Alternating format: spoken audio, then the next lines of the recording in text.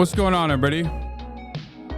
I hope everyone's having a fantastic evening, fantastic afternoon, fantastic pre-noon, no matter where you are in the world. I'm Hasan Piker, and this is the HasanAbi broadcast coming to you live from sunny California, Los Angeles, folks. We're live and alive, and I hope all the boys, girls, and MBs are having a fantastic one because today's a beautiful day. Today's a wonderful day. Today is, I guess it's not very sunny.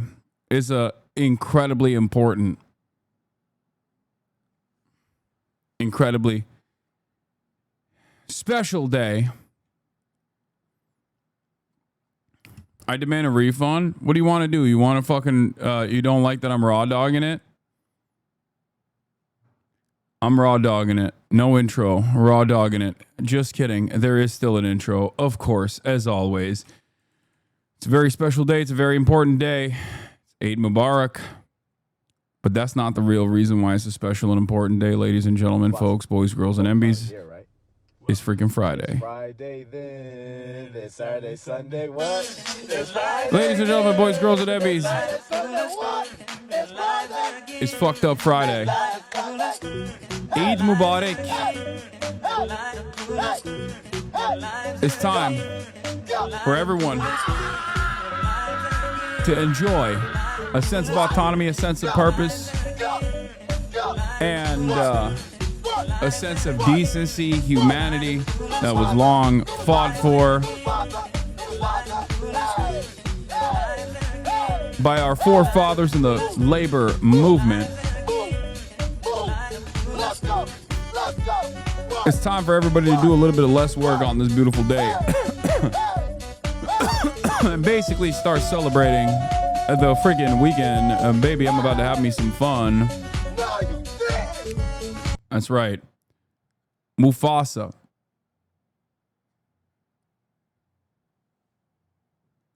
Are you going to watch Summer Game Fest with Jeff Nightly? Sure. It's Tip Your Landlord Friday.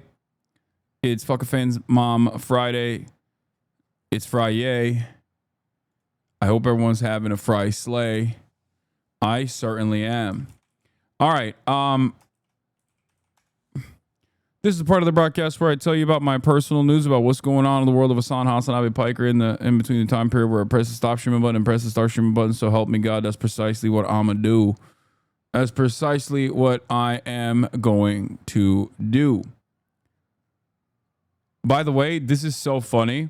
Taliban artillery is guided by Allah is so funny because I saw this last night or whenever this was posted. And first of all, shouts out to the Taliban. He struck again. I mean, a lot of people talk about Hamas being a dangerous terror group, but honestly, I think the Taliban is probably the most dangerous terrorist group in the United States of America, actually. First 9/11, then Oklahoma City bombing. What won't this guy do? It's actually messed up. But I do find this line to be particularly funny because Taliban artillery is guided by Allah is a merger of two different statements, okay? One is a Muslim group, the Taliban. The other is a group that genocided Muslims, which is, of course, the Serbian artillery is guided by God. Taliban, not a bandwagon. I was telling y'all, chat. So it's kind of funny and weird and interesting to see the merger of, nationalist movements and ultra-nationalist movements that are on the opposing sides, I would say. But being merged in this way to talk about Tyrese Halliburton. So, Taliban beat Al-Shaheeda.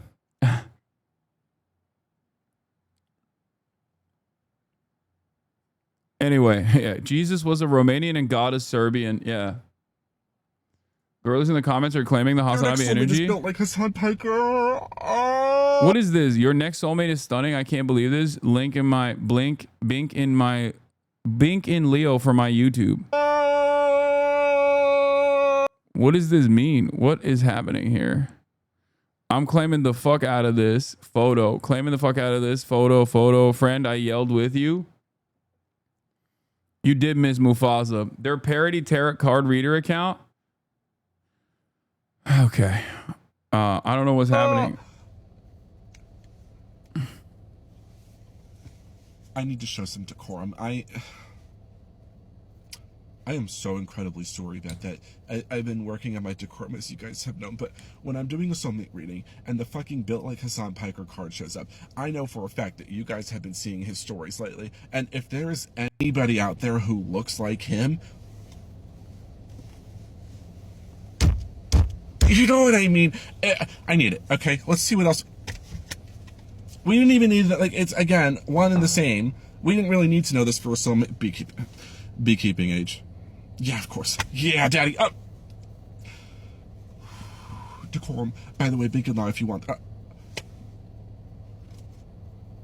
It gets to a point. Let's see. Okay, there we go. Now we're starting to get a little bit interesting. Has a vampire kink. Okay, big and loud if you want to get your own deck, by the way. I've been really trying to sell them. And I have no idea what's happening here, but I like it. I'm on board.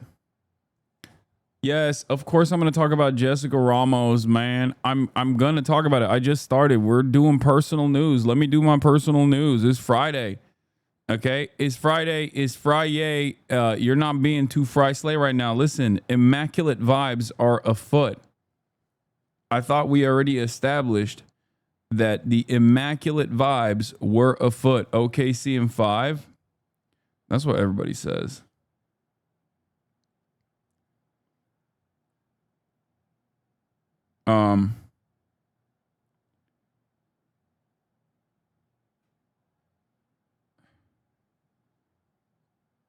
In any case, ladies and gentlemen, hold on. Let me upload this thing that I was gonna upload. I hit a new not a PR necessarily, but a pretty decent.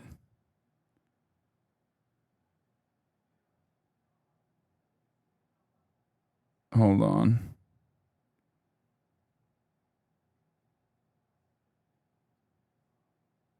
Hold on. I'm trying to do this thing on my.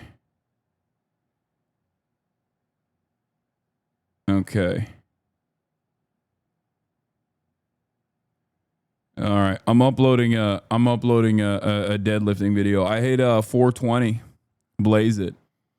Another Hasan TikTok. What is this? Bad Bunny or Romeo Santos? No! Why would you fucking ask me that?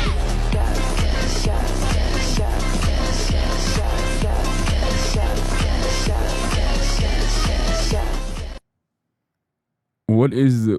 I'm gonna get the HasanAbi girls and gays in the WWE one thirst edit at a time. This is so stupid.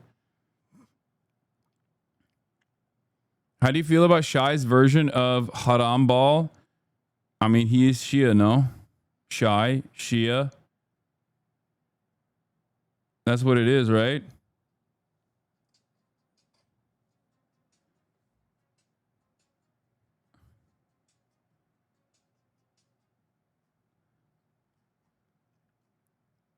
WWE's watch AEW. Okay, House Queen Kaya, she's tired. All right, she's sleepy. She's a sleepy baby, as you can see. All right, so what was I going to say? Yesterday, we had a banger sesh. We had a banger broadcast. Crazy things took place, okay? Elon Musk drama with Donald Trump. The girlies were fighting. We were enjoying ourselves. And then we had Feroz on, who was probably one of my favorite guests. I feel like I say that all the time. Anytime I have a new guest, I'm like, yo, this was my favorite guest. And I feel like if I was a guest on the HasanAbi broadcast and I heard that, I'd be like, damn, bro, what the hell? Like, I thought we had something. You said that about me, but goddamn, was he so sick. He was remarkable on camera. Like, he had an incredible on camera presence that I was not expecting from a dude who is a doctor. I was not expecting him to be that knowledgeable on the intricacies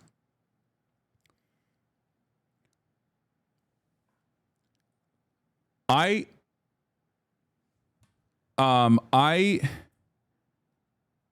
usually, like, when I have a conversation with people, especially about, like, even people that have, like, lived in Gaza, even if Palestinians that have lived in Gaza, my expectation is rarely ever to, like, have a full assessment of the history. And I think he was a unique guest because not only had he been there, but also on top of being there, he also at a certain point said, I didn't expect a doctor to be knowledgeable, Piker. No, dude. A doctor is knowledgeable in doctor shit. Okay? And if you noticed, he even talked about how one of the doctors that he went there with had no fucking clue about Palestinian existence at all. You don't expect people who are kind people, who are doing the right thing, who want to save people's lives, to also be knowledgeable on 77 years of colonial history, especially with the like anti-imperialist framework, right? I'm just saying that was not my expectation at all, but he was immensely knowledgeable beyond his obvious area of expertise. And I think it's because he's also done editing for Norman Finkelstein, which he brought up at a certain point, if you noticed. Like, and I think that's what this is. Like, that's what he is. Just like, he is a doctor and a scholar, and fantastic. No offense, but that's an L take, especially when talking about someone who'd been in it himself. No, that's not an L take. You live in the United States of America. Do you think that the average person who lives in the United States of America has a deep understanding of the settler colonial violence that the United States of America is engaged in? No, regardless of how fucking educated they might be. Do you think like the average American doctor knows about the fucking history of colonial violence? No. What are you talking about? So the expectation from me is never that this person, any person that I have on, is going to be knowledgeable about another country's settler colonial violence. Okay? Y'all, I think, take a lot of what I have to say for granted. That's what I'm learning. So, in any case,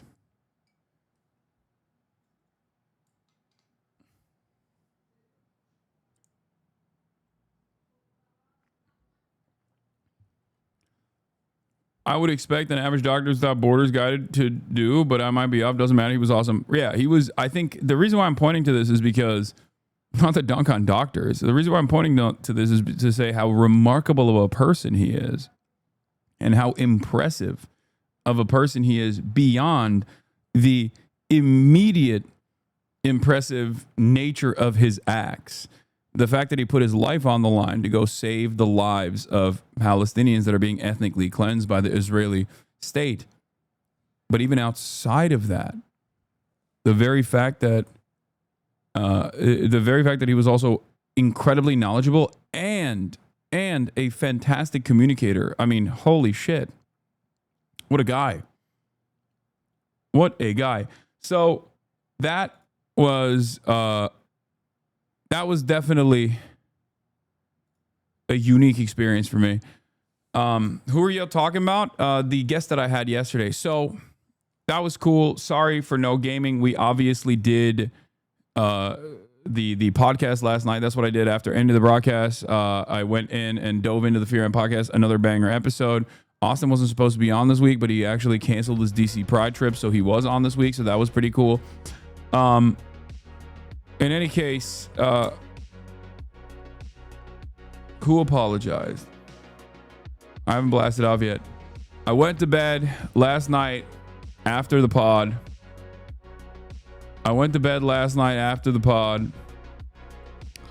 I woke up early. It was deadlift day. Big day as always. Hit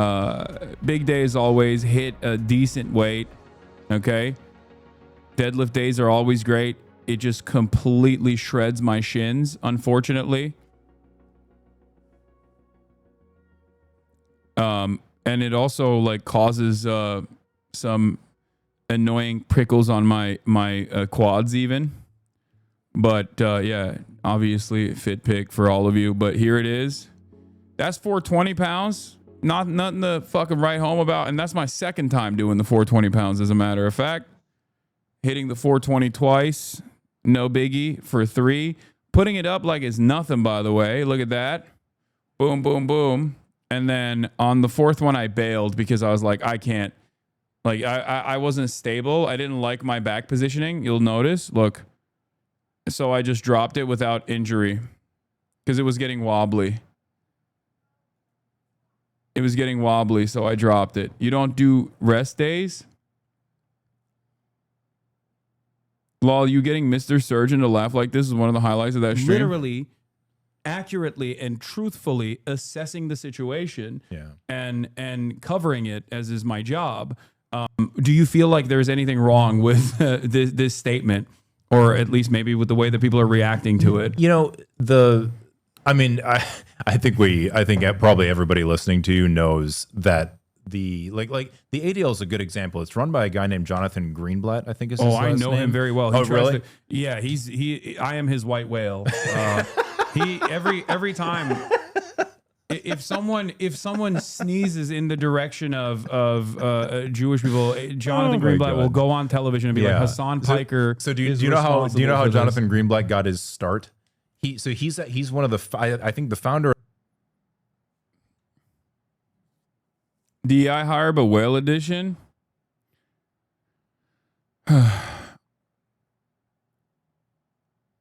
He keeps mentioning your name, as O'Reilly did with Tiller. Yeah. What'd you get for Cutie for her birthday today? Don't ask me that question. What should I get Cutie for her birthday is the real question. I should democratize this process. What do you guys think? No, I got something for her, but I don't know if it's good enough, which is why I need extra help. So don't worry about what I got. Tell me what you think I should get. Sonia Lang, thank you for the 25. Get the subs. Mormon themed Labubu's. Yeah. Fix the tariffs. Okay, I'm going to do that. I'm going to fix the tariffs. Get her a Gundam kit. I feel like that's something you want. I don't know if that's something that she would want. Give her a manly boyfriend like she deserves. That's insane. Ludwig is manly. How dare you?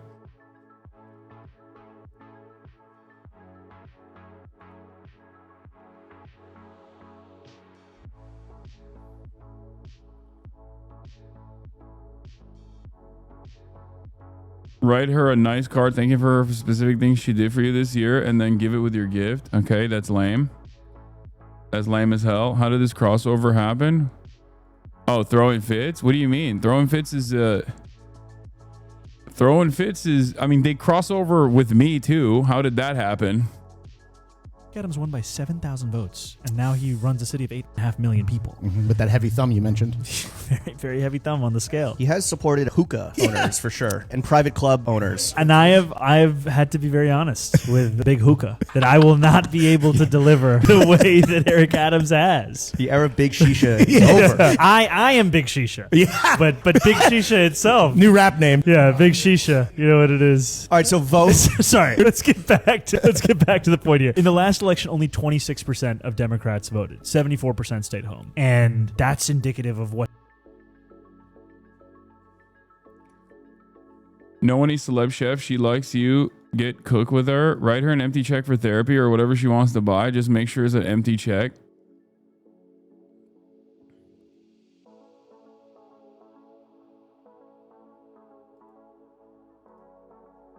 Yeah, we'll do the Cuomo stuff in a second. Hold up.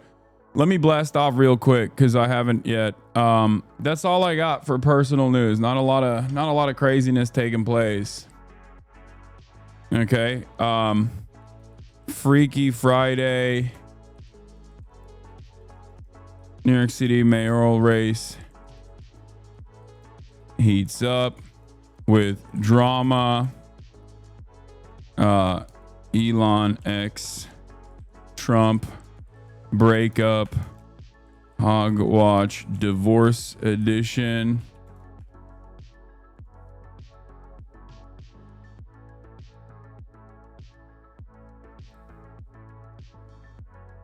Big beautiful breakup. Are those the new Meta Ray-Bans? No. What? What the hell? What the hell? What the helly?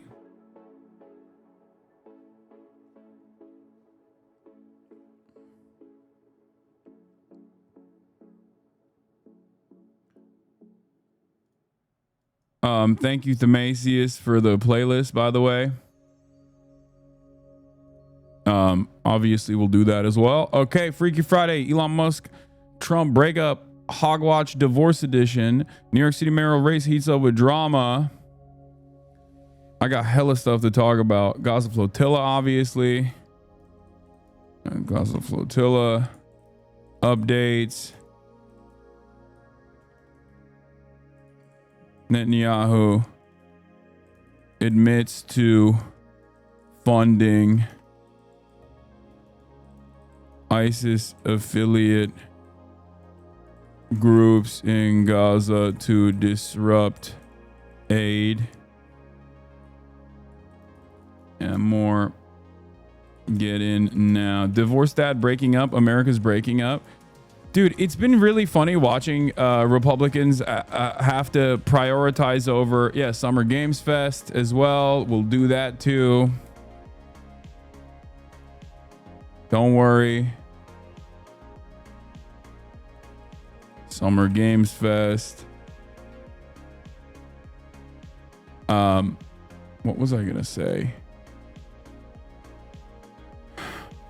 Maybe some gaming too. You should try to interview Rima Hasan after her trip to Gaza. If one more person asks me to interview Rima Hasan that doesn't direct the questions to Rima Hasan herself, okay, I'm gonna lose it. Because I have already told you guys, I'm trying, okay? I'm trying to get in contact with Greta. I'm trying to get in contact with Rima. There's nothing I can do. Do you think I don't want? Do you think I don't want to get in contact with them? Do you think I don't want to interview them? That would be a great interview to do. I would love to do that. Okay, I'm trying. I'm trying. I promise I'm trying. You guys, I think, sometimes think, did you get the Switch too? No, I didn't. I think a lot of you have this false assertion that I can just like reach anyone I want at any point I want, and it's just simply a matter of me refusing to talk to them. You know what I mean? Like I'm just personally saying, I don't care. Like, I don't feel like I should. They don't fuck with you? No, that's not the case either. They probably have no idea. It's kind of interesting though, because like Cutie also has this opinion. I don't know where it comes from, but like she thinks I can just like have any celebrity, no matter what level of clout they're at. I can just like have any celebrity I want come on the fucking Fear Amp podcast, and I'm just refusing to do it. Right? First, like I could have Bad Bunny on tomorrow, and I'm just like, why would I do that? Type shit. Like, that's not like I could have Taylor Swift on, but I'm just refusing to have Taylor Swift on for some weird reason. And that's not the case, my friends. That's not the case. She's a friend of Mélenchon. She must know you.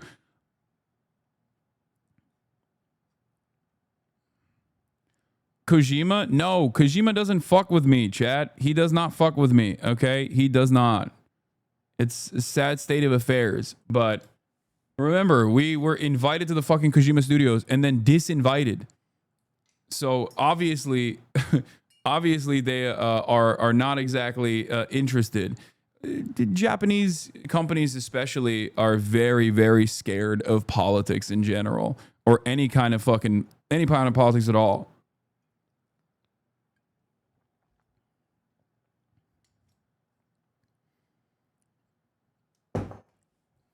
Which is crazy because, like, Kojima is Mr. Politics. What is this? Soda Poppin' is me with Twitter and Tectone? What is this link that you just sent me? Stupid ass website. Exclamation mark gamer subs. It's just nothing. You sent me nothing. Context of stupid ass website. My tweet. I was in my. I was in the doctor's office waiting for Vicky. I opened Twitter and I just saw like 80 Tectone posts and I wanted to fucking blow my head off. And then I said, dumbass website, and I closed it. That's Twitter. I mean, that's right. He's right. He's so right. Japan is one of the most sympathetic countries to Palestine too. Statistically, it sucks. Yes, but Japanese companies are fucking insane. Japanese video game developers are literally like, bro, like Nintendo. Think about Nintendo. Think about all the Japanese video game developers. It doesn't even matter if they're like, if their output, like Kojima's output is the most anti-imperialist. Okay? Is the most anti-imperialist video game, like one of the most anti-imperialist video games I've ever played. It played a formative role in my politics, I would say. But when it comes to like marketing or when it comes to brand associations, they literally will be like, they will make a video game that like nukes the United States of America or something.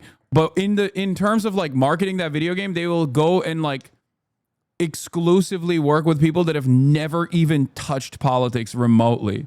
You know what I mean? Dude called out 9/11 before it ever happened. But in terms of like marketing or brand associations, they will be so straightforward. It's crazy. Like, it's just what it is. I know this from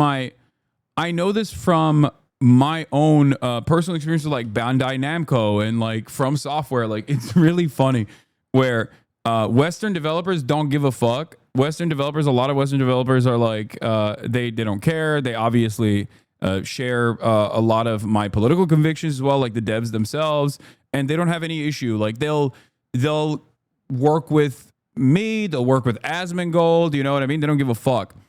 Japanese developers, on the other hand, they're like, oh, if I even smell a little bit of controversy, like I feel like even Ludwig would be considered controversial for Japanese devs. You know what I mean? Like someone who, or like Moist Critical would be considered controversial for Japanese devs. Like that's squeaks.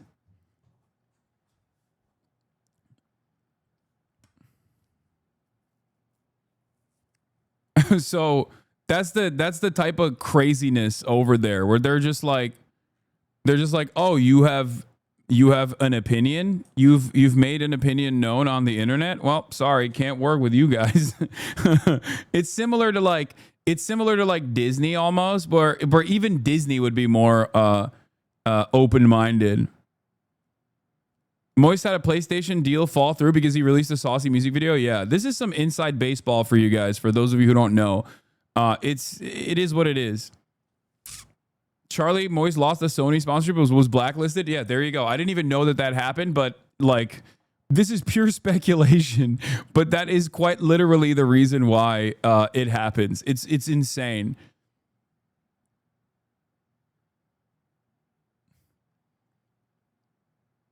It's like one time you said the word penis in your commentary, and we've decided that is completely unacceptable. This was a grave error that we made in working with you, controversial man. Japanese IP holders would shoot themselves in the foot than rather work with someone who may have had a non-licensed product of theirs. Yeah, that's the other thing too. Didn't your initial post that got you invited mention the JCP? I think the reason why I got disinvited, if I were to speculate, I think the mention of JCP was the reason why I'm now persona non grata. Because in Japan, you're not supposed to talk about your political affiliations.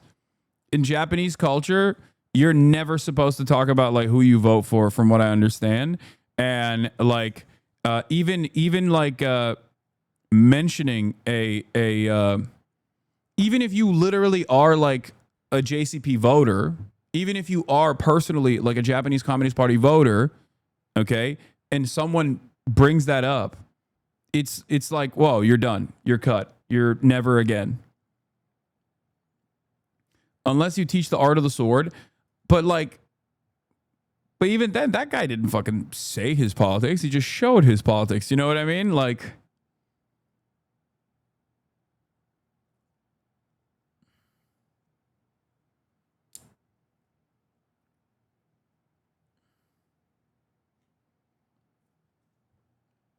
Yeah, Japan is gamers' paradise for that reason because everyone is apolitical. But yeah.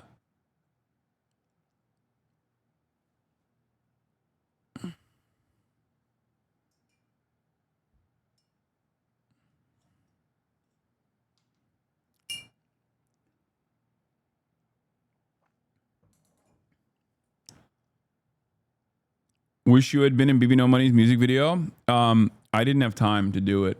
I didn't have to like. Did you see that base Japanese in that makes you sound a clause that you didn't do genocide? Yeah, I have seen that. All right, so where's your Switch 2? You're a gay icon. You must play Mario Kart so hot. I did not get a Switch 2 yet. I will at some point. I don't know if it's like exactly the same as Switch 1. I've heard from people who have gotten their Switch 2s and like done the rollout and stuff that it's actually better. It probably looks the same. It probably looks the same from afar, I suspect. If you're just like watching other people.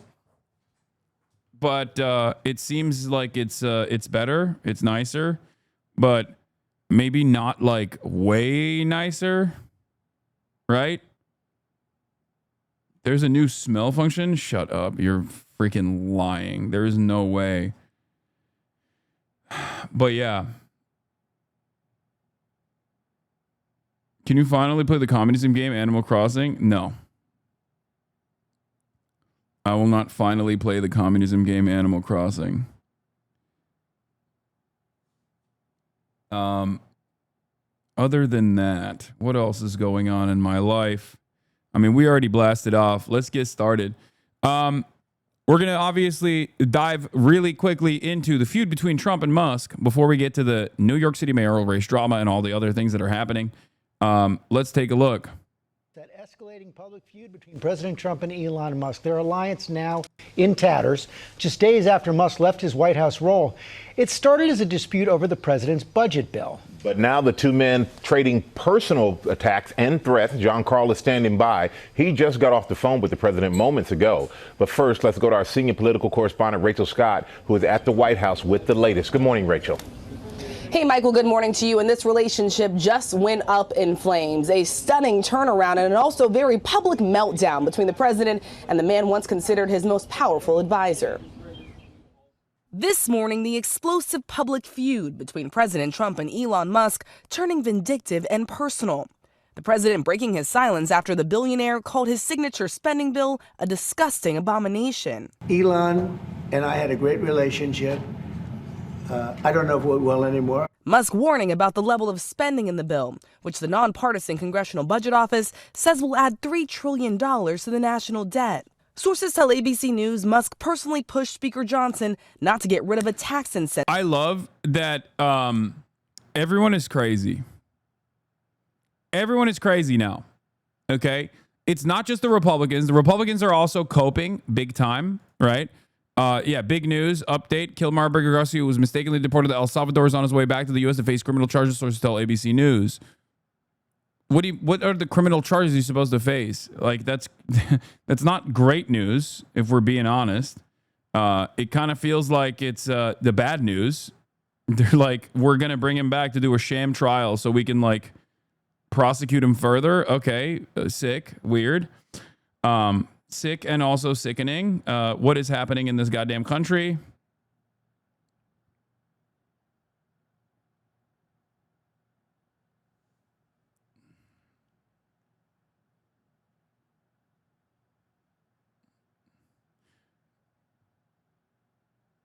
We'll cover that. We'll cover that in a second.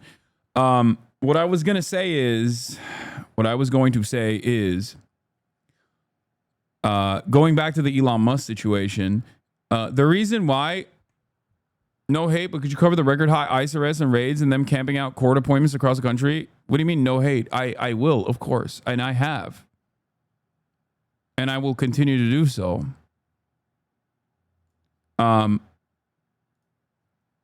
And we're going to do New York as well. Just calm down and listen. We're going to get to all of that. Okay. You're a clown, Hasan. Thank you. Thank you for saying I'm funny and entertaining. I hope I can continue to be entertaining. So the Republicans are obviously in a deep state of panic and sadness because on the one hand, you know, the two daddies are fighting, and that's always not great. That's always a sad state of affairs, right? But also, on top of that, the liberals are not in the best state of mind either, because they are looking at the situation and they have all collectively decided that this is a sham. On the one hand, you hear this from QAnon, but on the other hand, you hear this from BlueAnon as well, which I think is interesting. BlueAnon also thinks this back and forth is actually fake. It's crafted. It's only being done so that they can. It's only being done and unfolding. This drama is unfolding as a kayfabe, as a way to, like, I guess, get Elon back to the good graces of like liberals or something. Okay, and I think the truth is much simpler than that. These are two incredibly narcissistic, incredibly childish, egomaniacal man-children that have surrounded themselves with sycophants.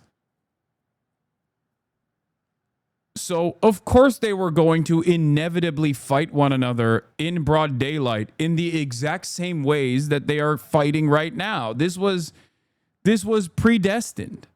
I don't think it's supposed to be like, I don't think you need to read too deeply into what's going on. You know, if they try to patch things up later down the line, I feel like a lot of people are going to be like, see, we told you, like, this was always fake. It's like, no, they just did that because they realized that, you know, there's still this allegiance that they can maintain, which I don't even know if they will be able to.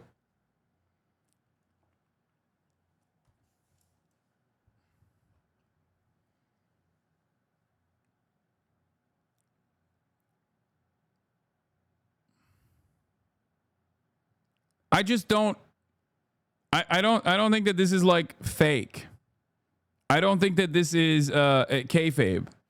I don't think this is drama that they've created to make you pay attention to this and something else, like, you know, and not something else. As a matter of fact, Donald Trump's reaction to Elon Musk behaving in this insane way proves to me that this is not fake, because he is behaving like an adult, because he knows that he's the president and therefore has a massive tax cut bill that he is trying to advance right now, which is precisely the fucking reason why he's like, I don't care about this. Elon is just attacking the bill. He shouldn't attack the bill. The bill is very important. Big, beautiful bill. Big, beautiful tax breaks. Believe it. We're doing the tax breaks. You know what I mean?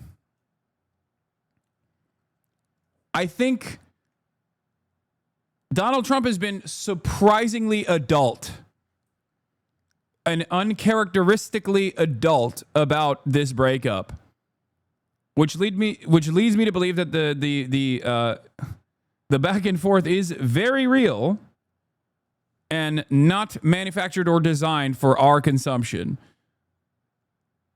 It was bound to happen at some point, and it's finally happening. And Trump is not excited that it's happening right now because he has a big, beautiful bill to push through. Incentive to buy electric vehicles like Tesla. I'm very disappointed because Elon knew the inner workings of this bill better than almost anybody sitting here, better than you people. He knew everything about it. He had no problem with it. All of a sudden, he had a problem. And he only developed the problem when he found out that we're going to have to cut the EV mandate. Musk was once considered the president's most powerful advisor, leaving the administration just days ago with an old. It is also hilarious that this man promoted Teslas because Tesla stock prices were tanking in front of the White House and then turned around and cut EV credits, which further tanked the Tesla stock prices. Like, Elon is such a stupid person. He is such a remarkably dumb guy. It is alarming. It is shocking to me that he can't even demonstrate basic competency. I don't understand it. Like, you might say, what are you talking about, Hasan? He bought Twitter. He was able to single-handedly drive discourse further and further into the right. And it's like, no, it's because he's really rich that he's able to do stuff like that, okay? He has an endless amount of power, but he doesn't necessarily have an endless amount of brain processing capabilities, okay? It's not like he is... Like, luck played a formative role in his career initially, but after a certain point of wealth, you're just basically failing upwards. It's impossible. You have like all the safeguards. Like with Tesla being a great example of this. When you have two-thirds of your shareholders are institutional investors, then the entire market relies on Tesla constantly growing, and Tesla stock price is constantly going up. So now you have the rest of the stock market that is supposed to create a false sense of confidence around your stock because they're all invested in it. So no matter how much Elon lies or says ridiculous things or makes a fool of himself, these guys have to act like he's still brilliant. Otherwise, their money's on the line and nobody wants to lose money.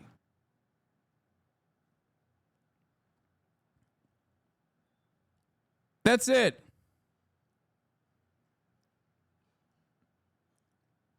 The reason why I'm mentioning all of this is because I need you to understand that this man is not a brilliant person. He is just a very profoundly rich person. And when you're profoundly rich, you can be stupid and still have a tremendous amount of power.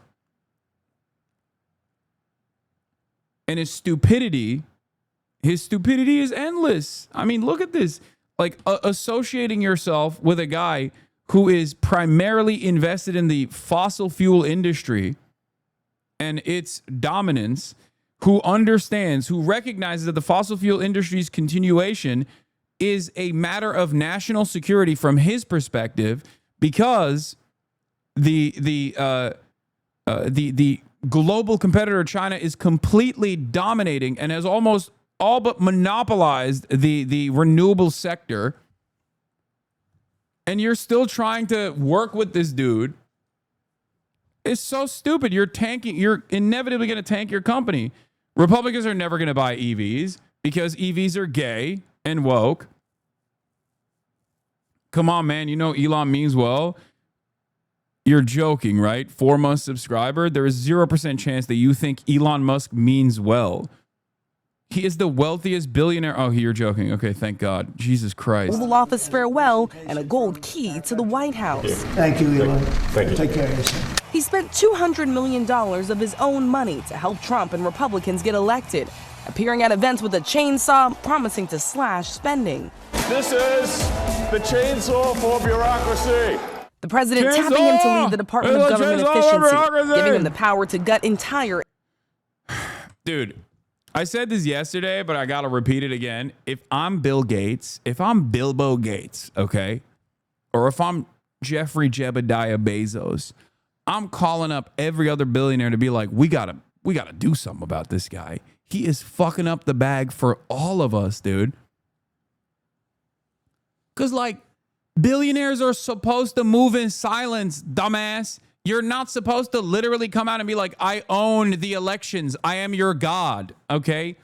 That is going to calcify the resentment that people already feel. You're not supposed to be a visible person. You're not supposed to be a visible enemy, okay?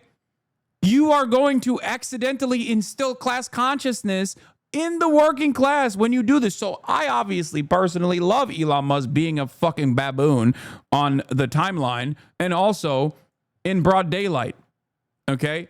I think it's great.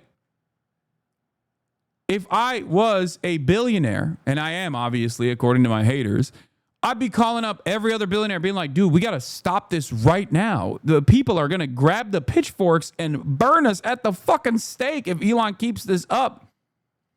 Every day that Elon Musk goes on television and goes, USA, USA, oh, chainsaw, I'm going to, as a billionaire, I'm going to fire every person that works for the National Forest Service. It's like the richest man on the planet working with another fucking billionaire asshole Republican to fire people that work at the National Weather Service is like, is propaganda that I could not have imagined. That's agitative propaganda that I would never be able to cultivate in a million fucking years. It is directly showing even the least class conscious Americans exactly what's up, exactly what's going on. Now, a lot of them are still deluded, you know? A lot of them are still primarily invested in making their own money, in being entrepreneurs, and maybe cutting a side deal here or there, and I don't know, doing drop shipping or whatever the fuck. Okay. And plenty of them still are invested in the notion of meritocracy because then they can make it one day. And obviously, if they were to realize that meritocracy is a lie, then what the fuck is this all for? Like, they're never going to actually leave their position. They're never actually going to leave their position as a wage slave for the rest of their fucking lives.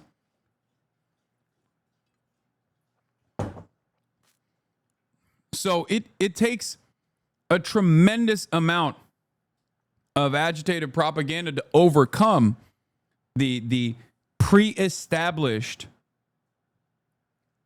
social conditioning that requires everyone to buy into this process. But as material conditions worsen, and as you directly see these visible tyrants behaving in the way that like old monopolists wouldn't even behave in, that you only saw in like political cartoons, you know, like the fat guy with a monocle and a top hat being like, I will take all of your food. After all, I need it more. Like, that's Elon Musk in modernity, okay? Elon Musk is basically the human embodiment of capital. He behaves like the 1920s monopoly man with a monocle and a top hat. Like, that's what he's doing. And unlike the 1920s monopoly man, he's not even fucking building libraries. He's not even building like the next wing of the museum that you could go to. All he's doing with his spare time is constantly churning out the lowest bottom of the barrel memes so you like him. He ain't building railroads. He's building fucking tunnels to stop railroads from being built. We've devolved. Our billionaires and our oligarchs have devolved. All he wants to do is nut in his reply guys and reply gals and fucking tweet epic dank memes on the timeline. How can you look at the situation and go, nah, this guy's brilliant. He deserves it. He deserves his wealth. Meritocracy is real.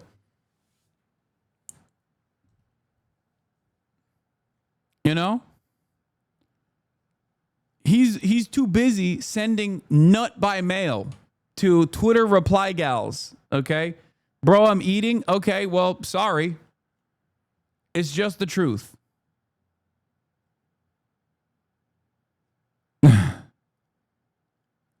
So I love Elon being a buffoon.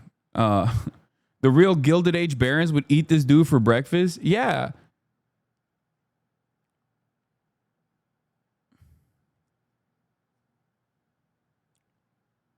So I don't know. I use every opportunity I have to basically try to show people the truth about how these billionaires are not these like brilliant shadowy figures that are controlling society. They're just immensely wealthy people that, by way of hard work for sure initially, and also a tremendous amount of luck, have generated endless amounts of wealth.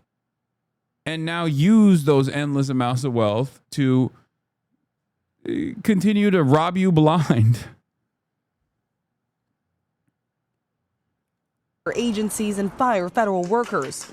But now the president says he didn't need Musk or his money to win.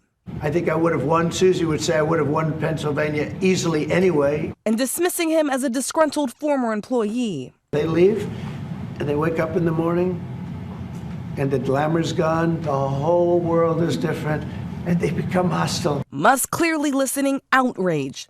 Writing on social media, without me, Trump would have lost the election. Adding such ingratitude and suggesting he'll start a new political party. Then pushing back on Trump's claim that he knew what was in the bill, calling that false. This bill was never shown to me even once. The president turning up the heat, writing, Elon was wearing thin. I asked him to leave. Trump then threatening to cancel his $20 billion in government contracts. Musk then threatening to pull NASA's only ride to the International Space Station, writing, in light of the president's statement. That, by the way, probably is one of the most dangerous statements that Elon made. Dangerous for him, mind you. Calling Trump a pedophile is one thing, right? His cult is too strong. They're not going to care. They're not going to be like, oh my God, Trump was on the Epstein list. No, they're going to be like, oh, we know he was on the Epstein list. I've already said this before, and many others have as well, that if Jeffrey Epstein didn't get assassinated, right? Most likely. That's my assessment. That's the position of the HasanAbi broadcast, obviously. If he was alive still and he was able to do podcasts and shit, they would consider Jeffrey Epstein, if he did podcasts and was like, I'm anti-woke actually, and they only are coming after me because I exposed the wokes, he would be a fucking hero. He would be considered a goddamn hero by Republicans. Okay, these guys do not care about pedophilia. They do not care. They like pedophilia. It's they do it. They practice it themselves. That's why there is the pedocon theory, which is a theory such as the theory of gravity at this point. You know what I mean? It's just real. It's not just a theory. It is just reality. So,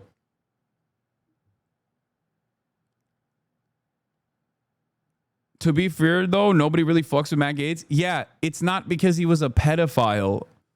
It's because he fucked up the bag for the never. He was the leader of the Never Kever movement.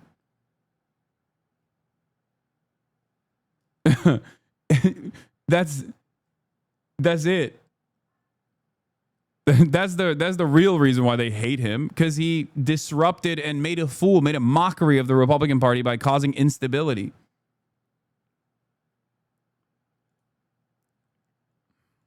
SpaceX will begin decommissioning its Dragon spacecraft immediately. But anyway, this is the more consequential thing that Elon Musk actually claimed he was going to do and then very quickly backed away from doing, because this would actually have severe repercussions.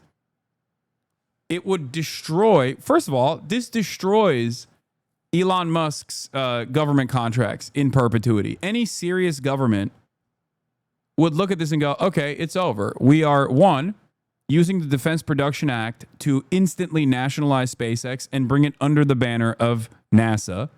And two, you will never get a government contract ever again. The mere threat of not playing ball with the American government, or any government really, after you got endless billions from said government because you had a petty spat, is psychotic. I mean, it's the truth. That's how much power these fuckers have. And any serious government should look at that and go, okay, we're going to Chinese-style Jack Ma you.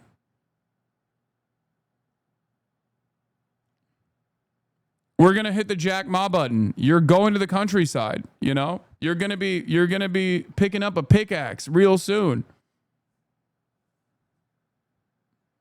That's what any serious government would do. Any serious government that cares about preserving its national interest, its national security, for example, they would turn around and go, what do you mean? Oh, you had a ketamine-fueled bender and decided to destroy the public-private partnership that we've designed? Well, seems like that's a problem for the future. Yeah, I saw the Peter Schiff shit. I'm going to talk about it. I call him Peter shit. Later backing off, saying he won't do that after all. Musk also saying Trump's tariffs will cause a recession and calling for the president to be impeached. As the attacks turn more vicious and personal, Tesla stock. Like, can you imagine? Can you imagine being like I mean, this in and of itself is yet another unique radicalizing opportunity for a lot of people to understand that this private-public partnership is on tenuous ground. It's dangerous. It's dangerous to have a public-private partnership on all of this stuff because the private sector could just like pull out if they chose to do so. That's surreal. Can you imagine? Like, that's insane. And they can, and because there's so much power consolidation in the private sector, it's directly in the hands of one madman, one egomaniacal madman. As long as it is motivated by profit, the government thinks this creates stability, and the private sector can always say, "Well, our profit margins are down. Give us more subsidies, give us more money," right? And as long as the government keeps the free flow of subsidies to the private sector, to the private partner, then it's fine, right? That's the way that they see it. That's the trade-off. Having said that, however, because of the way that the private sector works, where like one maniacal madman can just like break this contract apart in the way that Elon threatened, this should be a uniquely radicalizing moment for every serious person in DC that is even remotely interested in good governance. Okay? It's crazy. How would they nationalize SpaceX? I already told you, Defense Production Act and national, like Defense Production Act invoked for national security interests, immediately fucking every single SpaceX employee turns into a public sector employee. And they fold SpaceX back under the banner of NASA. SpaceX already is SpaceX would not exist without NASA. SpaceX scientists have worked in NASA. They've worked in JPL. SpaceX is basically NASA, but privatized. So it would not require much effort to fold it back under NASA.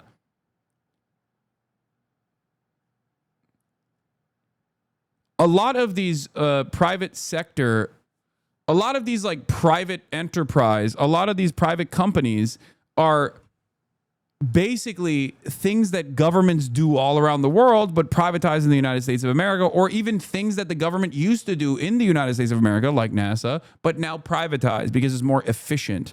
There's no more red tape. There's more opportunity and more room for deregulation, and there's less of a battle for continuous funding necessary to keep up these programs.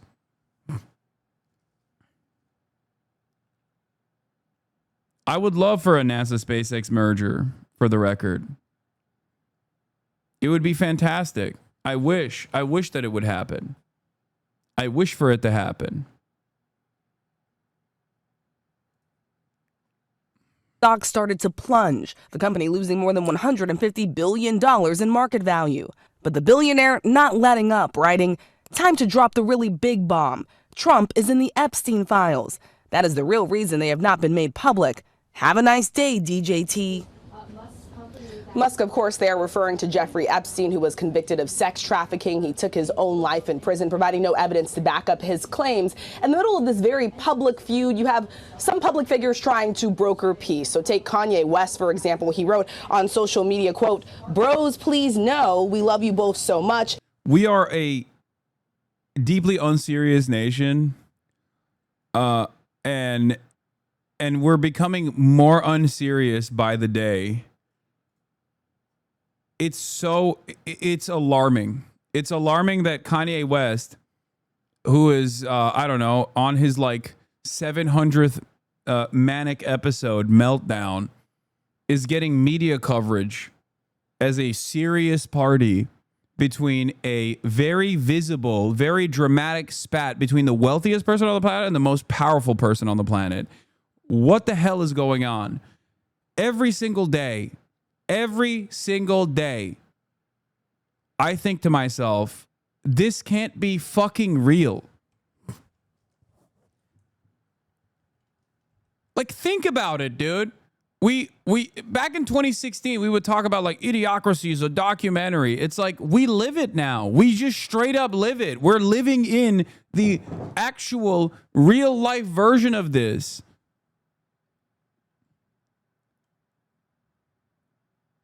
What the hell is going on? And worse, why does nobody wake up to how psychotic this situation is? That's what I don't understand. Like, things are falling apart all around us at an alarming rate. Commentary has devolved. Every aspect of our existence has gotten worse year over year. And nobody seems to go, what the fuck is this? I guess we're just run by clowns. Everybody just goes, ha, that's funny. Ha, that's just funny. I guess we're run by delusional idiots. Who cares? I got to go back to work. You know what I mean? Oh, well, what am I to do?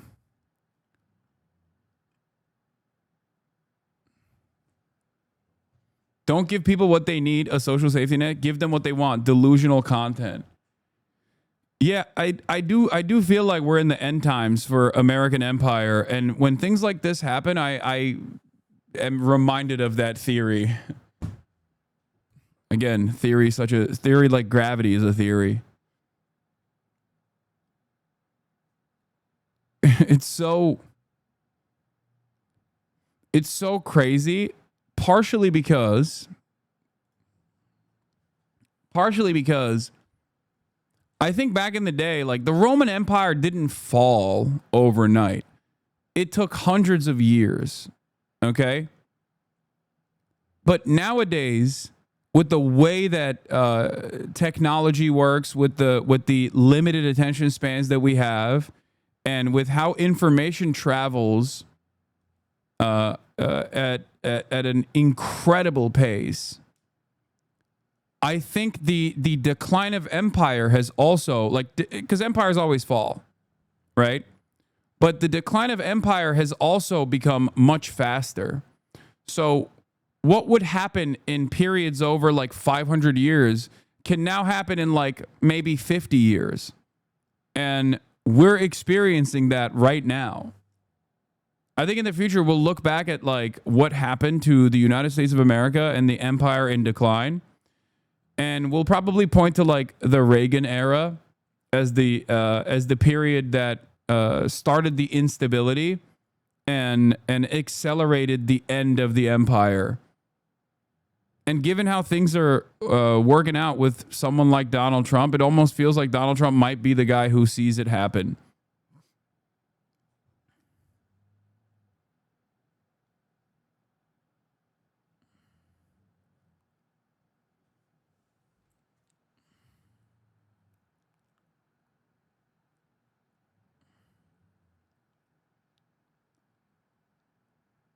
Not getting fries with burgers anymore is a sure sign that we are close.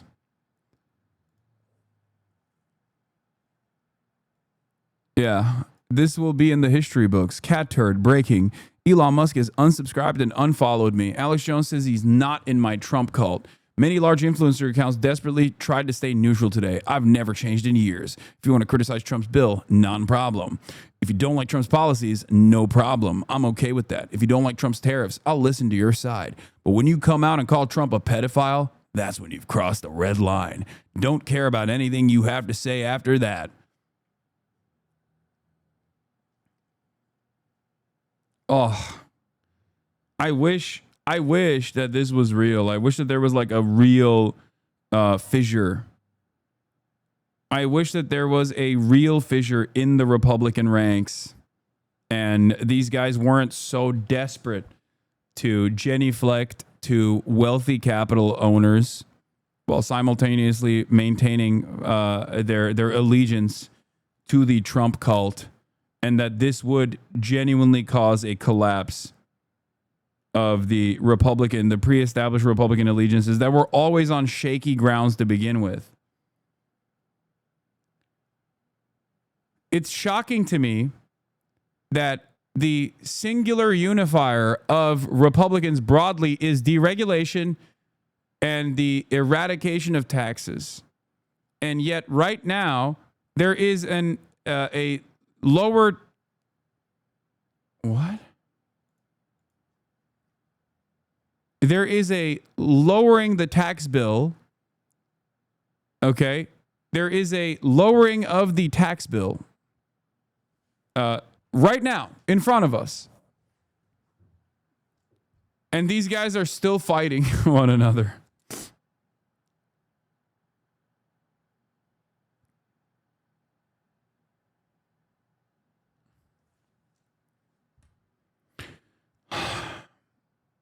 This is a poop sock video, and thank you for trying to poop sock me. Let's continue. And hedge fund manager Bill Ackman writing Musk and Trump should make peace for the benefit of our great country. Musk responding to that post saying, "You're not wrong," could be a sign that things are cooling off, but such tense and visceral words have been exchanged over the last 24 hours, George. Social media had a field day. Okay, Rachel, thanks very much. Chief Washington analyst Robert Costa. Bob, good morning. Good to see you. So what are your sources telling you behind closed doors about how this is playing out in the White House? And you've covered Trump for years. Is this any of a surprise to you? Great to be with you. Talking to people inside and around this White House, they say this is actually quite serious. You have the richest man in the world battling the president of the United States. They also say it's theatrical, that if Musk ever changes his tune, he could find himself back in the inner circle. He has a lot of money. He could contribute to President Trump's causes. And Yeah, these guys don't care, too. That's the other thing. Like, I think Trump just wants Elon to shut the fuck up and just keep funding his initiatives. You know what I mean? He's just like, dude, shut up. Just stop talking and just keep giving me money. And if you do that, every now and then I'll throw you a bone. You know what I mean? But Elon is like, I need the clout. I need the love. I need the admiration of your cult. And he was never even able to secure that admiration when he was firmly in the bosom of Donald Trump to begin with, partially because he was a magnet for all of the most negative, most consequential policies of Trump, firing federal employees and the like, and also because he is a repulsive, grotesque monster that even Trump's cult is not going to be on board with. He looks too gross.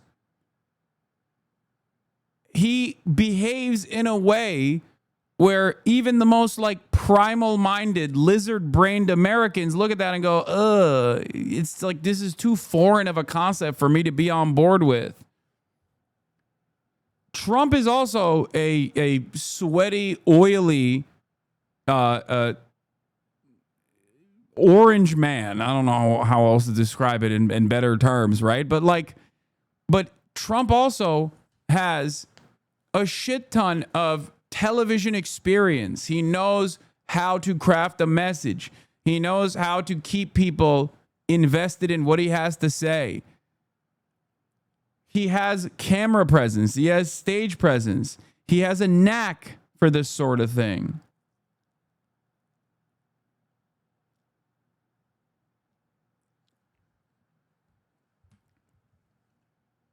Elon does not. Trump speaks to a frequency that a lot of right-wing Americans sing to. Like, they love this shit. Trump has a long history of public feuds with people, seeing them as a villain, but then seeing them pretty soon as a friend. I'm curious about the big, beautiful bill. Elon Musk wants it to be a slim, beautiful bill, says big is not beautiful. What's the outlook now for that getting through the Senate and getting to the president's desk? Tony, when I was calling my Senate Republican sources, including some senators in the last 24 hours, it's evident to me that they fear President Trump more than they fear Elon Musk, because Musk has a lot of money. He could be very supportive of them when they run for re-election in 2026 or 2028. But at the end of the day, they want President Trump's endorsement in a primary. And if they don't have that, they don't see much of a future in politics. Bob, we've been having that very same debate here on set. So there are real life implications here for all Americans, from space contracts to the midterm elections. What are the implications that you are really keeping in mind here? President Trump is wielding his power inside the federal government with a real iron grip. We've seen that since January of this year. And Elon Musk has had an up-close view of how President Trump uses power. He's not afraid to use it. So those close to President Trump tell me he could push to get rid of those contracts with SpaceX and other Musk companies. He could try to get rid of these tax subsidies. There's a real sense of being vindictive, if necessary, inside of the Trump inner circle. So they're ready to go to war with Elon Musk, but if he ever wants to be a friend again, they're willing to listen. Oh, all right. Bob, thank you so much. A day of online jabs, threats, and accusations leading to the... I hate my ex. Big, beautiful breakup. Trump, Elon bromance explodes into insults and threats. I love this. God. New York Post, always goated. New York Post, the real gray lady, okay? The real paper of record. Not the New York Times, ew. More like the New York Crimes.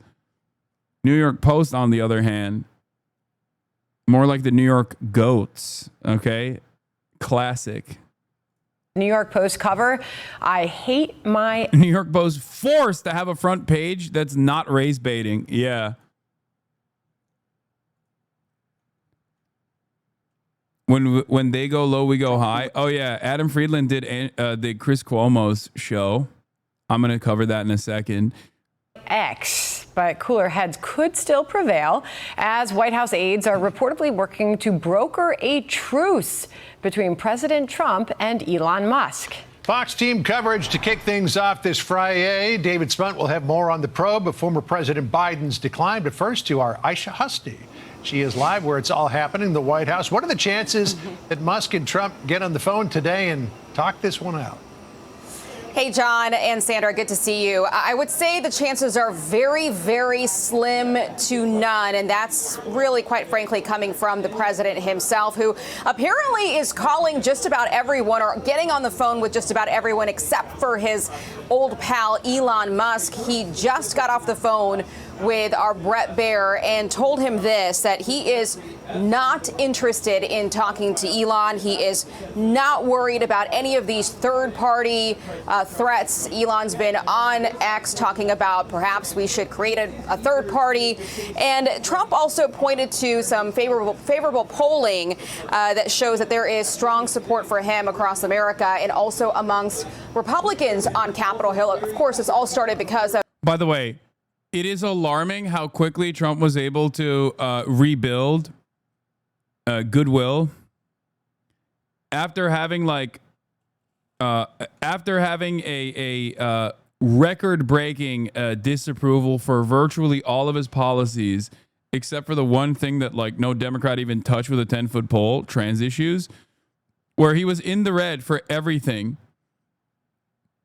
And the Democrats basically did the Kilmar Abrego Garcia thing. A couple Democrats did. And then they instantly stopped. Zero counters from the Dems.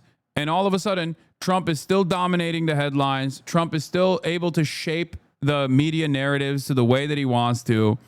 And outside of instances like this, where tensions run hot and there's a little bit of back and forth and there's drama or whatever, which has nothing to do with the Democrats, of course. Obviously, this happened because Republicans just chose to fight amongst themselves. The Democrats didn't push for this. And without that counter messaging, of course, Trump is able to rebuild confidence in his administration, even though they're doing spectacularly stupid things in broad daylight.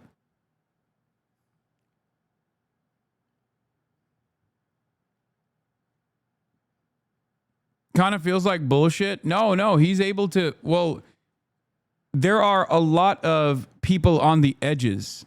Okay, there are a lot of people on the edges within the Trump coalition that were getting off this ride. They were getting off the Trump ride. They were like, I don't know about this tariff stuff. The tariff stuff actually did a big number. Okay, But the Democrats never actually attacked on any of these weaknesses. Like, they never pounced on anything, as opposed to the way the Republicans would never, and the Republicans have never actually let go of opportunities.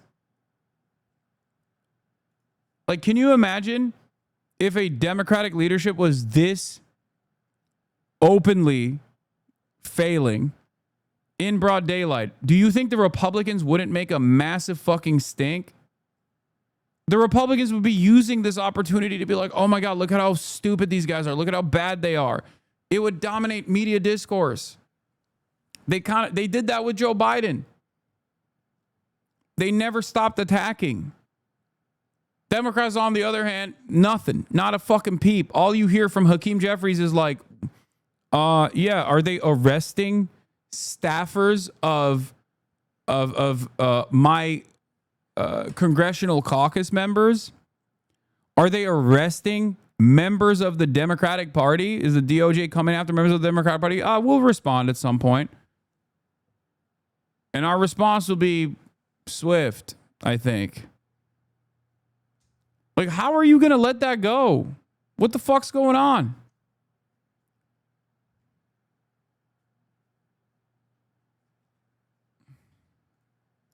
Of the big beautiful bill, and Elon is still trying to kill that. And here's a direct quote from the president this afternoon. He says, Elon's totally lost it. So we don't expect to see a phone call between these two men, at least today. We shall see where this goes. In the meantime, the White House here, John, is trying to figure out what to do with that red Tesla with Florida plates that, remember, Trump bought at full price back in March. It's still sitting here on the White House grounds, and we are told it's either going to be given away or it's going to be sold off. The president actually has not said anything on camera about this dust-up today. He dodged a question late last evening after briefly commenting on Musk during a visit with the German chancellor. Watch this. I'd rather have him criticize me than the bill, because the bill is incredible. You know, Elon's upset because we took the EV mandate. Elon and I had a great relationship. I don't know if we will anymore. Mr. President, what is your response to Elon Musk claims about the Epstein files? So for his part, Musk appears to be a little bit more open to mending relations. Last night, he posted on X that he won't, in fact, be decommissioning the Dragon spacecraft after he posted that he would do that. And then he replied, "You're not wrong," to a post by David Ackman, who wrote, "The two men should make peace for the benefit of our great country. We are much stronger together than apart." So at this hour of this breakup watch here at the White House, President Trump not budging. He departs for Bedminster later this afternoon, about 3 o'clock, and that will be what we expect the first time we'll see him today. And maybe he'll talk to us in the cameras about what he thinks about Elon. John. Well, be sure to ask him about that red Tesla, because the denouement of that little item is something that we're all interested in. Are you interested in that Tesla, John? Well, no, I'm interested in the story. And the fact that it's got Florida plates on it. By now, it's supposed to have D.C. plates on it, I think, though maybe the president gets special dispensation on that. Thanks, Aisha. Keep us posted. Sandra? I'm Steve Doocy. I'm Brian Kilmeade. And I'm Ainsley Earhart. And click here to subscribe to the Fox News YouTube page to catch our hottest interviews and most compelling analysis. Our chief Washington correspondent, John Carl. So, John, let's file this whole feud under shocking but not surprising. You call the president on his cell phone at 6:45, he picks up. Yeah, he picked up. Look, there's been reporting out there that the White House is working to put together a call between Elon Musk and Donald Trump to broker some kind of peace. I asked Donald Trump about that. He said he's not particularly interested in talking to Elon Musk. He said Elon wants to talk to him. He's not ready to talk to Musk, who he called a man who has lost his mind. They have a lot of leverage over each other. Why are you so certain that the big, beautiful bill won't pass the Senate? I thought that the actual spoilers on the Republican side would stay firm, but I don't know anymore. The Democrats could try and actively dominate Senate sessions with the endless amount of time that they can get. Like, they could literally do the Cory Booker style, like, filibuster. There's only so many days remaining in the legislative session. But I don't think that they're going to do that.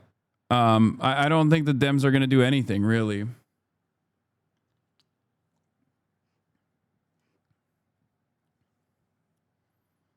Why doesn't Elon want to cut spending? What's in it for him? No, it's bullshit. It's bullshit. The reason why he doesn't like the bill is because it takes away his EV credits. That's what he doesn't like about it. Not the, like, it hurts Tesla's stock prices, which is directly associated with his net worth.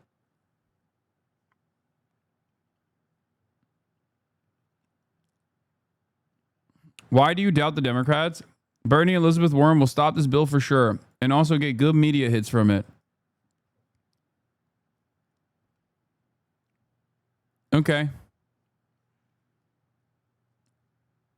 Debated. Happy Friday, chat. Thank a union worker. Good one.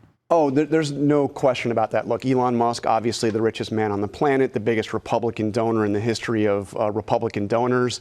But this is, in many ways, contracts with the government. Yeah, but this is asymmetric. I mean, Donald Trump, to use his phrase, really holds the cards here. Donald Trump could do severe damage to Elon Musk if he were to go vindictive. And he's been remarkably restrained. There's been remarkable restraint from Donald Trump. I mean, look, Elon Musk went nuclear. You're talking about his impeachment, talking about tying him to the world's most notorious sex trafficker, all of this, and Donald Trump has been restrained. But he could go after the government contracts. He could announce criminal investigations into what Elon Musk was doing on Doge. I mean, you've seen Steve Bannon suggest he could use the Defense Production Act to try to seize parts of SpaceX. I mean, there's a lot also that Donald called for him Trump to be deported as well. Yeah, he also called him being deported. So look, Elon Musk is very powerful. Oh God. Oh my God. I mean, it's never gonna happen. It's never gonna happen. But like, can you imagine? Oh God. Oh my God. Oh. I want to live in that world. I want to live in that alternative reality, man. That's the reality that I want to live in. He's also a very big target. One of the other surprising things I actually got literal chills. It's not even a joke. I got chills. Several hours for the vice president, J.D. Vance, to weigh in here. He's usually on social media all the time. He's on social media. He's got a hair trigger on this stuff. He was silent for 8 hours while Elon Musk, somebody who has been very close to J.D. Vance, Even went before after Trump. Yes, they were allies before he was his running mate.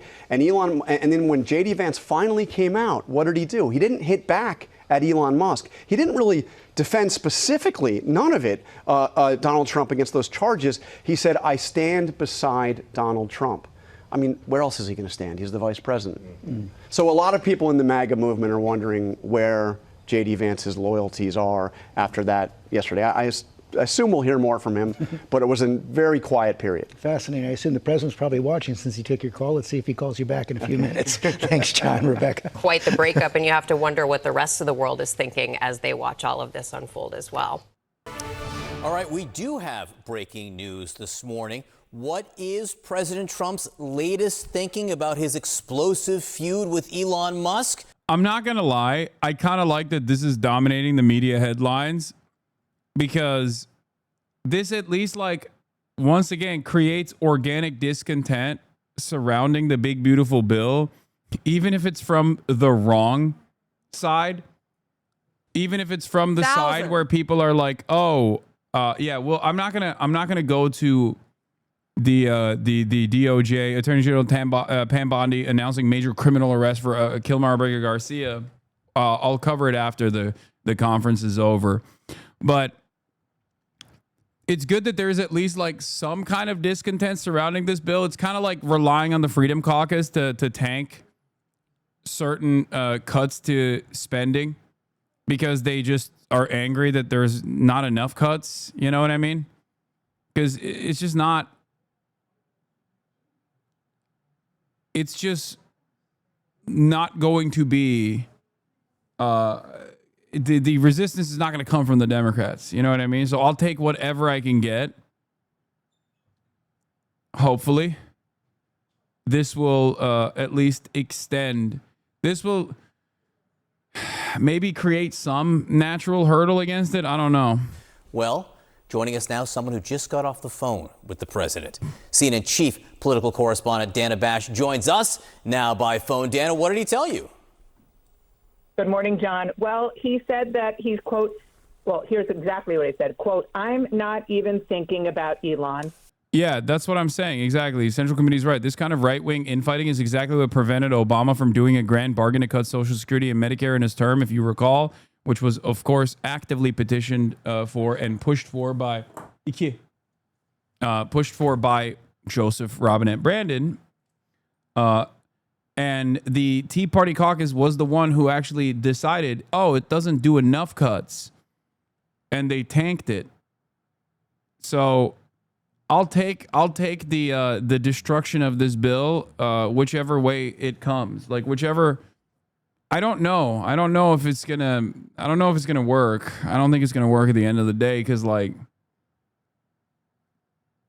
there is a fairly sizable tax increase due to the sunsetting tax cuts that Donald Trump, ironically enough, wrote in his previous tenure when he designed the tax cuts. And therefore, that's seen as a tax increase.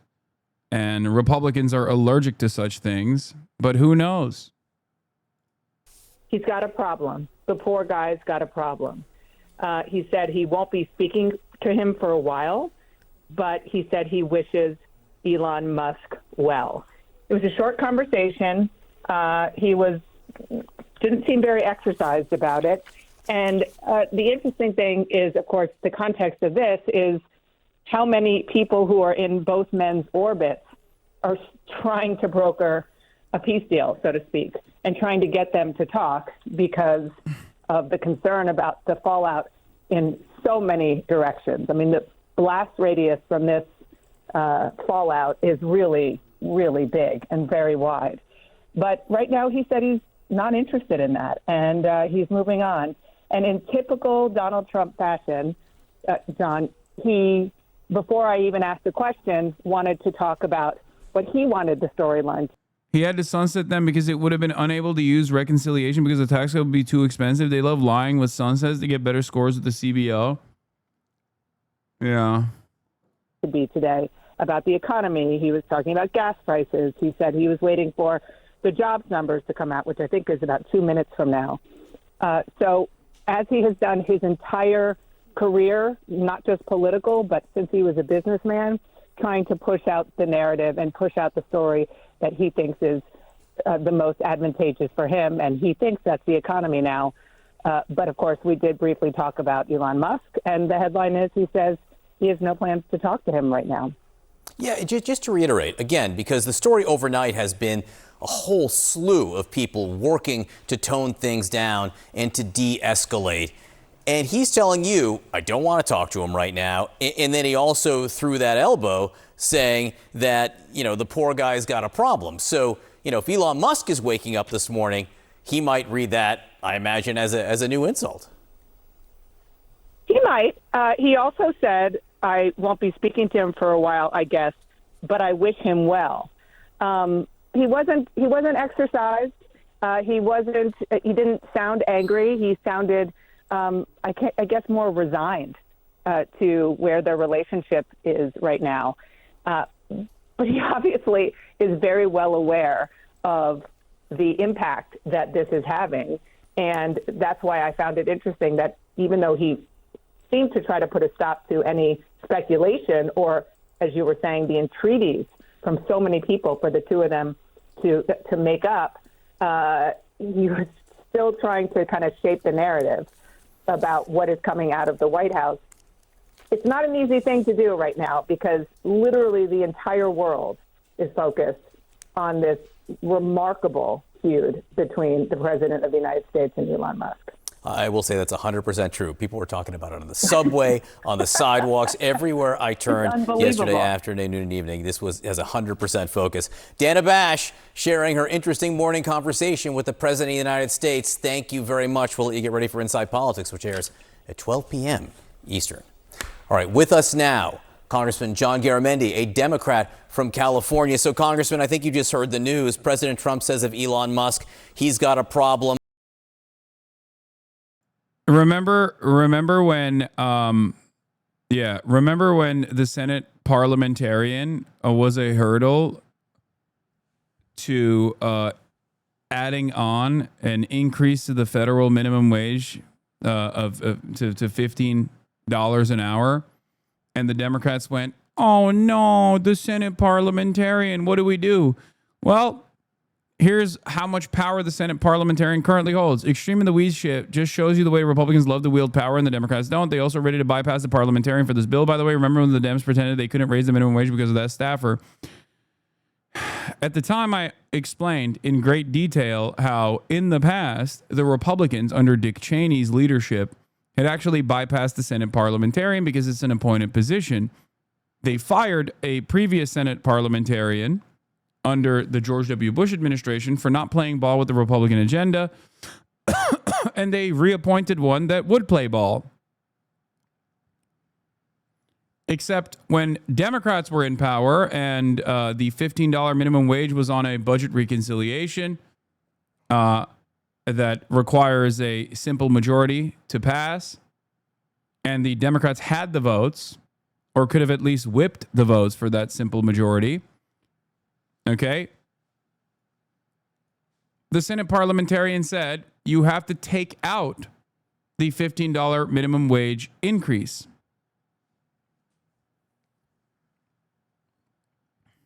Here it is. Senate parliamentarian rejects Democrats' third attempt to include immigration in economic bill. And whoa, what the hell?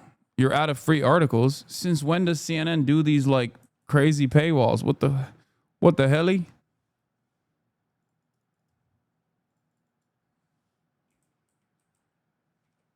Hold on. I didn't even realize. Maybe I haven't been reading too much CNN. Yeah. Senate parliamentarian dominated the Democratic Party over and over again, weirdly enough. But of course, when it comes to the Republicans and their agenda, the Senate parliamentarian is no longer an obstacle. Interesting. Interesting how little you care about these procedural rules when you actually have an ambition, when you actually have a political goal, and you will do everything in your power to complete said political goal. How interesting.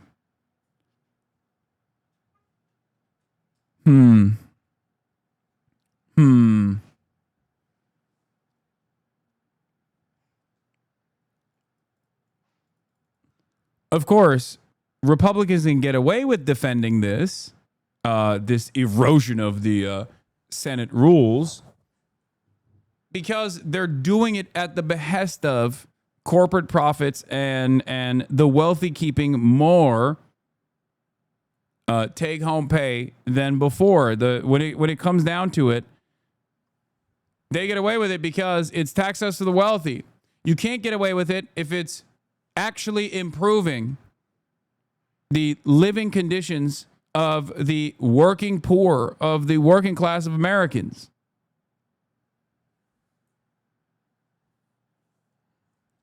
All of these procedural rules, these procedural hurdles are designed in a way for people to act like they're actually standing in the way of any sort of real progress. Think about how different the Democratic Party's outlook would be in the minds of Americans in general across the board if they were able to push for a $15 minimum wage increase at the federal level. I think it would have played a formative role I think it would have changed a lot of people's lives for the better. It would have caused a lot of people to actually say, hey, man, Democrats put a lot more money in my pocket. It would have created tremendous loyalty for the Democratic Party, especially at a time when they were experiencing unprecedented negative real wage growth under the Brandon leadership.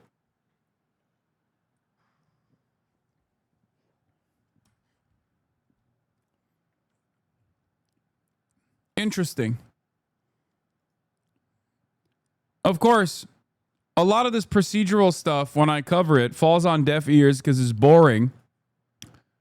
And not only is it considered boring, but like all of these supposedly brilliant Democrat Party defenders in independent media don't know a single damn thing about this at all. And all they care about is defending the Democratic Party. So they are constantly playing catch up while simultaneously calling people like myself and people like Michael from Pennsylvania, also known as Central Committee, idealists. We talk about the weeds all the time. We talk about the minutia all the time. We talk about all these like fucking ridiculous procedural hurdles and how to clear them all the fucking time. David Dayen has made a phenomenal media career surrounding all of the different ways that the Democrats could make an impact, both as a hurdle against the Republicans right now, or make an impact that will have long-lasting positive consequences for the American working class when they're in power.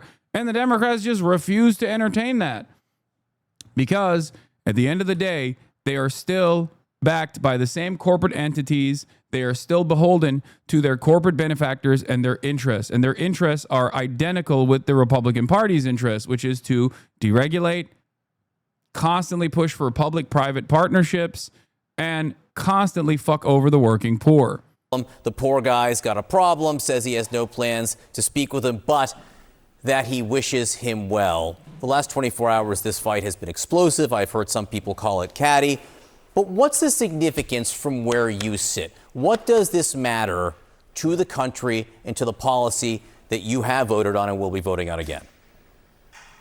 It's extremely important. We can get caught up in the tit for tat and back and forth with a tweet here or there.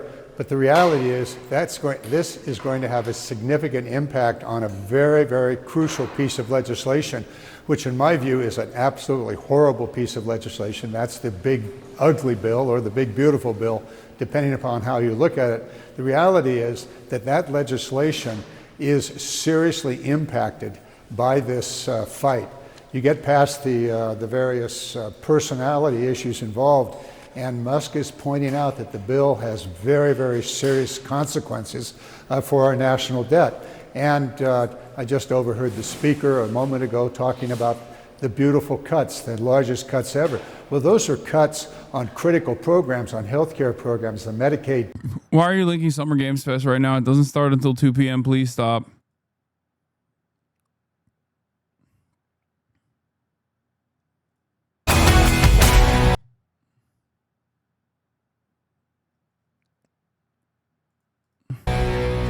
President Trump and Elon Musk at odds on a number of issues, from the big, beautiful bill to subsidies for electric vehicles, and their disagreements spilling over into the public. And possibly who runs NASA is a big deal, too. So could a big, beautiful truce be in the works, or will that divide deepen? Peter Ducey is live at the White House with the details. Peter? And we have so much more to report about this just since we talked in the last hour. So when you walk to the broadcasting tents here on the north side, you see West Executive Drive. That's the driveway between the White House and the old executive office building. There is a Tesla there that President Trump bought during a Tesla demo on the South Lawn a few months ago to try to help Elon Musk's business while it was being vandalized.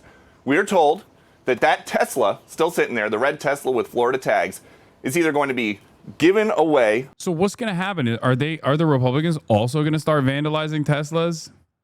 As they said, it was real terrorism. Like this is a really funny moment where like Elon Musk's idiotic allegiance with the Trump administration that caused the last bastion of Tesla drivers who were all liberals to basically despise him, with the hopes that like maybe he would be able to pick up a new market of Tesla buyers that never actually came in the form of Republicans and MAGA Trump supporters. Now all of those guys also hate Tesla.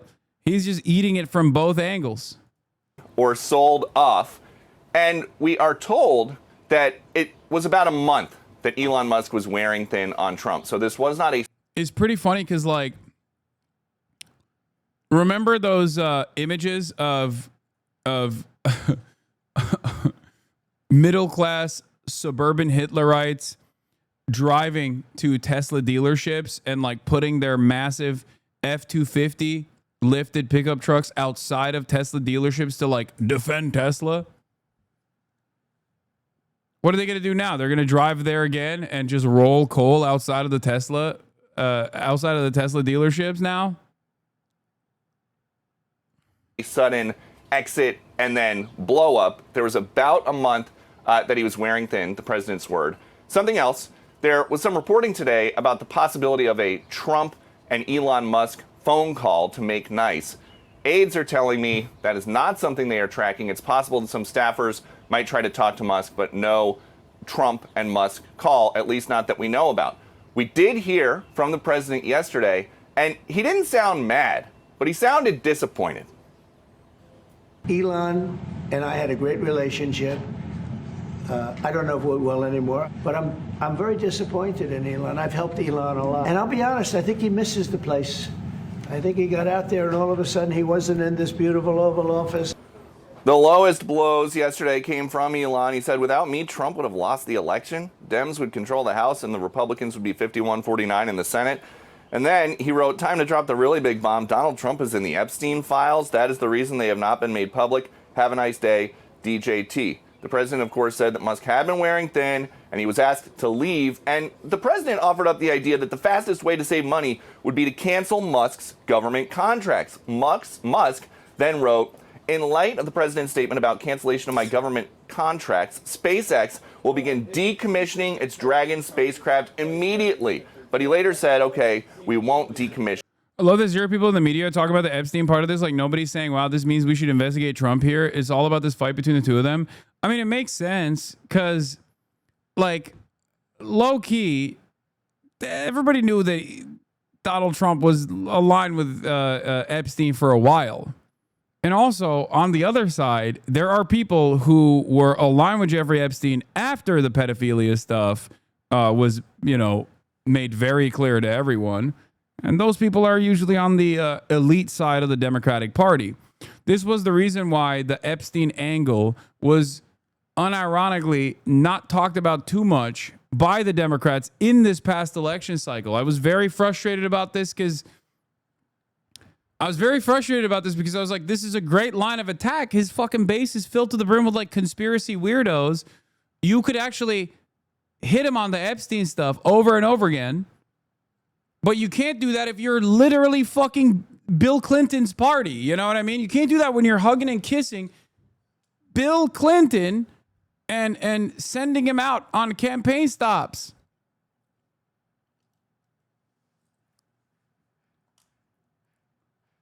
Republicans, on the other hand, don't care about hypocrisy or perceived hypocrisy.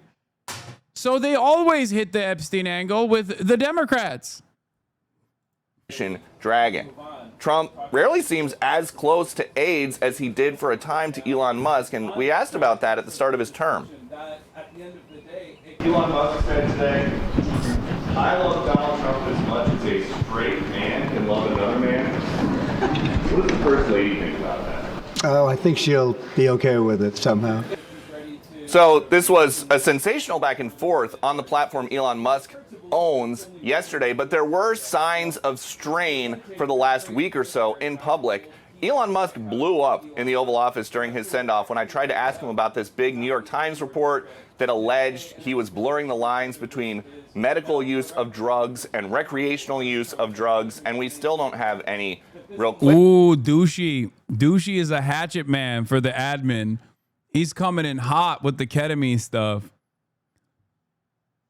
It is pretty crazy that this person, this profoundly wealthy individual, the wealthiest individual on the planet, was openly high as giraffe pussy in the fucking White House, like all the time. He was gumming in the White House all the time. It's crazy. Like he's just like doing this in the fucking White House behind Donald Trump. Everybody knew about it. The New York Times reported on it. And like, It's not that big of a deal. It's just, once again,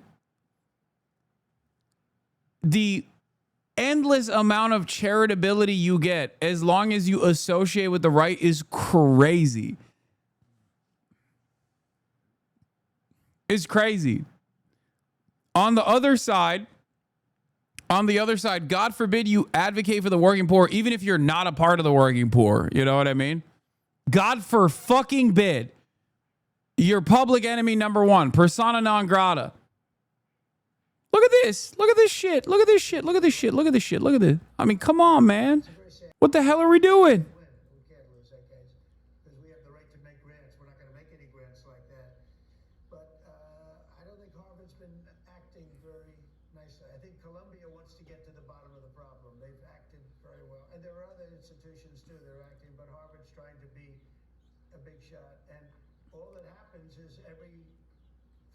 My man's out here looking like Adolf watching the Olympics, but instead of uppers, he's on downers, dude. He's like, you know what I'm talking about? The footage of Adolf Hitler at the Olympics where he's like shaking because he's on a biblical amount of methamphetamines. What is your headcanon explanation behind his black eye? Steve Miller slapped him with his dick. No, I don't know.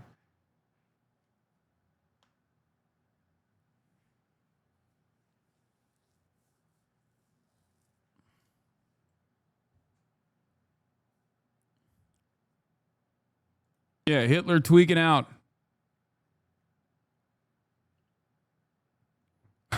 No, you don't understand, guys. He's just autistic. He's just doing self-soothing behavior. He went nonverbal. Hitler went nonverbal. You just don't get it. He's stimming. He's autistic. He's just stimming.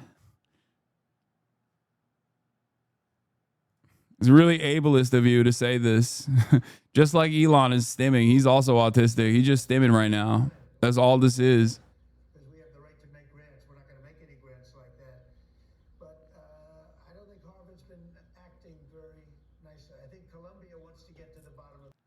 Self-soothing behavior. But you liberals wouldn't understand that because you guys are no longer tolerant. Clarity about that. Back to you. Right, one thing is pretty clear, Peter. Isn't he? Hi, Hasan. Genuine question. I thought Fox News was unreliable. Why are we watching Fox? 2 reasons. Number one, content. Fox News is infinitely better content than CNN or MSNBC or any of these other news providers.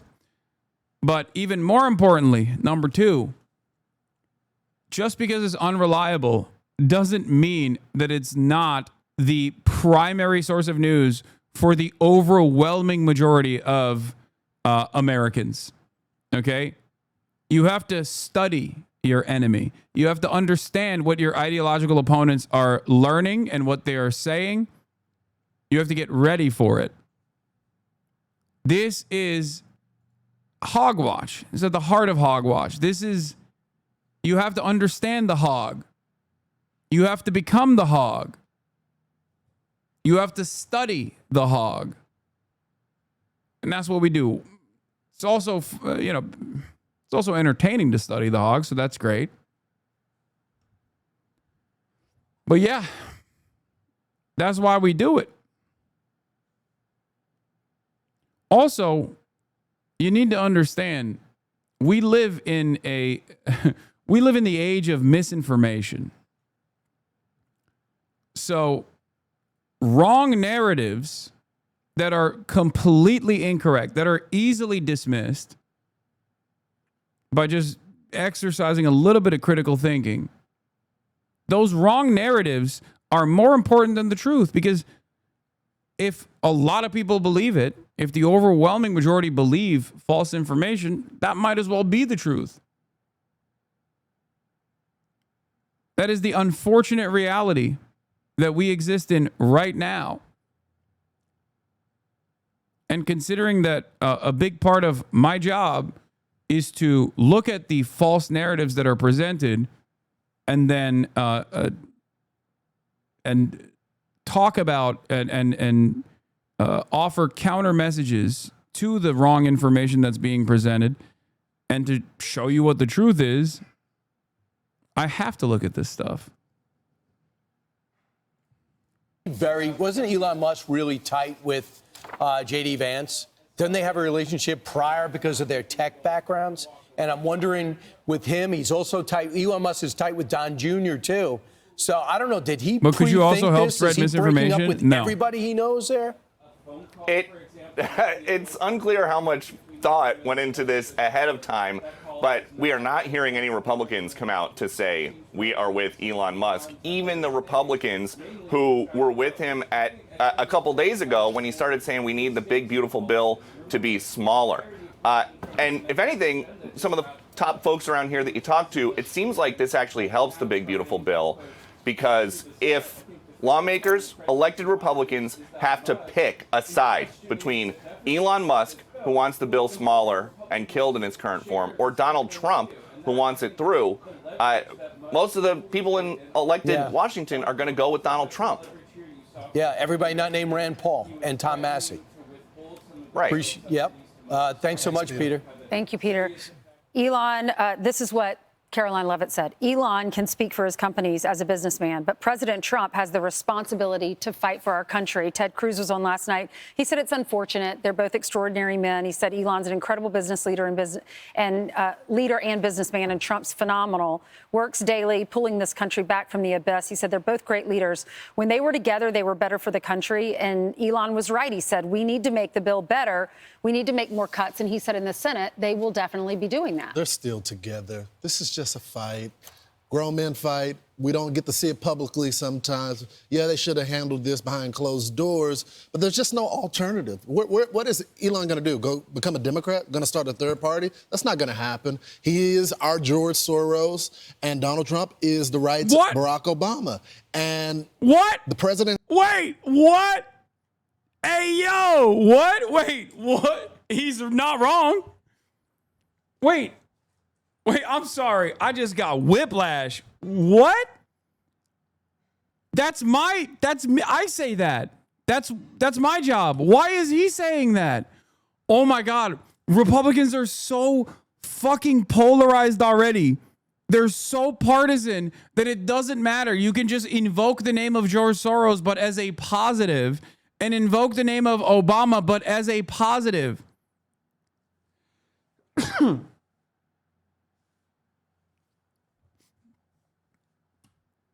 That's crazy. That's my take. I say Donald Trump is the white man's Barack Obama. I'm the one who says, look at these guys who constantly complain about George Soros. Meanwhile, Elon Musk is doing George Soros shit. And now they're saying it, but as a positive, what the hell? And has a role. He has to get things passed. He has to bring the coalition together. He has to worry about the Senate as well as Congress, and has to keep the tent together, whereas Elon can put pressure from his standpoint of saying, I want this in the bill, but he doesn't have the responsibility of making sure it gets passed. He's used to having his company where he has the final say. The government doesn't work that way. He spent $288 million for Republican causes. Tesla stock is down 14%. And the problem he has is Elon Musk is brilliant, but he's not popular. So every Democrat is against him now. And now Republicans are asked to make a choice between the most popular Republican and Elon Musk. He's not going to come out on top there. All he has is money, and he is brilliant. But Bill Ackman gave a lot of people hope when he put this out, and he got a response. He is a self-made billionaire and a friend of both men. He said, I support Donald Trump and Elon Musk, and they should make peace for the benefit of the great country. We are much stronger together than apart. And then Musk came right back with this. You're not wrong. That beats you're on Epstein's list. They'll definitely make peace. Donald Trump has had feuds with a lot of other people, a lot of Republicans. Marco Rubio, J.D. Vance. I mean, pretty much his whole cabinet. Ted Cruz, remember? Exactly. And they came back together. Yeah, they need each other. Yeah, they come back together when the other side kisses the ring. The problem here is Elon also has a God complex, just like Donald Trump does. And because of that, he doesn't want to kiss the ring. He truly thinks he is like directly responsible for Trump's victory.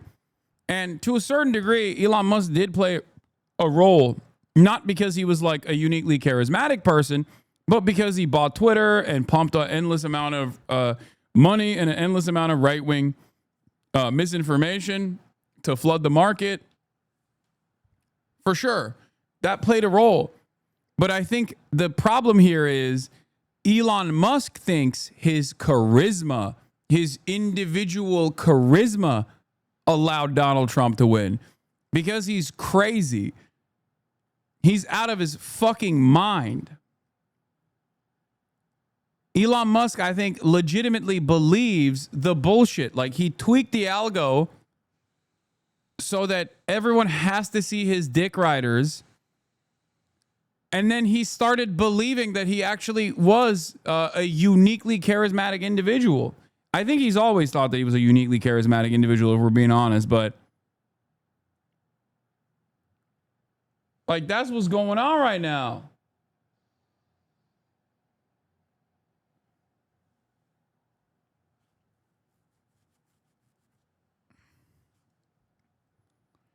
He miscalculated, which is a routine occurrence for Elon. Here's some spectacular Republican cope, by the way. We're doing hogwatch, obviously. Exactly. Friends disagree. Friends fight.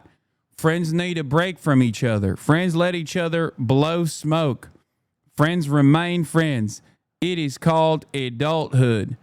Please call him. You two are adults. This should not be a public argument. This is not okay.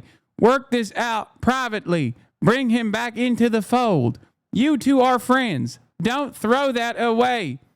And then Jack Posobiec with the greatest hit. Some of y'all can't handle two high agency males going at it, and it really shows. This is direct communication, phallocentric versus indirect communication, gynocentric. I understand you aren't used to it. And wokeness, also Jack Posobiec. X is not real life, did not age well. Elon Musk and Donald Trump are trolling 100. I wouldn't be surprised if they were sitting side by side, posting. Dinesh D'Souza. Is this some sort of perverse scheme to force the release of the Epstein files? How great it would be to have a horde of bad guys publicly exposed. Then Trump and Elon break out the champagne. Elon says, told you I could get the Democrats to scream for that list. Laughter.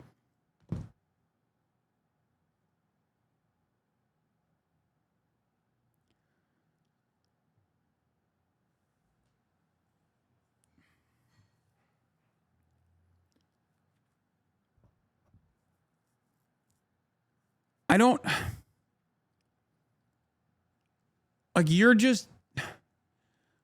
even want to call this nuclear grade copium, okay?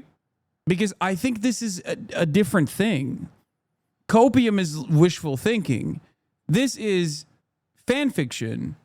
This is parasocial activity. This is delusion. This is schizophrenia. Like, there needs to be a different word for what is unfolding here. This is a demonstration of mental illness, okay? Like, this is the type of shit you do when you're a teenager and you write a Wattpad fanfic, okay? Except Dinesh D'Souza is like a full-grown adult.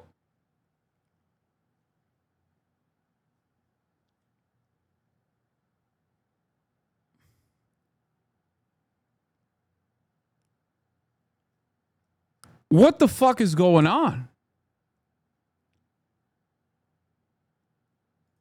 They've lost their dang minds. I mean, they have a long time ago, but it's really funny that they're looking at this back and forth. They're looking at this back and forth and they're like, oh, there's got to be a different way. There's got to be a different reason.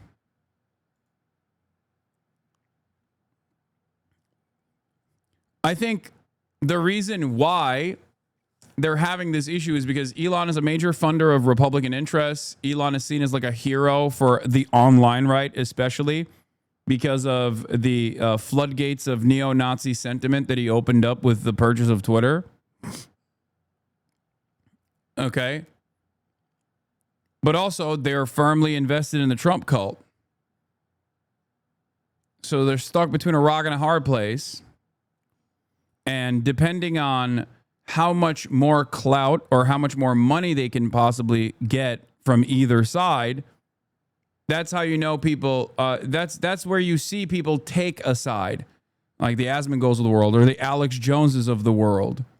Here's Cat Turd speaking out on Alex Jones being a great betrayer. Okay? What a piece of shit Alex Jones turned out to be. What a fucking fraud. He's literally implying here that Trump is a pedo. He's been silent all day while Trump has been viciously attacked with lies. I used to respect Alex Jones, but now he's just a piece of shit fraud. What a fucking sellout. Because Alex Jones posted, Trump needs to respond ASAP. I noticed he did not take questions at his public meeting today.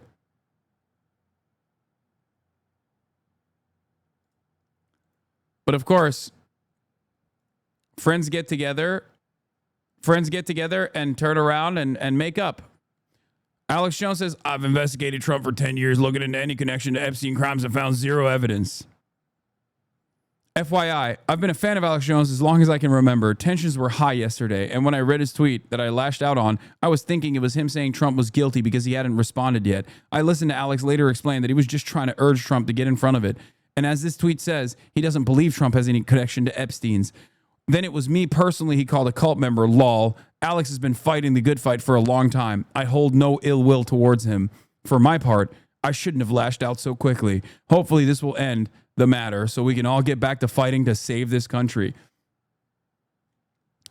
Save this country? You're a 60-year-old man who, in moments where he's not killing his fucking domesticated animals, is tweeting about, I don't know, farting and how much you love Donald Trump. How are you saving the country this way?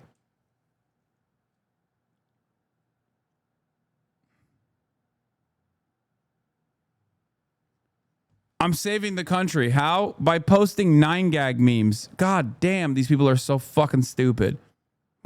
This is the way. More of this. Can confirm that CatTurd2 privately reached out to me yesterday about a few of my tweets and offered to personally get on a phone call with me to share his point of view. This is how you handle disagreement among friends.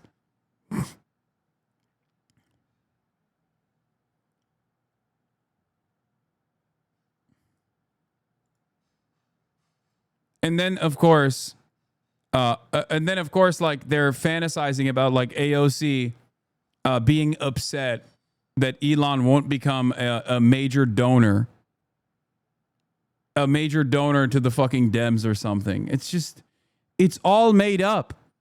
They would rather live in fantasy land than to, even for a fucking moment, recognize the truth that's in front of them. I guess it's more fun to live that way. What the fuck, man? Hog talk? Can we pretend that airplanes in the night sky like shooting stars? I could really use a wish right now, wish right now, wish right now. Can we pretend that airplanes in the night sky like shooting stars? I could really use. That's true. That is what's going on. Everyone is so sad. Tensions are high. Needed Trump. Trump, helped Ted Cruz get over the finish line for his Senate race, and then Ted Cruz. What is this? I gave you everything, yet your heart still belongs to another.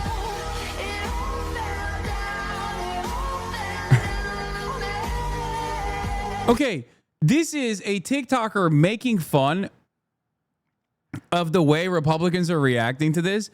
But can you tell me if there is anything different than the average Republican reacting to this breakup?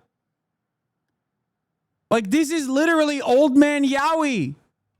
They unironically, like 65-year-old HVAC business owners are unironically behaving as though they are like K-pop stans or like anime stans that are like 15 years old that ship their favorite characters in Toxic Yowie And now the breakup is imminent, you know?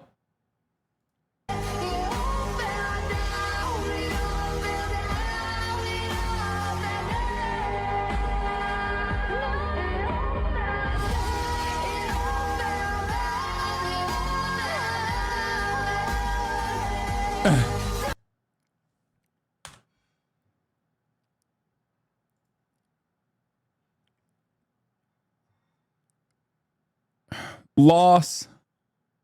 Oh no. Classic. Surprisingly diplomatic approach. Oh yeah, I saw this. I love you, but please turn her off your phone or give me a call. I cannot support hate. Please stop this. I know this isn't your heart. Elon. Grok, is this real? Oh my God. Every fucking blue check mark. No, this is Grimes posting.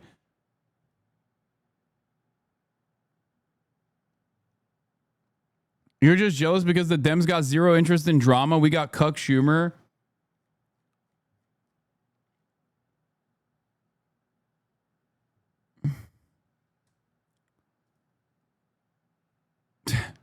This image in and of itself, I think, shows the relationship between the two, if we're being real. Vivian responded. I do not want to comment. Oh, yeah. She said, I love being proven right. That's it. Do not want to comment.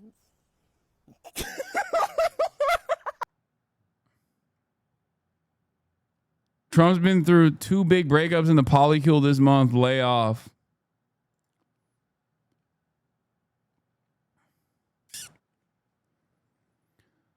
Oh.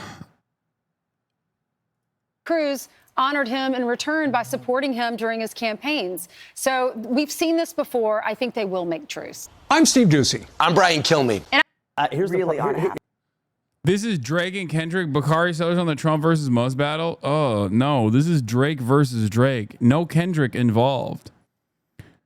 God damn.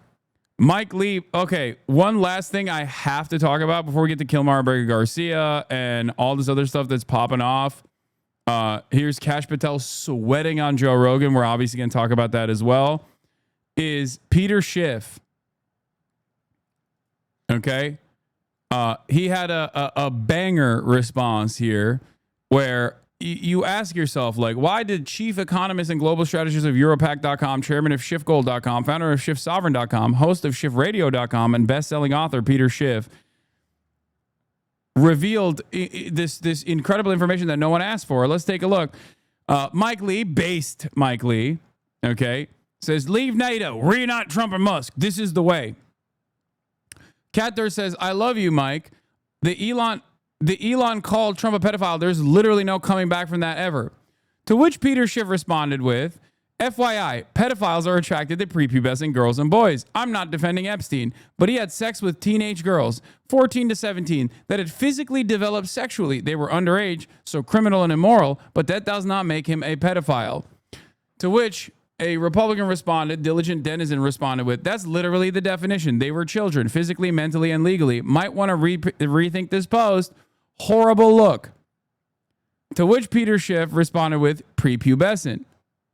To which Diligent Denizen responded with, at Grok, if they're not adults, are they children?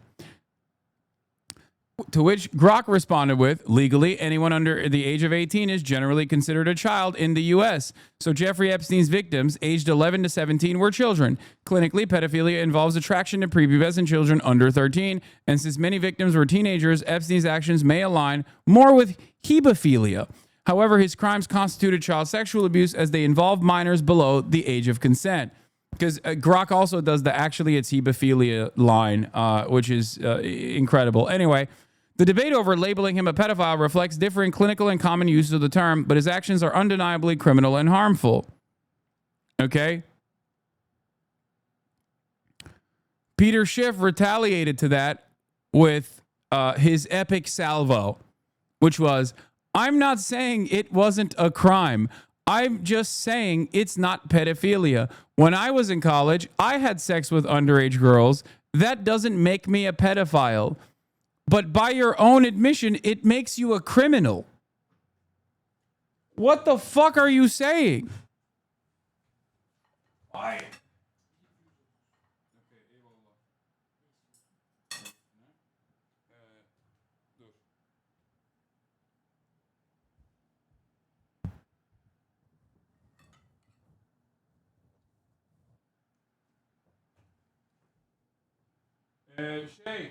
Kırmızı sos ve cacık. Evet.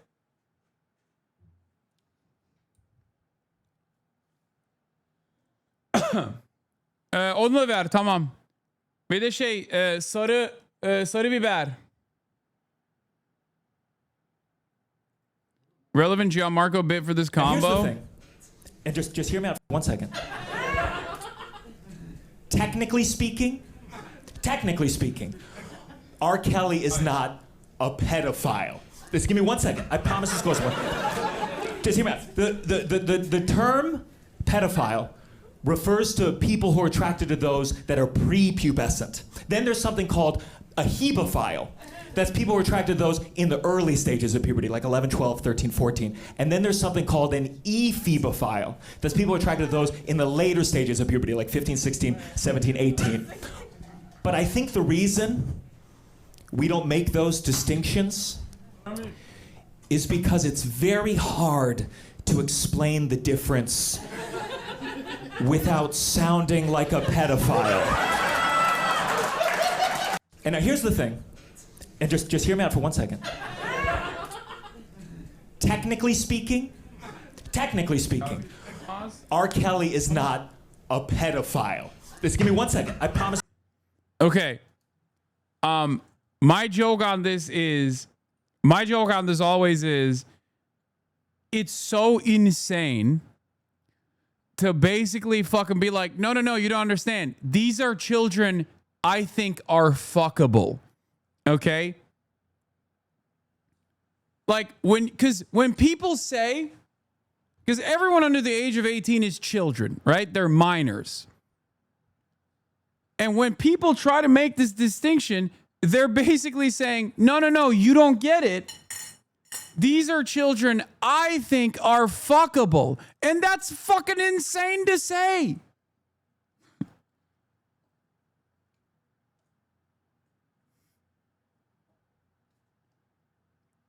Why are you fucking volunteering this information? You're gross. You're a psycho. Why is there a tier list of what kind of children you think are fuckable, man?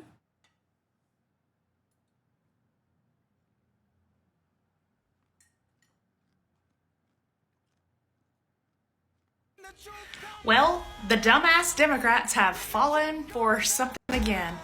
Elon and Trump have clearly manipulated every last one of you, and now you guys are demanding that the Epstein files be released. You took the bait. I mean, honestly, as soon as I saw that they were feuding, I thought, he could just be showing how dumb you guys are and how wishy-washy, flip around. Oh, we hate Elon. No, we love Elon. And you guys fell for it. Now you want those files released, and this guy, he's gonna be one of the first ones taken down, probably. His partner, she won't be far behind. I wonder if their daughter will be there. It's just gonna be very interesting how many are gonna be taken down from this. And remember, you guys posted this. Nix the bill and release the files immediately. Okay.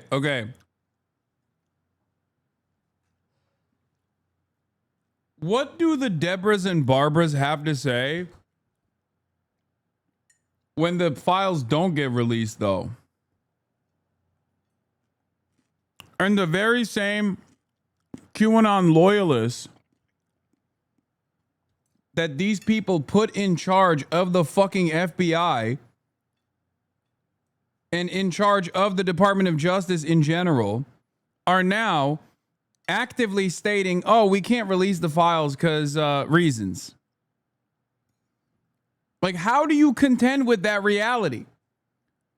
Now, as an outsider, okay, as an actual outsider and not a fucking partisan hack, I personally don't give a fuck if Bill Clinton was exposed for his deep, close, and personal association with Jeffrey Epstein. I want Bill Clinton to be exposed. But what I fail to gather here from the way that these people are commentating on this is how much the Republicans and elites on their side that they love, that they admire, are actually compromised in this process, which is precisely the reason why it's not getting fucking exposed.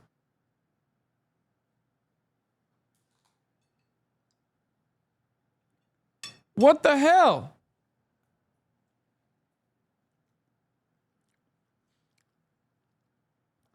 I just don't think that the American government is going to spend all that time, effort to create a pedophile blackmail operation and then turn around and literally assassinate the guy that conducted it for them, and then just like reveal all of this classified information that puts them directly at odds.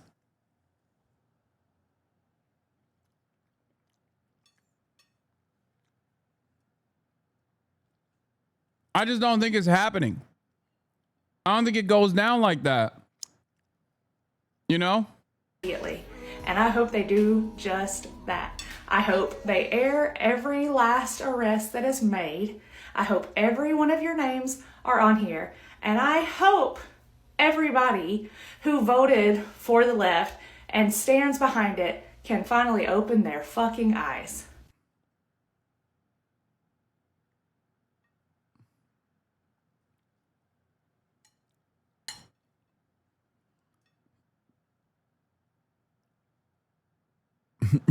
Charlie Kirk put out a video. I proved that Trump was not on the Epstein list. Oh my God, it's fucking hilarious. All right. Here's the problem. Let's see They what this both have a dipshit had to say. Trump's agenda is in the bill, and he wants to pass it. That's his point. Musk is not wrong about the national debt, and he deeply cares about this, and that's his point. So their goals are not mutually exclusive, which is, I think, the rub. And for all these Republicans out here who, like me, have really enjoyed this coalition, this partnership. I mean, I firmly believe that the relationship and the partnership they formed last year saved America and put us on a path to saving Western civilization. And now this puts that in jeopardy. And so it's not just about the daily policy quibbles, it's about the larger cultural things are at play. So I'm going to have some of this tonight and hope for better days and better skies tomorrow, because I still love them both, and I hate it when mom and dad are Go fighting. ahead and take a sip, Bakari. I mean, Elon Musk is calling in his favors. Okay? Yeah, I mean, he spent $250 million on Donald Trump, and he is saying, I own you. He spent about $300 million. And, you know, I think Scott did the best job you can possibly do of kind of getting yourself in this pretzel and figuring out the relationship between Donald Trump and Elon Musk. Both of them, they just went for broke. I mean, this was Drake and Kendrick. I mean, that is what it was. It was nuclear. Drake is a rapper from Toronto, and Kendrick Lamar is from, and they had a beef. We'll talk about it on the commercial. So, I mean, it was that type of, we're going to go for broke. We're going to go at each other's throats. We're going to talk about the Epstein files. We're going to cut your subsidies. But I also don't want Democrats to get too excited. I mean, I think that you see people online and you see people in social media that are like saying, oh my God, this is the end of Donald Trump. This is the same person whose father was sued because he didn't rent to black folk. This is the same person who stiffed contractors. This is the same person who has 5 kids by 3 baby mamas. This is the same person. And the list goes on and on and on. Donald Trump has control over his base. Elon Musk is going to learn that the extent of his power is not what he thinks it is. Donald Trump wins this battle versus Elon Musk. This is just reality TV, and I think people need to get over it. Well, I mean, he dropped some nuclear bombs today. He accused him of being in the Epstein files. He said that J.D. Vance should take over. Trump should be impeached, and J.D. Vance should take over. I mean, Elon is going for broke here. So if Donald Trump, if the president was in the Epstein files, I think we can all agree they probably would have come out there in the Biden administration. No, but you do realize he's in the Epstein files. Well, in a way that Elon Musk is characterizing it, right? No, he said, but you do realize he's in the Epstein files. He's thrown the guy out of Mar-a-Lago like years ago. But can you say that yes, Donald Trump had I a haven't relationship. seen the Epstein files. Have you But seen the Epstein files? you know the logs. I've seen the logs. You know he's on the logs. Might be on the logs, but Well, the broader issue is that conservatives have been. Who cares? The reason Elon went there, is because he knows the conservatives are pissed about this and want them released, and he's saying this is the reason that they have not been released, even though Trump promised. I don't buy it. I think if there was something material in there that related to the president, I think Joe Biden would have released it in the last administration. But we'll see. Maybe they'll come out and we'll find out. No, he wouldn't have. I don't think. No, the fuck. No. No, he would not have. That's wrong. Because Democrats fucking suck. They wouldn't do that for two reasons. One, because Democrats themselves are compromised.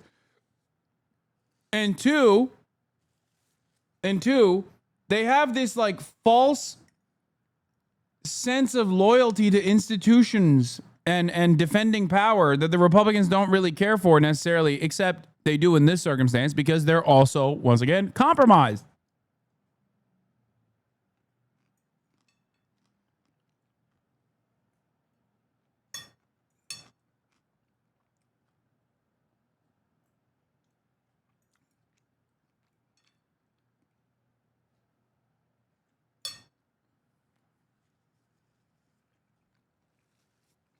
Any of us know. We do know the logs. Well, you don't know what's in it. No, we know the logs. But we don't know what's in it. So moving on. What are you talking about? When you want to go one step further, let's talk a little bit about pork. What you just said is not factually Listening accurate. to you two argue about logs, by the way, is like the weirdest thing I've ever But heard in the my flight- entire life. but Can we it's- just but- move on? Yeah, we're just moving on. So I firmly believe if there was something material in there, it would have come out. Go ahead and But finish. let's talk a little bit about pork, right? Elon Musk talks about the pork in this bill. Until it comes to the pork that Elon Musk cares about, the EV subsidies, right? So there's a lot going on here. The EV subsidies, his guy didn't end up running NASA. There's a lot of bad blood here. And I think a lot of this is just petty fighting. I think you're right. It's a lot of drama, a lot of petty fighting. But I think he's upset because he's not really getting what he wants. He can talk all he wants about the pork in the bill and how it's going to increase the debt and all of those fun things. But at the end of the day, if it were the EVs sitting in there, what would if the EV subsidies hadn't been taken out that the Biden administration put in, what reaction would he have to that? It is a good question. I think there are a lot of facets to it. But speaking of that, okay, the government being so embroiled in Elon Musk's businesses, here's what Steve Bannon, a Trump ally, had to say. And Steve Bannon and Elon Musk do not get along, just in case you weren't aware of that. Listen. Don't give me the entrepreneur stuff. Everything he's associated with is a government contract. Yeah. A government contract. You pull the government contracts, and we'll see how tough this guy is. And that's what she. Oh my God. I'm going to watch the Summer Games Fest. Here, just link me the Summer Games Fest. Oh my fucking God. From Lego Here bricks you to go, dude. puppets, We're watching it. zombies Don't to worry. Marvel heroes. This show has a little bit of everything, including, yes, some brand new game announcements. Gotta have some of those. Now, before we dive into the excitement, let's take a moment to recognize just how dynamic our industry has become. Here's a look at the top 10 selling new games on Steam so far in 2025 by units, according to Game Discover Co. Lots of great games. Now, the list includes beloved franchises, but sitting proudly at number one with over 13 million units sold since February is Repo, a groundbreaking indie game crafted by a passionate team of just 10 people at SemiWork in Uppsala, Sweden. And closely trailing it is Schedule 1 from TVGS, a solo developer in Australia. It's inspiring that these indie creations stand side by side with heavyweights like Monster Hunter Wilds and the Oblivion remake. Absolutely. Now let's also applaud Claire Obscure from Sandfall. Okay. They might get some nominations at the end of the year. We're not there yet, but it is a monumental achievement, earning the highest user Metacritic score ever recorded for a game, all from a team of under 30 developers who bravely stepped away from big publishers to forge their own path. One thing is clear. With digital distribution and engines like Unreal, today's most innovative projects increasingly emerge from outside the traditional publisher system. And that's something to celebrate. But with more than 18,000 games released on Steam just last year, more than double from 2020, the challenge now is discovery. And that's precisely why events like Summer Game Fest, our partner showcases happening all weekend long, and initiatives like the Steam Next Fest are so essential. These events help remarkable games, big and small, find their audiences. And hopefully, if you're watching this show, you'll discover your next favorite game. So, in that spirit, let's kick things off with a game from an independent studio who is thinking very big.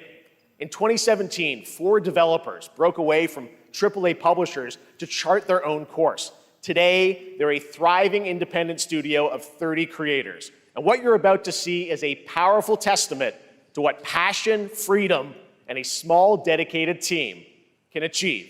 Let's take a look at our first new game announcement.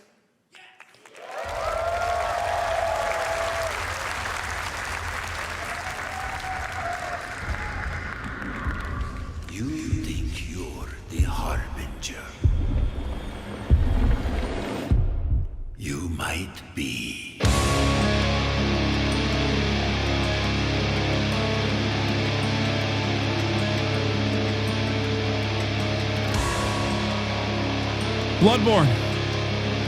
Bloodborne 60 FPS. Finally coming to PC. Okay, this looks incredible. It all comes down to the fight mechanics, though, I assume.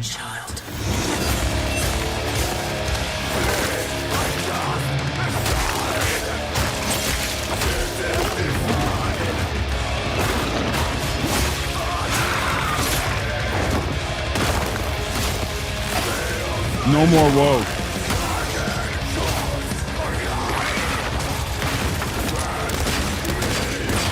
Wait, guns? I don't know about that.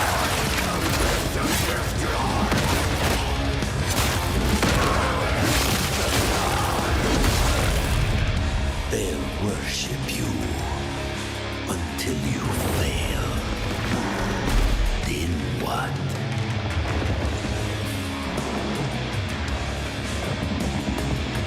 You're no god, but neither are they.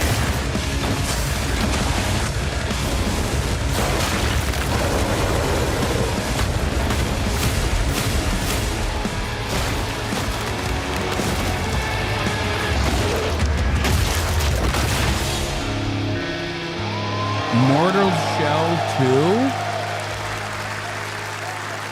I didn't even know that there was a Mortal Shell 1.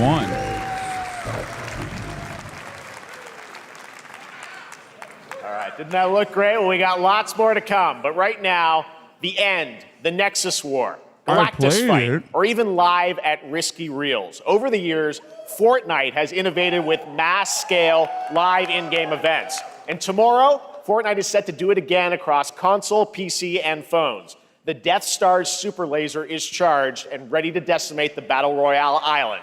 But there's still hope. You and your friends can join the fight. Here's the first exclusive look at what you'll be part of tomorrow in the brand new live event, Death Star Sabotage.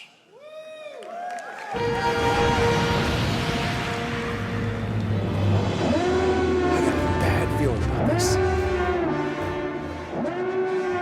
One of the funniest things that I encounter, I don't really care about this necessarily, but one of the funniest things I encounter in the chat is all the people that are demanding that I fucking watch the Summer Games Fest, only to then turn around and be like, you don't even care about games. Why are you watching Summer Games Fest even though I demanded you watch it? You never finished Elden Ring DLC. It's like, dude, what do you want? Jonesy, all right. Right now, it Is that an the honor reason to why you welcome wanted me to Summer Game fucking Fest, turn a this on so you could tell legendary me I don't game fucking creator game who is set to enough? release his latest Shut the project in fuck just up, a few gamers. short weeks. You are With each of his disgusting to games, me, he okay? pushes the gaming medium in bold new directions, and we are honored to have him with us for the first time at Summer Understand Game your Fest place. in person. Please, everyone, join me in welcoming the great Mr. Hideo Kojima.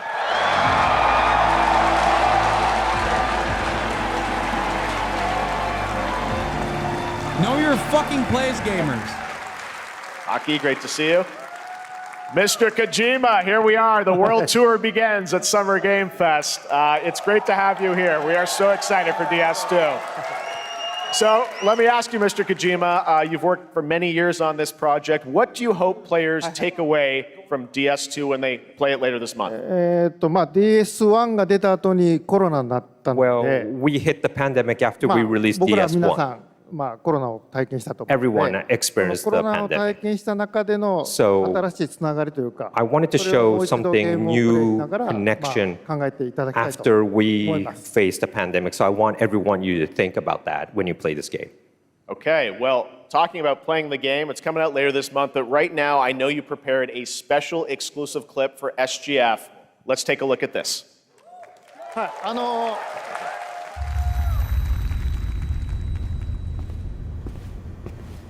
What will he see? What will he future see now?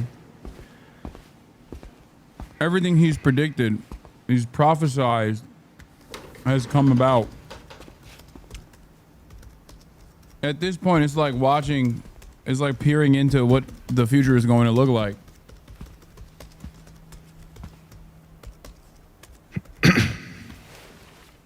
That's Snake. Have a seat.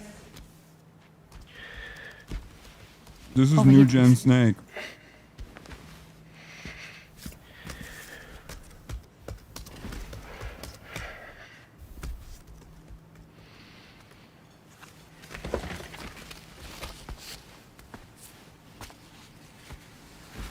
No smoking, please. He is Italian. So you are Neil Vana. Mm-hmm. What do you do? For living? I'm a porter.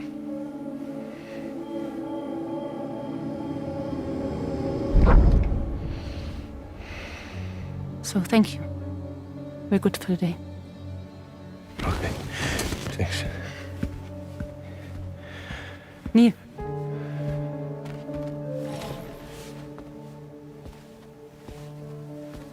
What?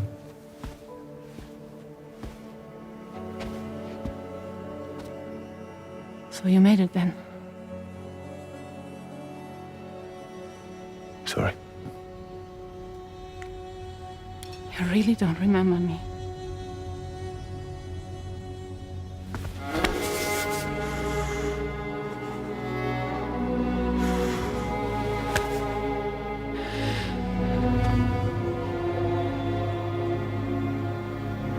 The girl.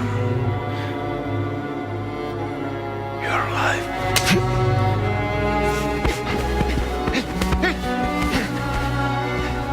Stop.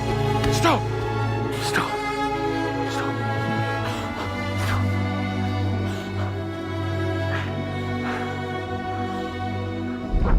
Oh my God.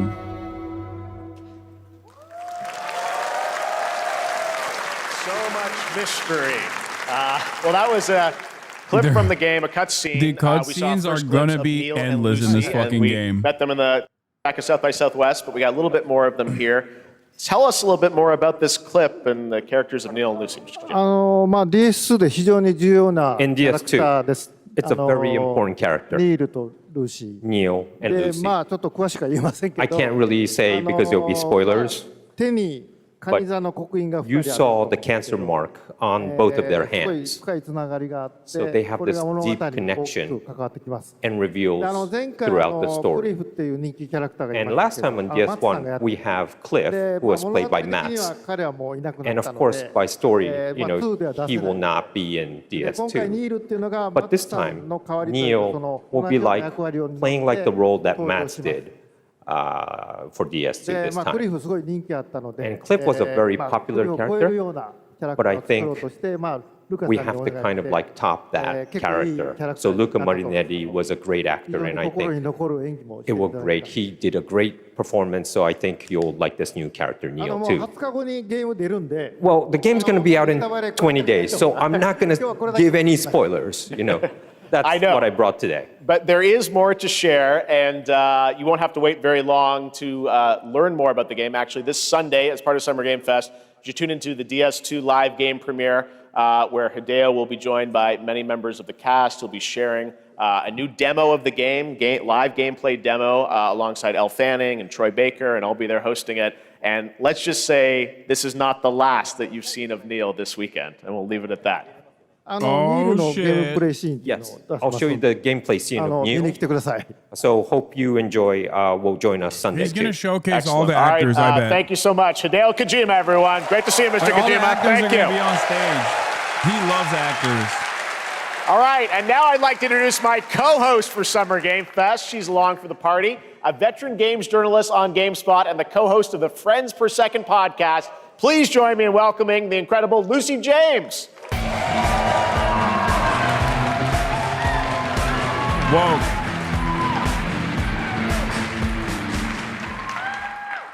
Thanks, Jeff, and hello, Summer Game Fest. I am so excited to be here this year.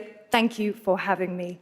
Now, we are honored to reveal an exciting new project from Raw Power Games, a new team headquartered in Copenhagen, Denmark.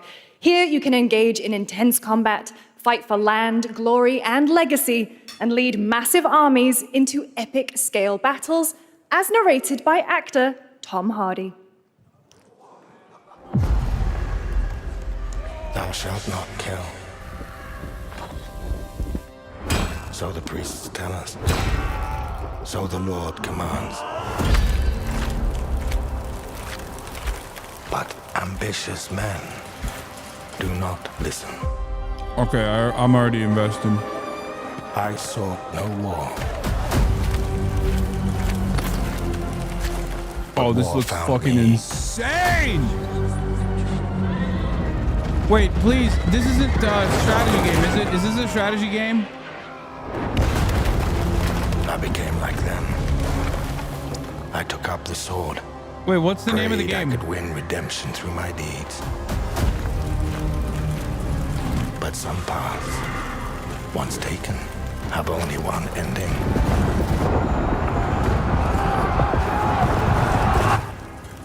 I shall find no peace. Please, please, please, please tell me it's not strategy. Please tell me it's like Kingdom Come Deliverance. Death.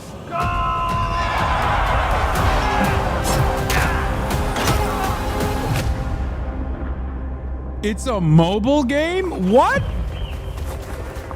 But that's no! just my story. It is a strategy game. Go write your own.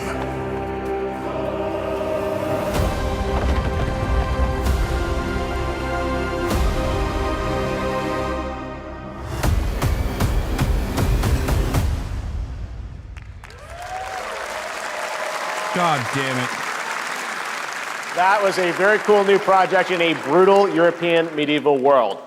Now it's time to hang on to the edge of tomorrow. Sonic Racing Crossworlds is a thrilling new entry in the legacy of racing action games within the Sonic franchise. Crossworlds brings other worlds and familiar faces to Sonic Racing, including surprise guest characters being revealed here at SGF for the first time.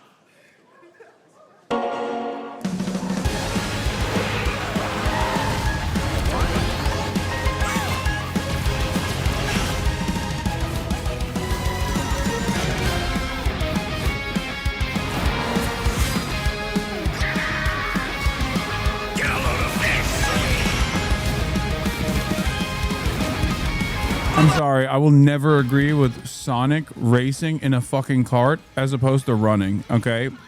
Something about that does not make sense. It's an affront to God.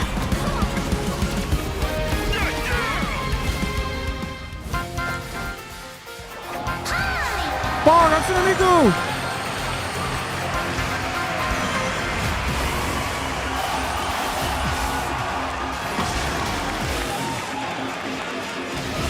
이지방 가수가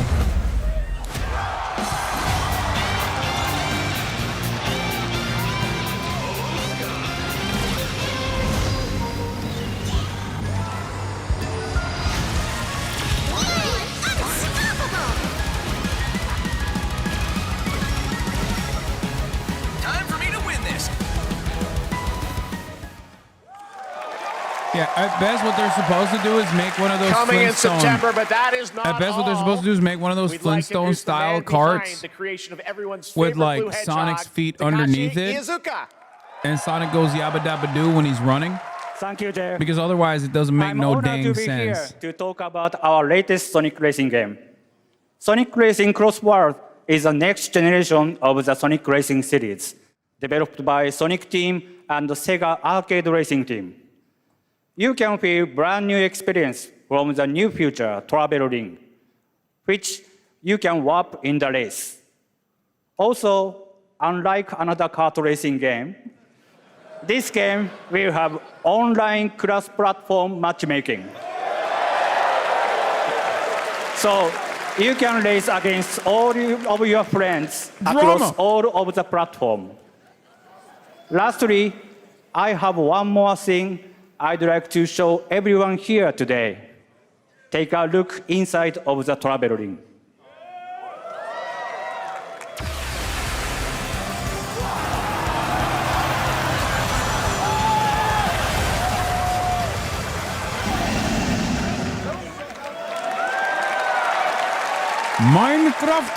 Minecraft and Sonic. I guess you could say, you gotta go craft. Well, I gotta laugh. That's all I want. That's all I want. Next, we're excited to reveal a brand new action RPG from Bandai Namco Studios. Embark on a journey across a dark fantasy world and uncover a vast story that eclipses time. Let's go. Let's go. Let's go.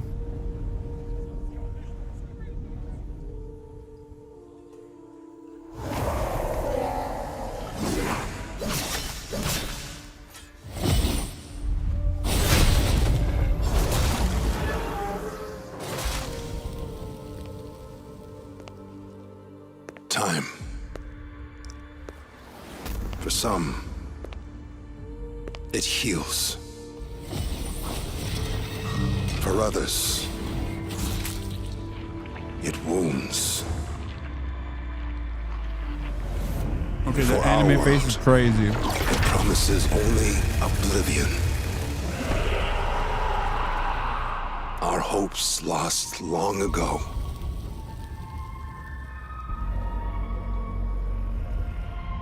But you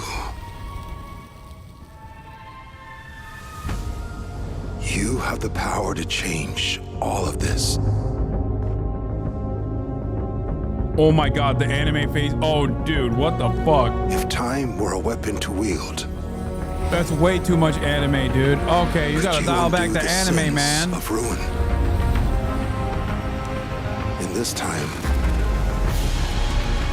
I say this as someone who loves anime. That's they slid the anime slider all the way. They maxed it out. Save us all.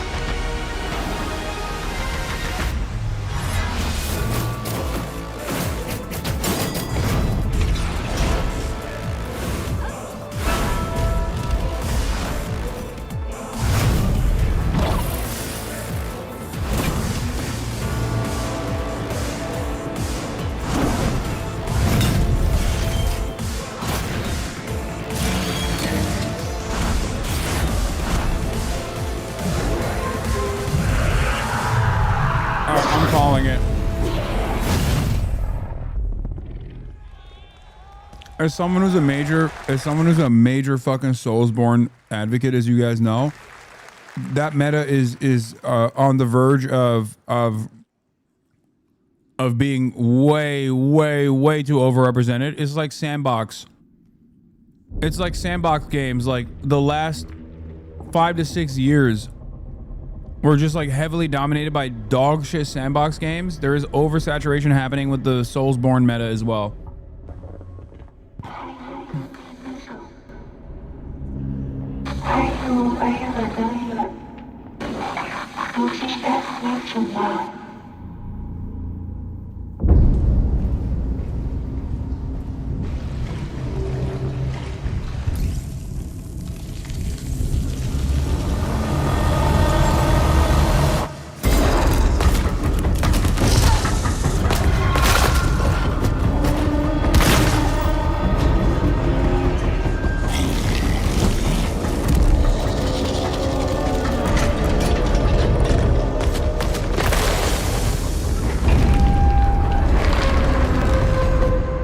I'm not scared. I'm a big boy, dude.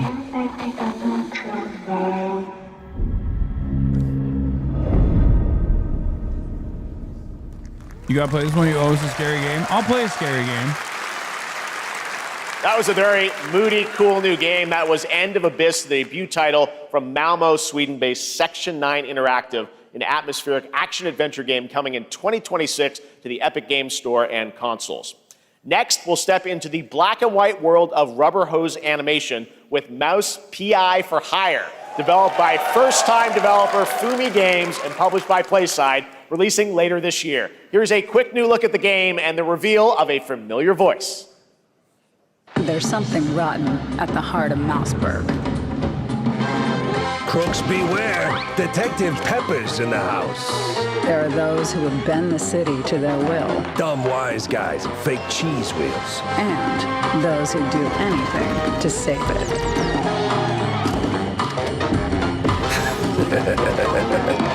They won't even know what hit them.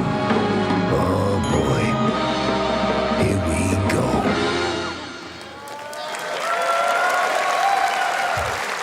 Another role for Troy Baker. All right, that's not all from PlaySide. Now comes the announcement of another ambitious project from this independent Australian developer. We've been talking to them for a while about this project, which builds on their recent launches of Kill Knight and Age of Darkness. But this takes things to a whole new level. It's a premium, real-time strategy game built for PC based on one of the most iconic fantasy franchises in the world. Any guesses? Let's take a look.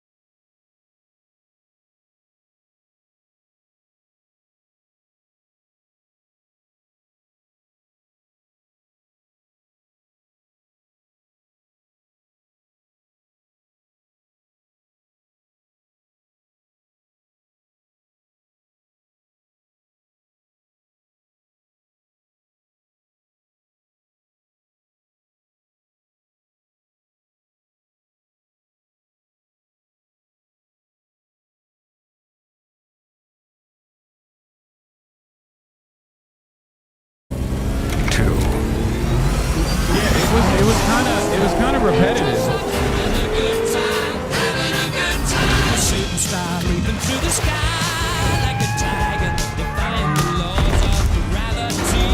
I thought that there would be a deeper exploration of a world where the USSR won. And it didn't. I did not get that from the game at all. Also, I don't really like killing droids.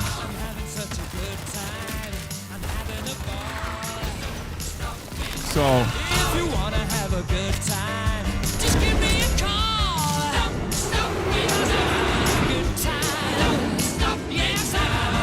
Have a good hunt, Captain.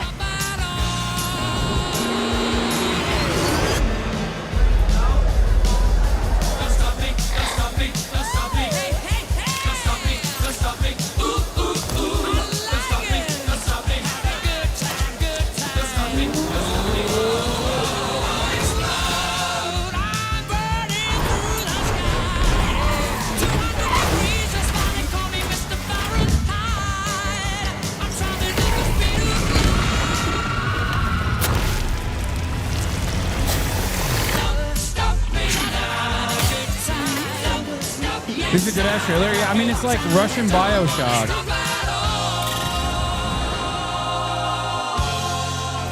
I played a little bit of the first game on stream.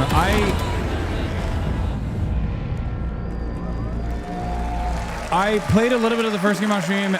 I played it a little bit off stream as well. I didn't really enjoy it as much. Atomic Heart 2 is in active development at Munfish on Unreal Engine 5, a spiritual successor to the first game with a retro-futuristic world on a global scale. And this time there's a greater emphasis on RPG elements and player freedom.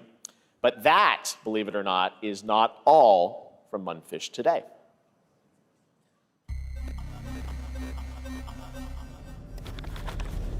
Is it recording? Yeah, it is. It's in the sky, a giant cube. I can still barely believe Atomic it Heart myself. 3. The second game came out super When it showed fast. up, I was in the lab. Why not the I third didn't even game? see it. You know, I felt that same fear, though. A terrible sense of my own powerlessness.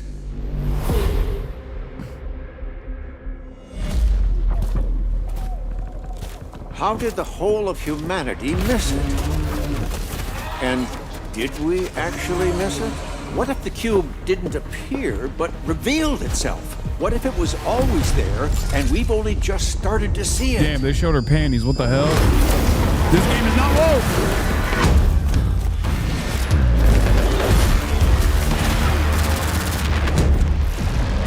Ooh. Ooh, parkour.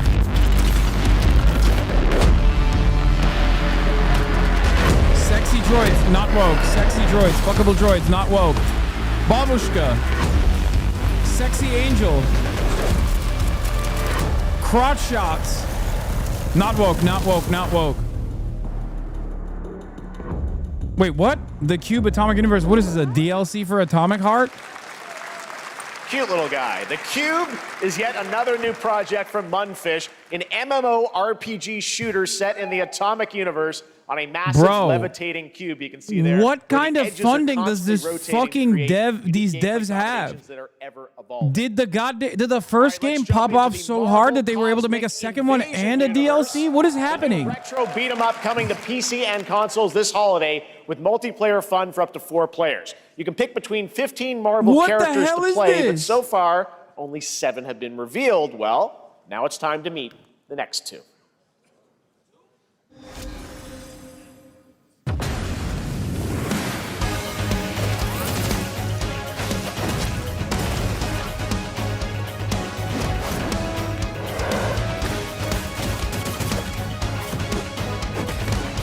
Wait, was the controversy that Monkfish is like a Russian studio or something?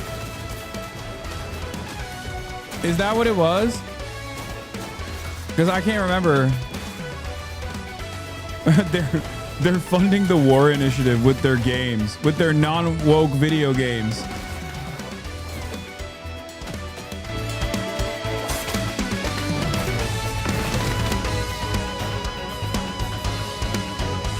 Atomic Heart sold a lot in Asia, especially China. Huh. Interesting. Okay. This isn't hell. Oh my world. What is this place?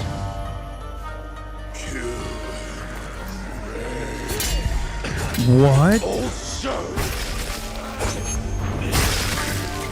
For a second, I know it's Onimusha, but for a second I was like, Sekiro?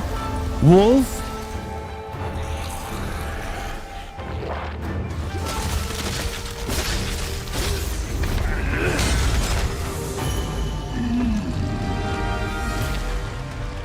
Not enough. I need more.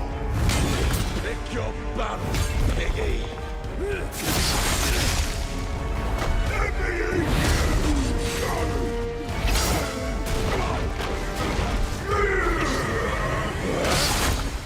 Musashi! We both want the same thing, Musashi. But there's only room for one at the top. And it won't be a coward who runs for jewels. Words never did work between us, did they? Sasaki Ganyu.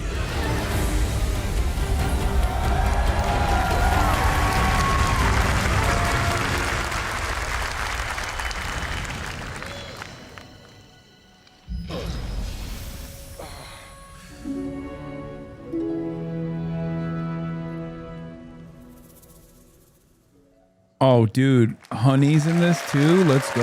We're up. That was a new look at Onimusha Way of the Sword, which we announced back in December at the TGAs. It is coming in 2026 and will be playable this summer at Gamescom. Now let's completely Onimusha switch predates gears. Dark Souls, You by the guys way. all know I love my puppets. And this next Onimusha project is not one a I've been fucking tracking for a few Soulsborne years. As a copy. team at Chatters who Soundstream don't know your Studios is gaming using history. Unreal Engine 5 to create an insane digital puppeteering pipeline. It's actually a thing. What you're about to see is running completely in real time in Unreal, and I cannot wait to play it. Here is an unexpected new game announcement that combines comedic storytelling and arcade fighting action. Check this out.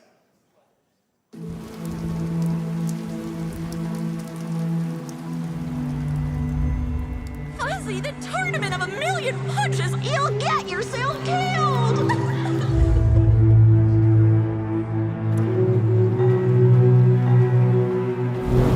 Sekiro's on special right now. I've never played it. Should I? Yes, it's one of the greatest games ever made. Shit. Show me what you got.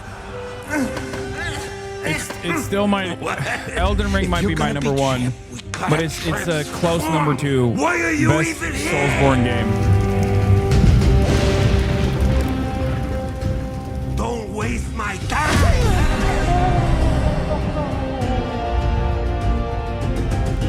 Save us, Fuzzy, or we'll die. I haven't been able to make up my mind on whether Muppets are woke or not, and therefore I will be reserving my judgment. Boy. Eat bread, crap, burnt toast, carb load. This meat ain't gonna beat itself. I've been taking dumps in there all day. Jeff.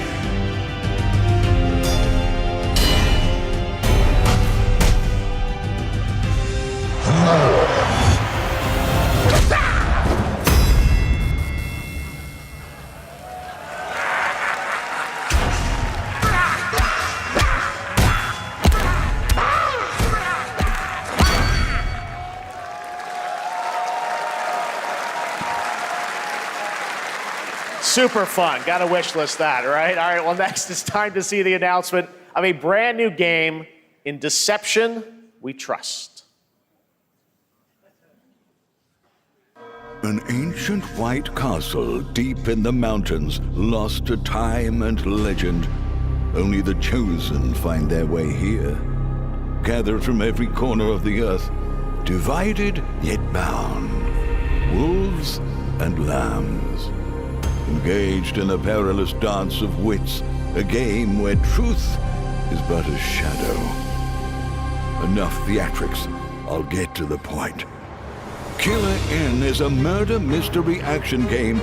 The killers lurk elusively in plain sight.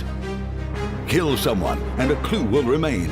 Hair, fingerprints, blood, clothes. The lambs scramble to find clues. What do they call this? Friend slop? The culprits, Who is guilty will eventually come to light. Wolves win by killing every lamb. Lambs win by rooting out every wolf. Friend slop. Such simple rules.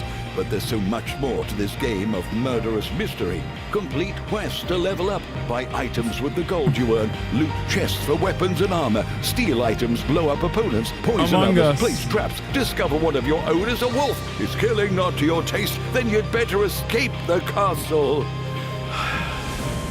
Now the paths to victory are clear.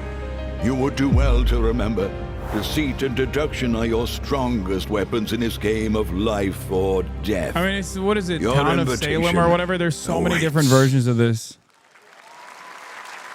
It's made for Twitch That streamers was in Killer mind. Inn, a 24-player multiplayer game from Square Enix where you compete in a game of life or death using Amogus. social deduction skills to win. All right, it's hard to believe this next game was first announced at TGA in 2021. And though it's been a while, their recent tech tests prove that some things are definitely worth the wait. I'm, of course, talking about Ark Raiders. This is one of the most anticipated games of the year, and we're excited to share a new trailer which will tell you more about the mysteries surrounding the world of Speranza and the long-awaited launch date. Isn't it supposed to shadow drop today? From Embark Studios, here's the world premiere of the release date trailer for Ark Raiders. Yeah, it is.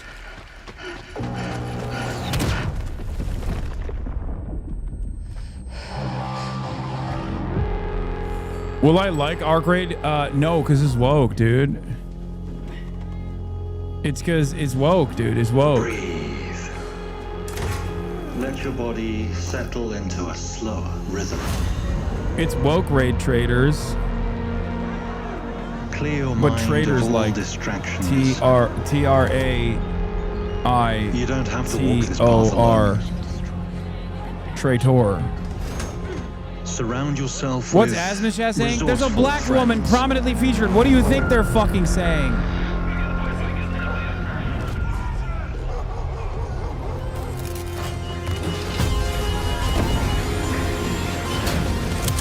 Here, you are in control.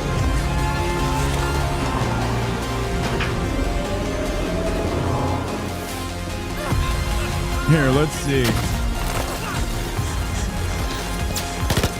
I have to go offline, or not offline, fucking.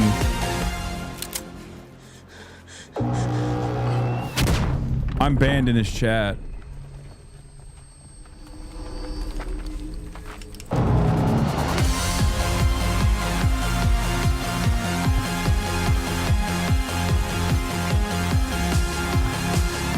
Yeah, DEI, slop, DEI. That's right, everyone. Ark Raiders is coming October 30th, 2025 for PC and console. Congrats to Embark Studios. All right, Dune fans, now you can finally step onto the world of Arrakis yourself. Dune Awakening combines the survival and MMO genres with a thrilling cinematic story. It arrives on PC in just a few days on June 10th, but you can play it right now in Steam Advanced Access. Why are you banned in his Here chat? is a Why the brand new fuck look. do you think? I'm his number one op, chatter. I'm the number one enemy of gamers, dude. Gamers, capital G, hard R gamers. They fucking hate my ass. Is he banned here? No, I don't give a shit.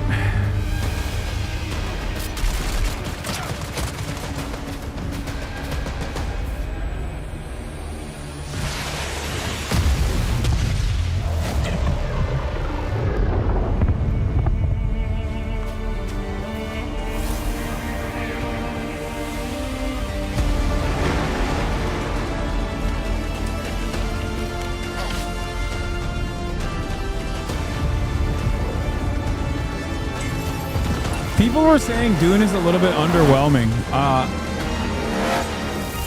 Is that true?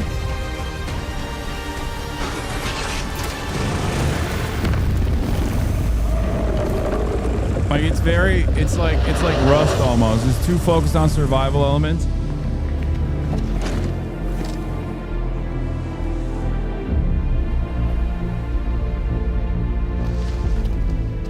No, I love the Dune movie.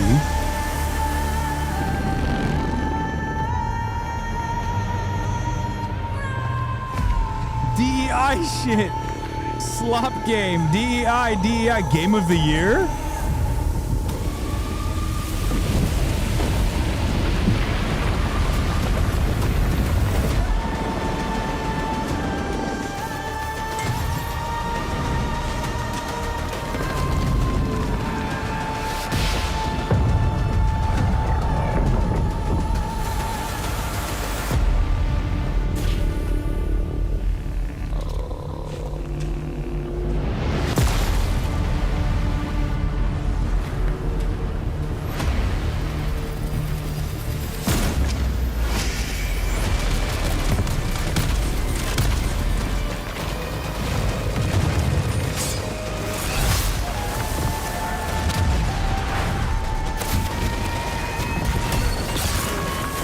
I actually don't understand. Like, this looks super PvP focused. So I don't understand. From everything I've heard of the game, it's like very PvE. But the game itself is being sold as like an MMORPG that's like, I mean, this trailer makes it seem like it's like a PvP focused MMORPG set in the Dune universe. I saw my world fall to ash, consumed by the void.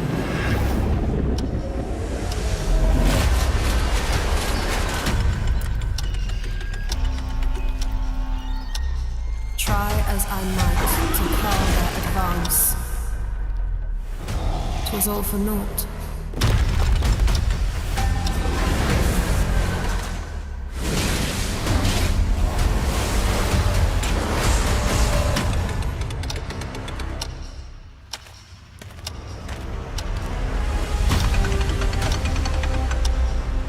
Some say time stops for no one.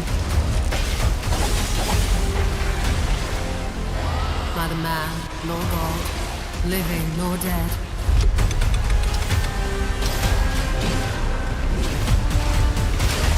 Okay, those sequences, a lot of these sequences look very Souls-like. I'm not going to say this is a Souls copy. Turn back the hands of fate.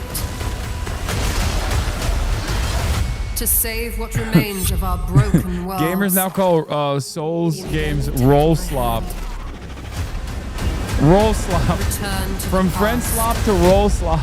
Where your journey awaits.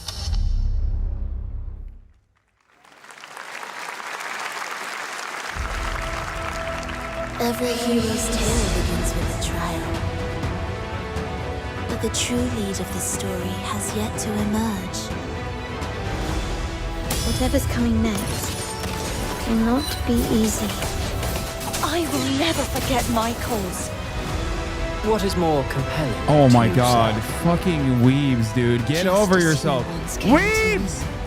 Filling that Look, dark tower with light. everyone is freaking out. Based. Good. Ayaya. Boobs. Bingo. Are you happy with yourselves? Weebs, this is the one thing that aligns you with that Asmon Gold slop. People here despise weakness, worship strength, and crave glory. You see gotcha, and you go awooga. Bunch of you lucked into good politics, otherwise you would have been fucking tectone, you know what I mean? Looking holy, looking holy.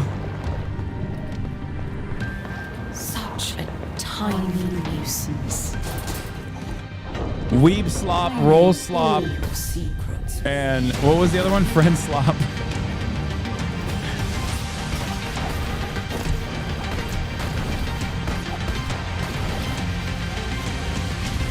And don't come back. That's Mio Memories in Orbit, a stunning new Metroidvania platformer that has a demo on Steam you can play right now as part of Next Fest. What you're about to see next is a stop-motion co-op platformer where everything has been crafted by hand. It's called Out of Words, and I'm honored to show it to you today. What the hell? No shot. They made a video game with stop motion? Ain't no way.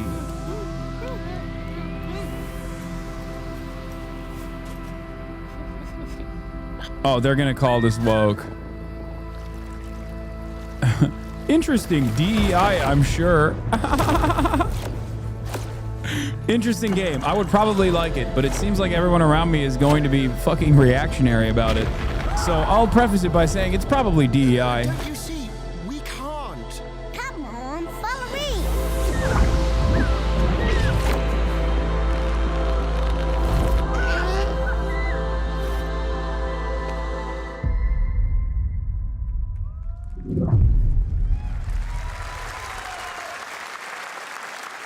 What a really unique and different game. This August signals the release of Mafia: The Old Country, the next entry in the acclaimed Mafia franchise from the team at Hangar 13. It's a gritty mob story set in the brutal underworld of 1900 Sicily. Here is the Summer Game Fest trailer. Betrayal burns because it can only Oh shit. someone close. Finally. Enemy Sicilians, DEI. I'll play the fuck. I'll play this. I'll play this. I'll definitely play this. Sono Enzo. I work here. Oh, I love My Italiophobia friend. so much. My family. My beautiful daughter, Isabella. Don Torrisi looks out for people around here.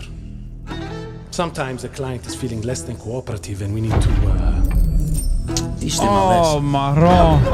Oh, I'm gonna do an accent the entire Remind them of time. their obligations.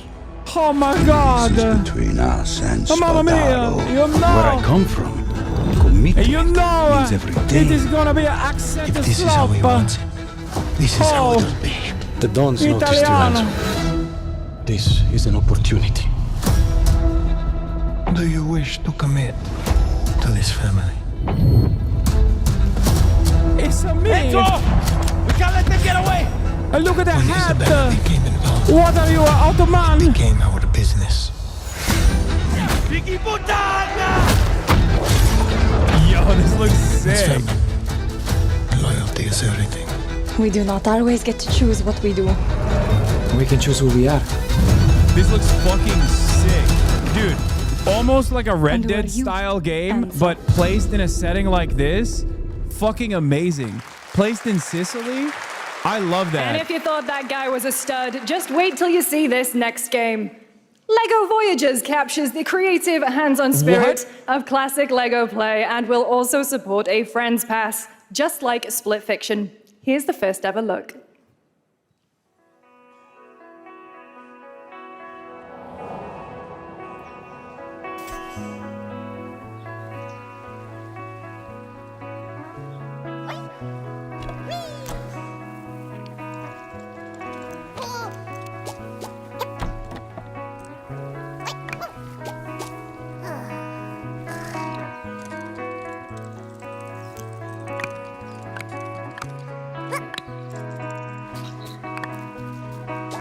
Brick slop?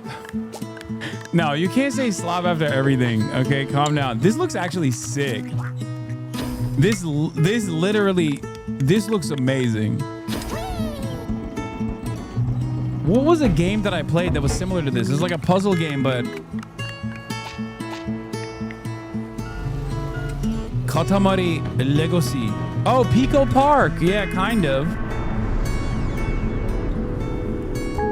Katamari Legacy.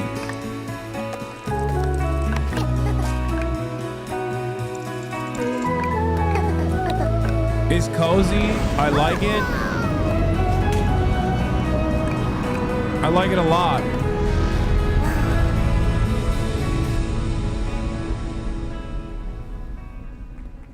I talk shit at first.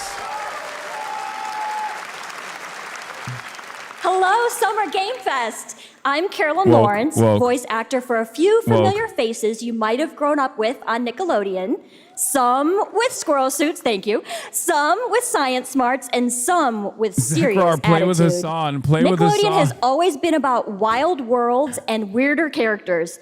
And while I DI, mostly swore to Karen, secrecy Karen, today, DI. Oh my God. I am thrilled to have a hand in revealing something that brings a lot of those characters together like never before. I hope you enjoy the first look at Nicktoons and the Dice of Destiny. Yee-haw! Bro, that's crazy. Like, she's the voice actor for Sandy. What's wild is like these people just like hate women. It's so crazy how much like disdain they have for women. Brave and wise and powerful and ridiculously handsome wizard would call upon his magic powers to summon the most ferocious, most awesome, most totally radical team of adventurers the land had ever seen. They alone would be able to... He's doing the Donald Trump dance! SpongeBob is doing the Donald Trump dance! Oh my god, SpongeBob is no longer woke! Oh my god, SpongeBob is pro-Trump! Oh my god. Oh my god. It's been almost 2 years since players first stepped into the role of Geppetto's puppet to save the city of Krat from disease and puppet frenzy in Lies of P. Overture is a DLC expansion to Lies of P that transports players back in time with new characters, environments, and of course, imposing enemies and bosses. Here's the exclusive new look. That was Nostalgia Slob.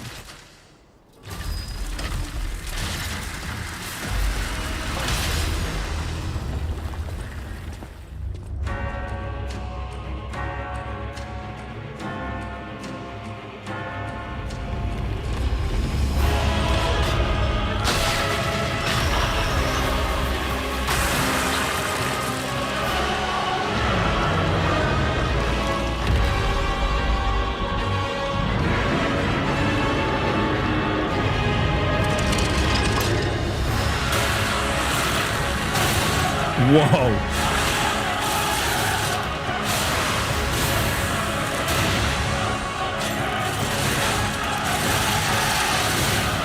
Everyone said Liza P I can't even talk. Everyone said Liza P looked really good and played really well.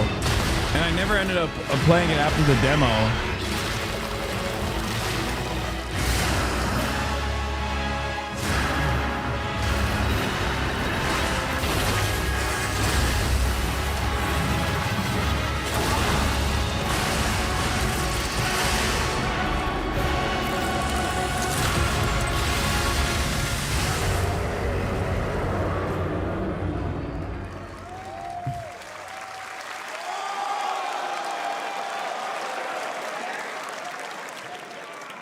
Yes, that's right. Overture is available today across all platforms to play, so enjoy it this weekend. Oh, all right, shit. Next up, the small video game publisher Serenity Forge, based in Boulder, Colorado, shared this game with me a few months back with a DM that said, Doki Doki Literature Club meets Silent Hill.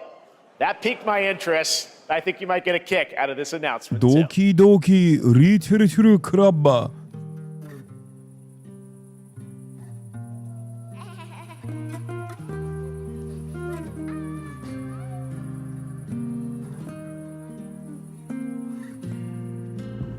I sit at the front of the dinner table.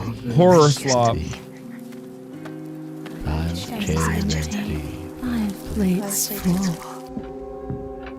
I don't like this. I'm scared. Plates of tomatoes. Plates of hay. Plates of angels. Plates of her legs. Beautiful. Broken. Plates of flowers. Plates upon plates. I don't like the multiple voices. It's already making me feel some type of way. Is lush and green, and everything's focused. Dinner's ready.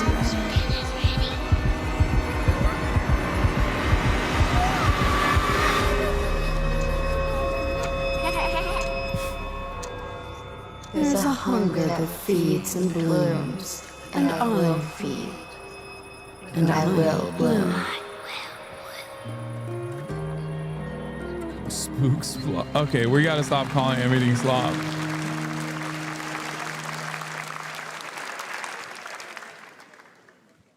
I wouldn't recommend eating those tomatoes. All right, NCSoft is expanding its Blade and Soul universe. Let's take a look at the rich lore and dynamic action in Blade and Soul Neo, just out on Steam, and Blade and Soul Heroes coming soon.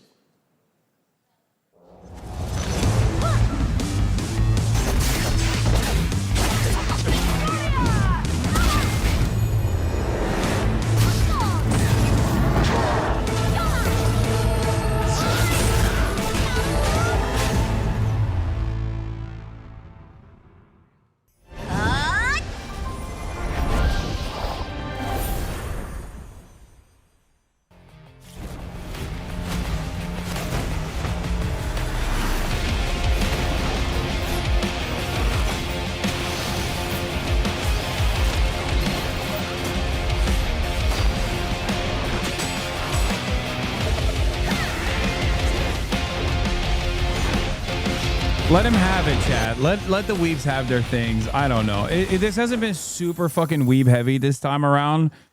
Normally, these kinds of rollouts are so entirely weeb infested that I just can't stand it. But it's been a couple weeb things. Let the gooners have their gotcha. Let the gooners goon a little bit. You know what I mean?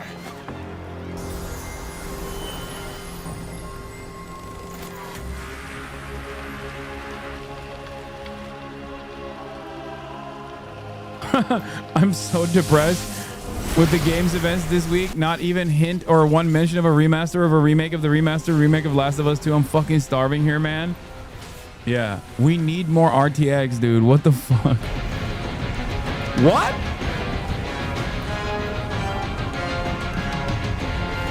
Nani?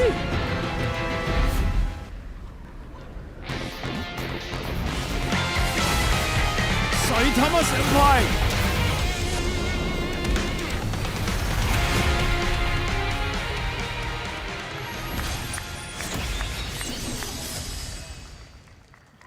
Look how quickly you turn. Okay. Good thing I started out by saying there's not that many weeb fucking games. Holy shit. Holy shit, dude.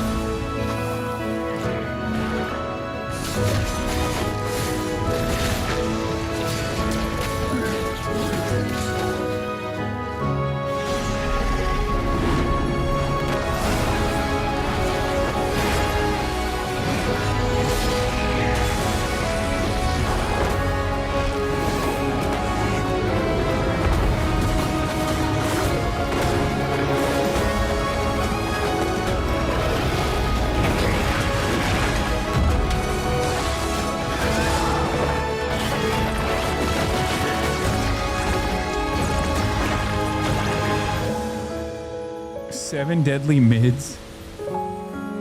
Seven Deadly Sins might be one of the most openly pedo anime ever made. I've never watched it.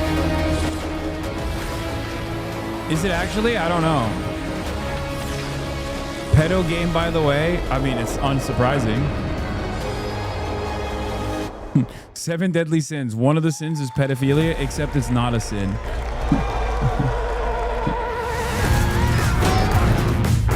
5.6 is available today.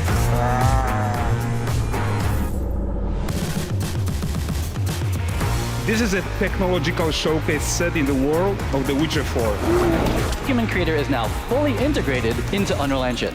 You're seeing me live in real time. Squid Game will be coming to UEFN. It started with an epic mega grant, and it's now a serious contender for Game of the Year. That Mongil Star Dive will be exclusively on the Epic Game Store.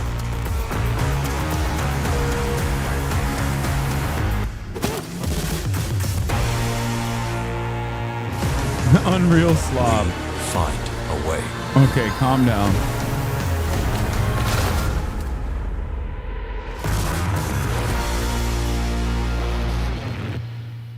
I didn't watch I watched pieces of the Witcher 4 demo, and it looked insane. We altered the course of nature.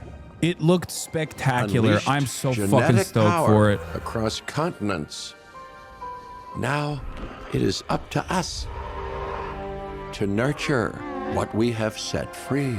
Wait, to find Roller Coaster Tycoon Jurassic Park Edition? Chaos.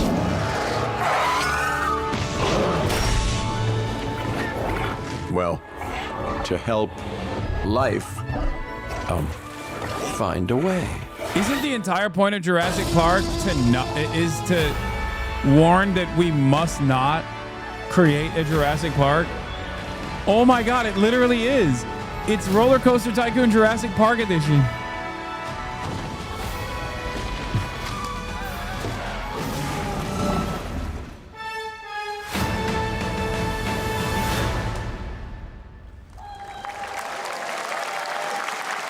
Yeah, Zoo Tycoon, not Roller Coaster Tycoon, whatever.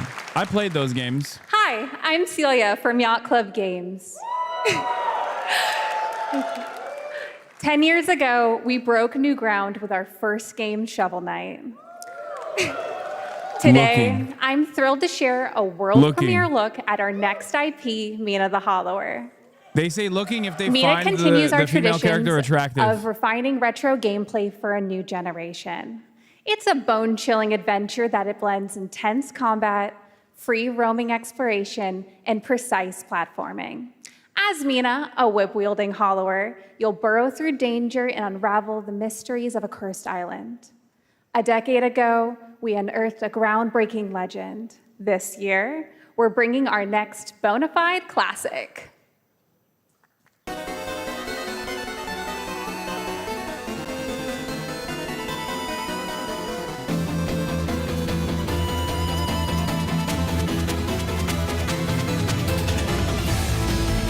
That's crazy. Pixel games. I'm not saying nothing.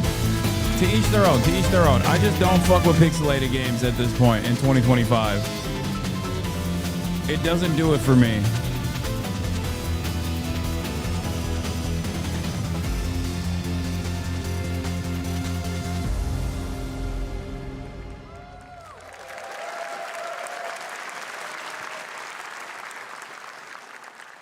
All right, this is a special one. Our next game comes from a well-known developer that has done, yeah. Oh, Kyle Bossman, everyone. Final Bossman, all right, well, let me see what this says. Oh. Hey, Jeffy, if you're reading this, it means 3 things. Number 1, you're killing it at the fest with your oodles of totally natural charisma.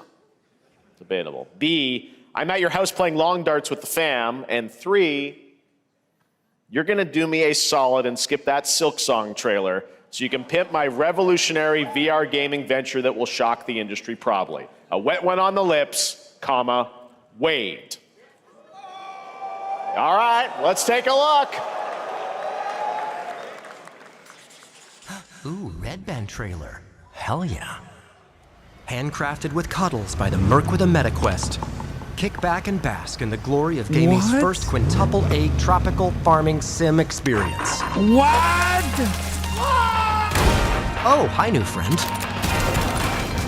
Oh, yeah! Escape the turd burger of late-stage capitalism and enter a world of VR magic and wonder.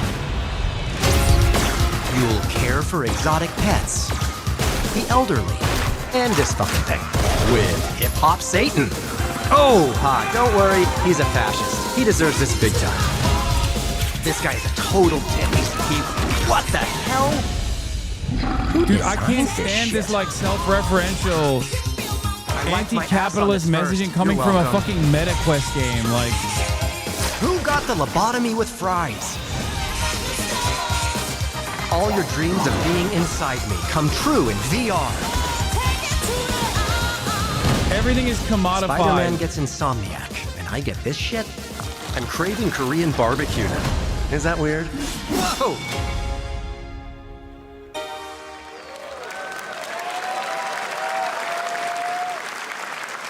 With Neil Patrick Harris as Deadpool, all right. Last year at Gamescom, we announced Dying Light the Beast, the culmination of a decade of Techland's experience building survival horror games. Kyle Crane is back as the player character in this title that blends open world and action survival horror. Let's take a look at the latest trailer with some big news, the release date.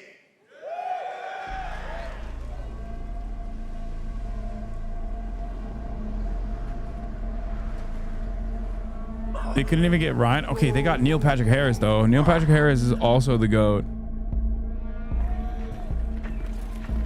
What can you tell me about the Baron? He's a narcissistic sociopath. He's experimenting on humans like they're lab rats.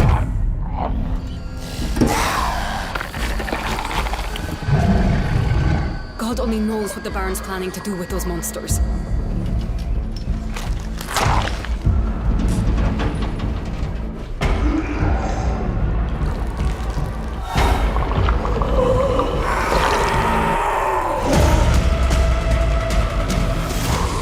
People hate Neil Patrick Harris? What the fuck? This looks sick.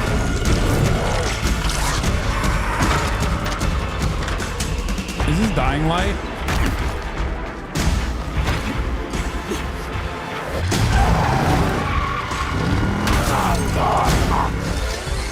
If it's not, why is it not in Turkey how high again? his walls are, or how big his army is. That fucker will pay for what he did to me. All the years he took from me, all the agony he put me through. You want revenge? Damn right I do!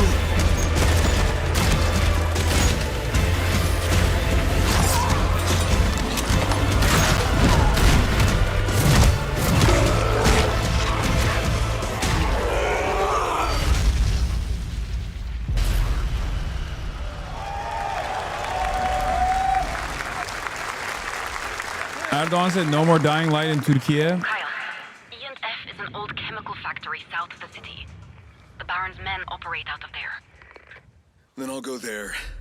Apparently, Neil Patrick Harris has been canceled. I didn't know. I'm sorry. I apologize for my transgressions.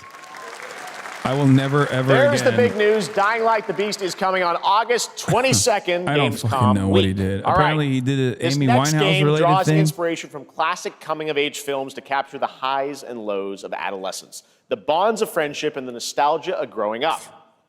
Mixtape comes from Beethoven and Dinosaur, an Annapurna Interactive, and this is your exclusive new look at this game that plays like a love letter to teenage memories. What are we doing? Woke, D-I, D-I, woke, woke, D-I, D-I, D-I, woke, woken D-I, D-I, and woke, woken gay D-I, woke slop. Get out of this place.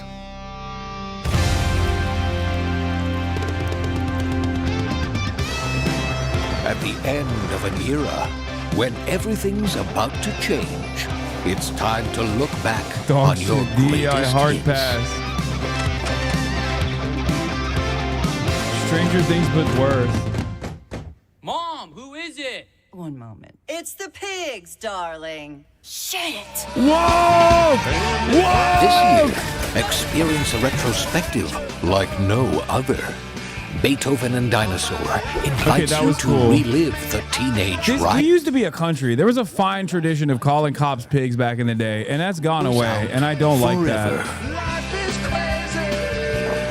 And with a soundtrack this good, it's gonna be one hell of a night. And The Cure. I love The Cure.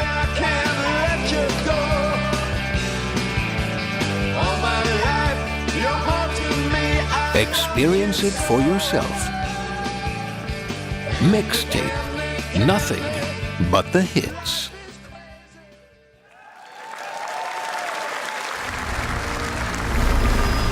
I trust you have seen it. A beautiful world where harmony reigns. Will you struggle until your last fleeting moment? Your destinies are sealed. There is no escaping them. That is why we must end you. Right here and now. On your guard. This Dude. is gorgeous. Dude. Take this. I feel like they've showcased 11 of these games so far, and if you were to put a gun to my head and distinguish between them, I would die. I'd say pull the trigger. There's no way. Savor each moment. Am I crazy? Am I old? I might be old, but every single one of these fucking games looks exactly the same to me. Are you with me? We will live on in this world. No matter what hardships await. We fight for a future filled with hope. Like, the only distinguishing factor here is that their cutscenes look cool because they're actually drawn. But the gameplay looks Toa and the Guardians of the Sacred Tree. virtually the same. This is like the We But Hades version. A beautiful game. That was the global announcement of Toa, a new roguelike from Bandai Namco and developer Brownies, a game drawing from classic Japanese art with a whimsical spin on Eastern mysticism.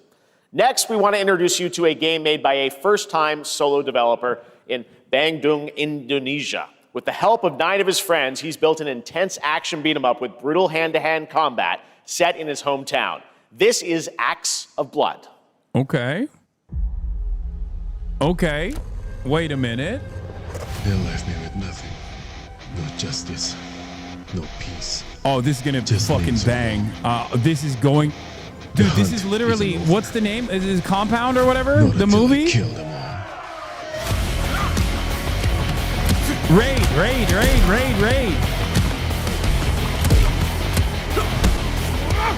The raid?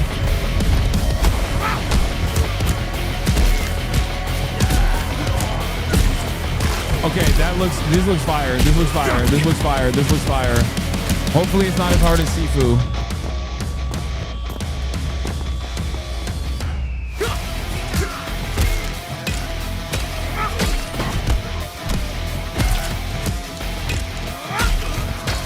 Okay, this looks dope.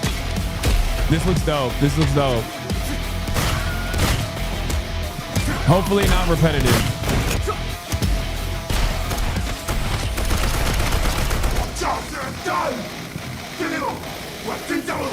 Bad dot line.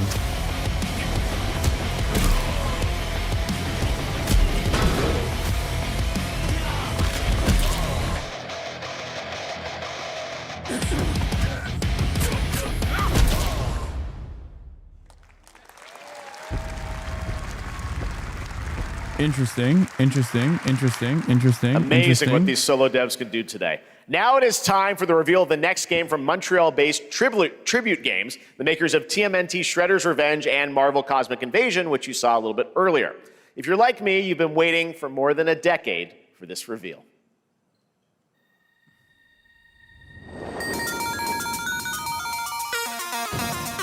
Indonesia on top. The vegans, the robots, the demons. Wow, it's Half-Life 3. Chat, it's Half-Life 3. They're announcing it. This is it. Everyone's losing their minds. Ew, Toronto DEI.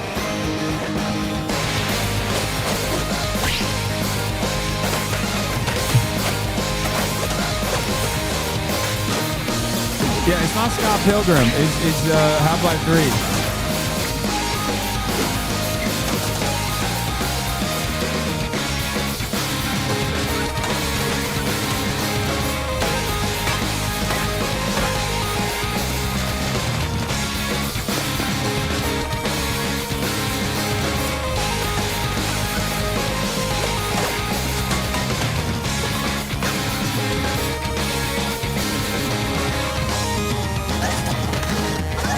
Oh, never mind. They no longer think it's DEI because they realize it's Scott Pilgrim. Never mind. Some of them still say it's garbage. Scott Pilgrim is back with his fists flying in a brand new brawling adventure in EX. You'll battle through space-time and the streets of my hometown of Toronto with Scott, Ramona, and 5 of their former rivals in this online 4-player co-op adventure with a story written by Scott Pilgrim creator Brian Lee O'Malley. All right, we're going to be right back. But first, we have a very special message from Maggie Robertson, TGA winner in 2021 for her performance in Resident Evil Village. Ah, there you are. Wait long. We've been preparing delightful ways to make you suffer. So enter the village if you dare. We've slashed the price to be lower than ever for you simple little man things. Mama! Still thirsty? Worry not. You ungrateful wretch. There's plenty more fun to go around. Now cease this foolishness and make your decision wisely. You're pushing 60? Yeah, so is your mom. So it's age appropriate when we fuck.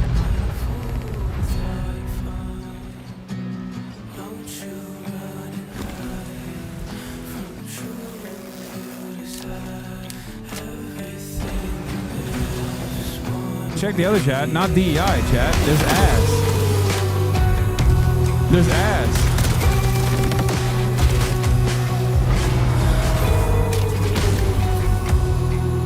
Bro, if the dudes look brolic and sexy in the armor and the women look scantily clad with the armor, then it's not DEI. If a 40-year-old man living in his mother's basement can masturbate to this ferociously, then it's not DEI. Someone also brought up something good. There's a grandfathered clause for DEI. If it's a DEI and woke game, but it's nostalgic. Team Fortress? Team Fortress 3?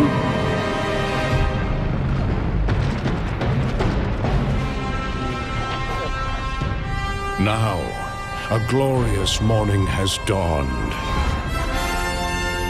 on something that's simply harder. Scum.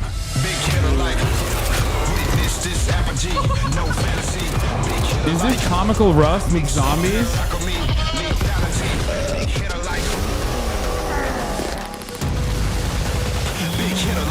What the fuck? Your hard just got harder. Scum is more akin to Daisy. I never play Scum. The first game was mega garbage. James Bond again. Boned. What are you doing here? Come with me.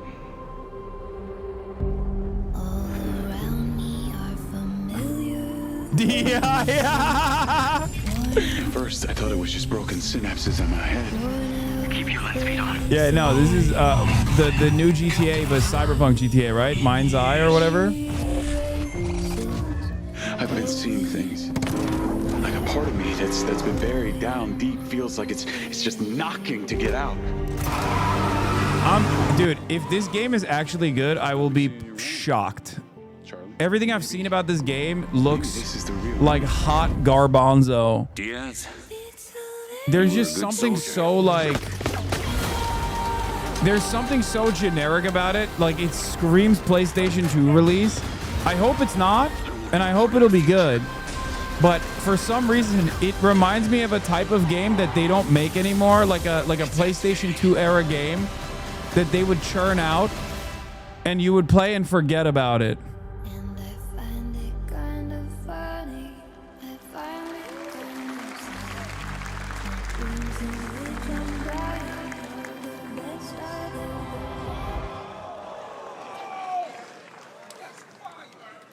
Hi everyone, I'm HasanAbi, CEO of ELONxTRUMP.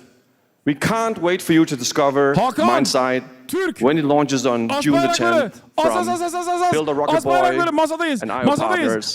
And yes, you may have noticed Agent 47 will be contracted for a very special assignment in Red Rock City. Assalamu alaikum, Hasan.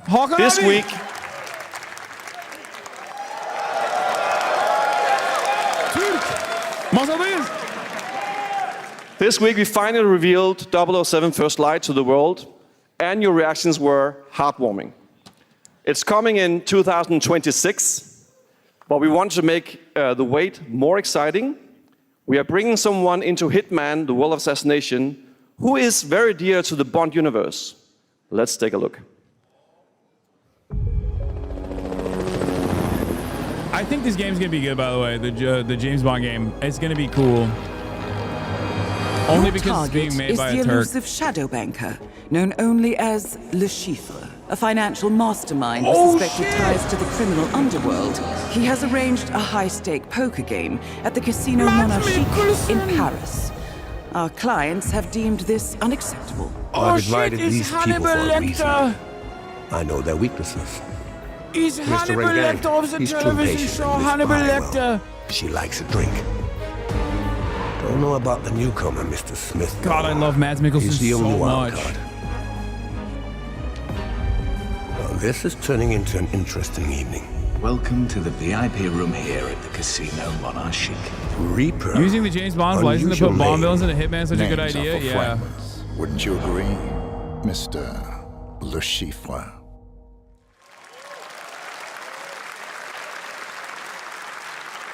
There you have it. Hitman and 007 are coming together in a very unexpected way. We know our players waited a long time for 007 First Light. Hasan! It's just around the corner. coming out next year. However, Hitman is live right now. So I thought, why wait? And I asked a fellow Danish friend to join me here. As a matter of fact, he is here with us today. That's right, everyone at Summer Game Fest, please welcome the great Mads Mikkelsen. You can't hide what you are, Hakan. You're a Turk first and foremost. God, Mads is so fucking cool. Oh my God, he's so hot. Good to see you, Mads. Thank you for Look how joining hot us. he Thanks is. for coming to Summer Game Fest. Mads, you are Cliff, but you're also Agent 47's next target as Le Chiffre, the villain we know from Casino Royale. Yep, that's it. And you know, this is, I've always had a deep love for this character. It's a role that means a lot to me because of a lot of reasons. So when Haggard gave me the chance to step into the shoots of Le Chiffre once again, I did not hesitate for 1 second. But this time is a little different. He's more confident. He's dangerous. He's not just a brilliant mind hiding behind a desk. He is visceral, unpredictable, and ruthless. And let's just say this time he doesn't outsource the violence anymore.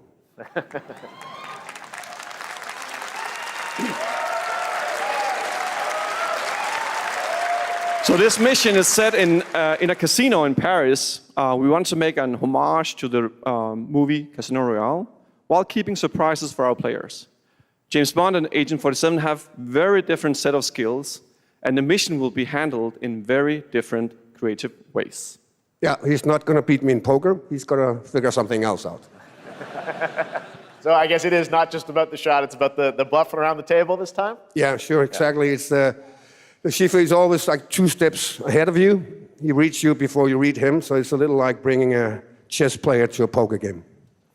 We built the mission to allow several parts, unexpected characters, appearances, and even custom poker mechanics. Wow, all right, well, when do we get to play this? That's the best part. We wanted to surprise you, so the team is updating the game as we speak. Le Chiffre, Elusive Target mission starts today in a few hours. For only 30 days, and if you play it, you will unlock a unique reward in 007 First Light. Amazing. All right. Well, Hakan, Mads, thanks for joining us for Summer Game Fest. Appreciate it, guys. Thanks for having me. Thank you so much. Thank All you. right, great to see you. Great stuff. All right, now here's the announcement of a new party game coming later this year that will delight LEGO fans, made with over 1 million LEGO bricks, 300 minifigures, and over 700 trillion minifigure combinations. It's Saturday night somewhere, so make some noise Bricks for off. LEGO Party! Get ready! For a nail-biting competition. We're minifigures, Dad. We don't have nails. It's an action-packed contest to collect the most golden bricks. But will you be helped by friendly krakens? Or hindered by evil monsters. Or lightly toasted by a flying lizard with wings? That's a dragon, Ted. And what about our amazing mini-games, Ted? We've got more of them than you can count. More than 10? It's actually more like 60. Whoa, that's a lot!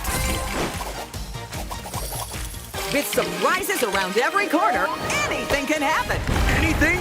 Anything. Anything? Yes, anything.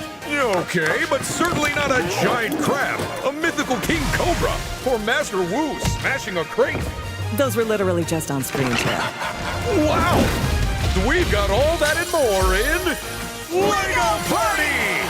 Baby game, let's go. I mean, they didn't even hide that it's like Mario Party, but Legos. And also, that is looking mighty tasty. Also, this looks good. Are people playing this crap? All right, next, a new look at a new team shooter from Dreamhaven and Moonshot Games. 20 players across 5 ships venture into the most treacherous region of space, hoping to get their hands on the artifact. The game is called Wildgate, and the open beta starts next week during Steam Next Fest. And we're also very happy to announce the game will launch on July 24th for PC, PlayStation 5, and Xbox. Let's see what it means to get into some serious space shenanigans. I gotta pee.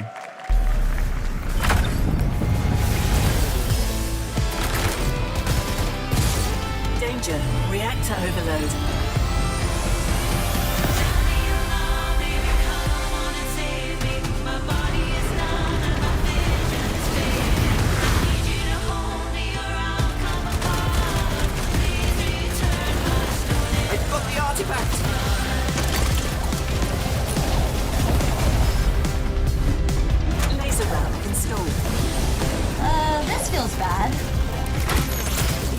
ship is flying.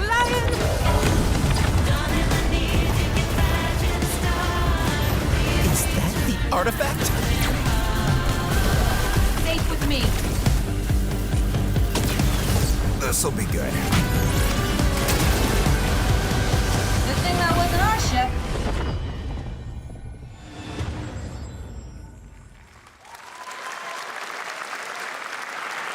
I'm proud to reveal to you the next game from Toronto-based Drinkbox Studios, the team behind the Guacamelee series and Nobody Saves the World.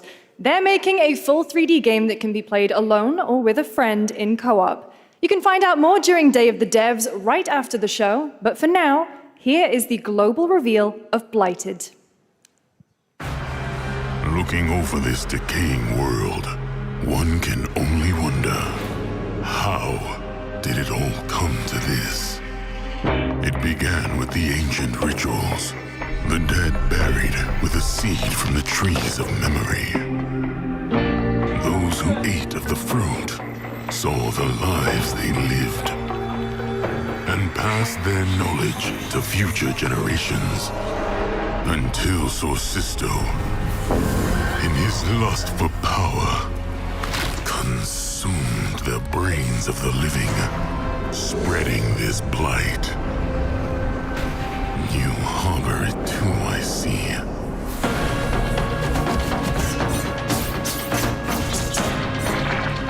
Who was kissing? Were Chowders kissing? No kissing! Scatter. Scatter.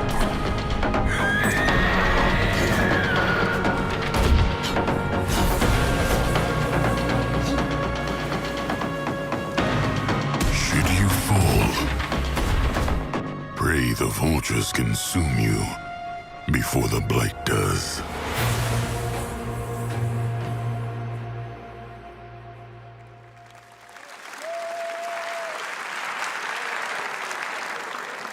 There is more Blighted coming up right after the show in Day of the Devs. All right, next is a first-person survival action horror game from Team Clout. It's a new team of 50 with founders in Canada and Armenia. They partnered with the new Munfish Powerhouse label to bring this insane Unreal Engine 5 game to life with unpredictable monsters and visceral dismemberment.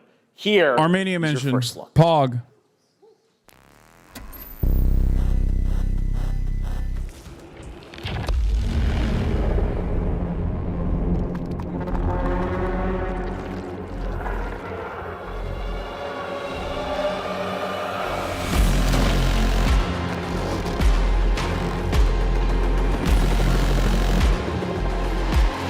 This is exactly what Armenia looks like, is what I would say if I wasn't a Turkish man and was capable of making jokes, was allowed to make jokes about Armenia. But as a Californian, I can say this is exactly what Glendale looks like.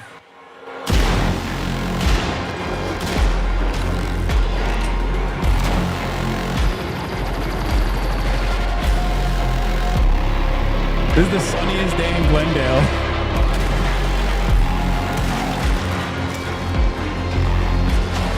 With a little bit of Canada in it, too.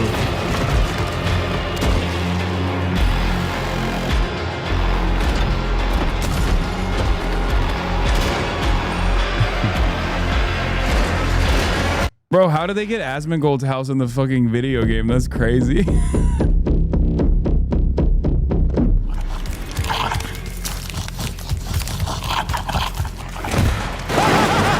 I love that. Poor little babies. All right, Mecha Break is one of 2025's most anticipated shooters, with its previous beta amassing over 300,000 concurrent players on Steam and 3 million players in total. In this game, you explore a sci-fi universe and pilot powerful mechs with immersive aerial and ground combat. As a top wish-listed game, players are clamoring to know just one thing: when is the release date? Well, here's Mecha Break's latest trailer with the answer you've all been waiting for. Growing Martian zones force the Thalassic Federation to advance its Project Enterprise.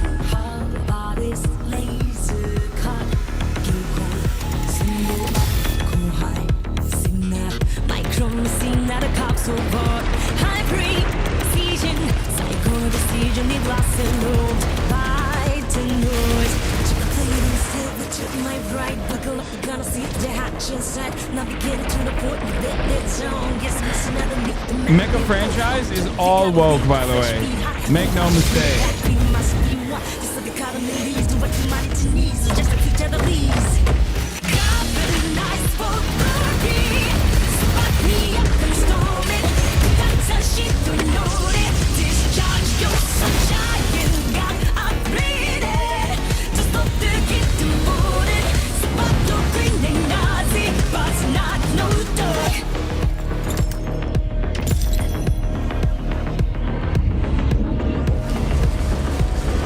Didn't know military industrial complex was woke. Literally every Gundam is originally made by a communist, chatter. What are you talking about? It's like anti-imperialist.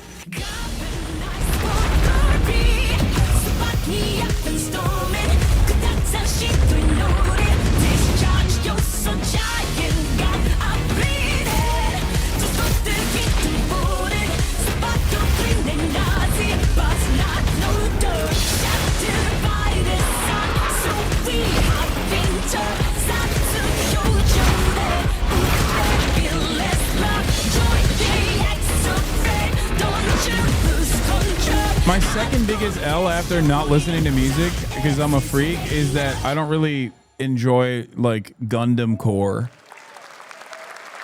That's like, I've never been able to get into In this next title, small-scale players traverse the oversized world around them, filled with local wildlife and hostile machines. I know, Built by a it's a small L, I know, and I don't 8-person eat studio. seafood either. This is Infinitesimals.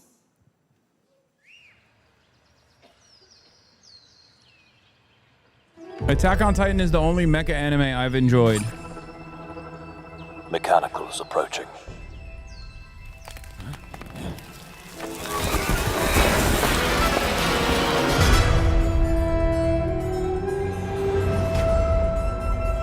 We must now face a stark reality.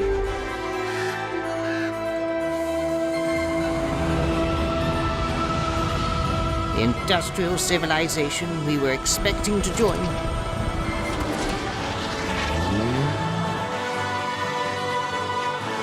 is no more.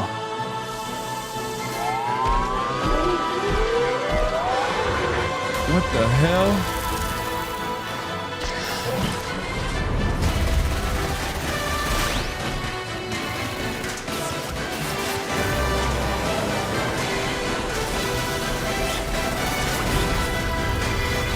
Whatever it takes, we find a way.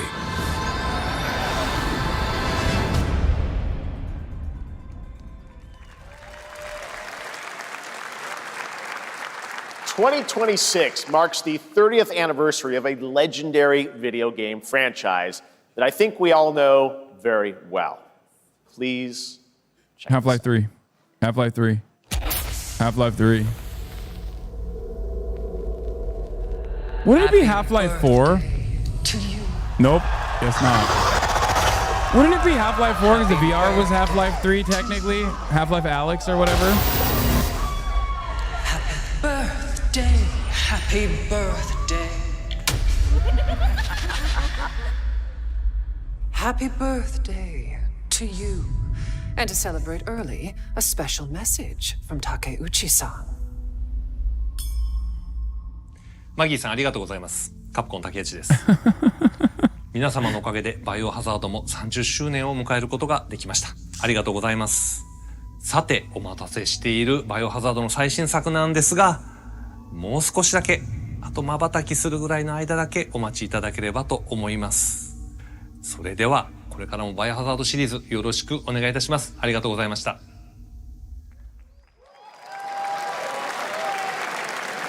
I need a glass of wine too. All right. Thank you, Takeuchi-san, for that very special message. We cannot wait for when the time is right to share more leading into the anniversary of Resident Evil. Now it is time for the next big update for a beloved franchise. Next time, Kenny.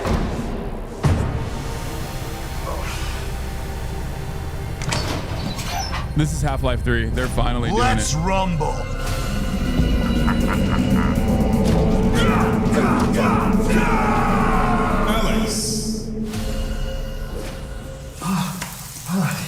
Wait. time I saw a bunch of this reminds me of the oldest Twitch memes, the gay one. What was it called? The two dudes in the locker room? Got you. Ingrid.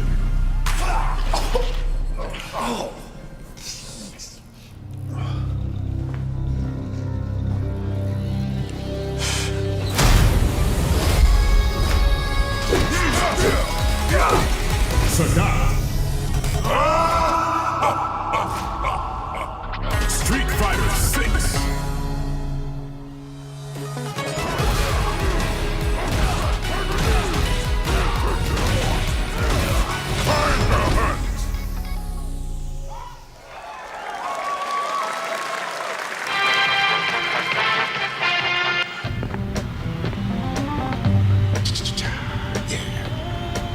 Flag time, baby.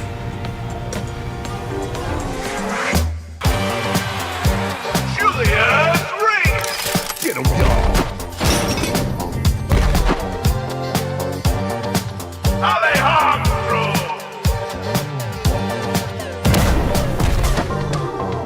Team Fortress 3.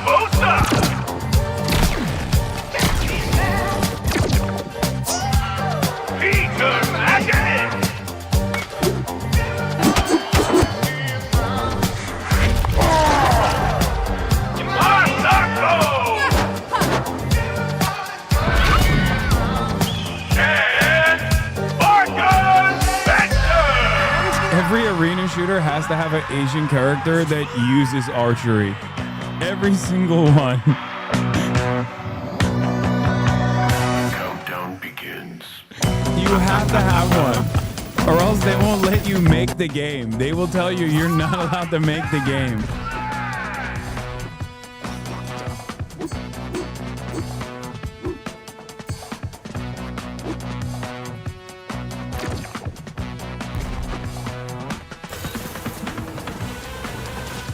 Yeah, either archery or swords, sometimes both.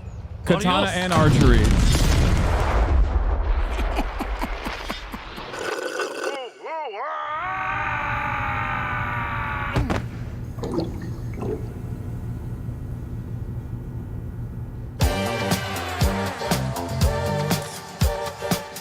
Wish list now.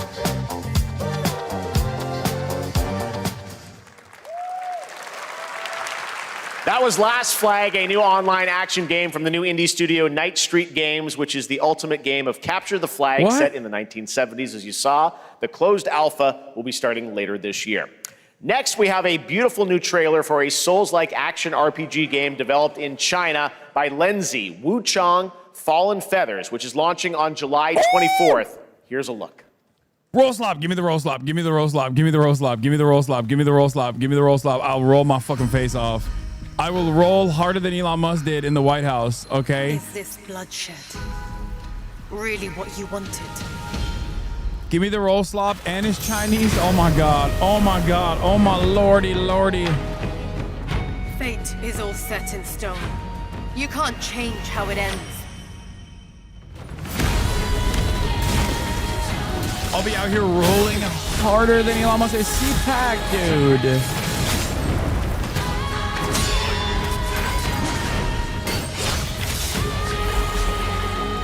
What is this? Okay, I'm already invested. I'm already invested. Give me some iframes. Give me some Chinese mythology maybe in there. Oh my Lord.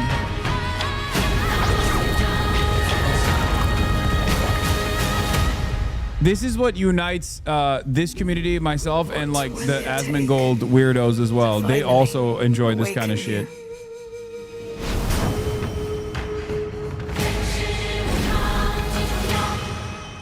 Oh, hell yeah.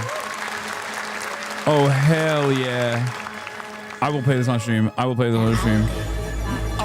Gotta rescue mom. This is what we gotta protect. We cannot choose when people's dreams get snatched up out here. Find Inspector Death, find RZA, find Master Kill, find Jizzle, find Method, find Omari, find you, find Killer, find Ghostface Killer. Where is the Wu-Tang Clan. DEI, bro. They're calling Wu-Tang Clan DEI. That's fucking crazy. BLM the game. George Floyd. Diddy prison 2. Find Diddy.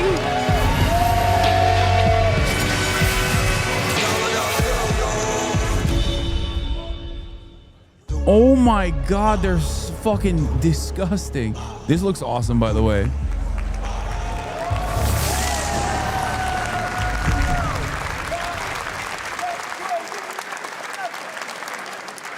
Which one is Ghostface Killer fat is calling guy? on you to rescue his Wu brothers. Wu-Tang Rise of the Receiver is a new co-op action RPG with anime-style fighting, and it's the debut title from the 53-member Brass Lion Entertainment.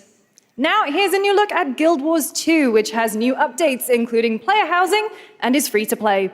This weekend, to celebrate SGF, you can take advantage of double XP all weekend long.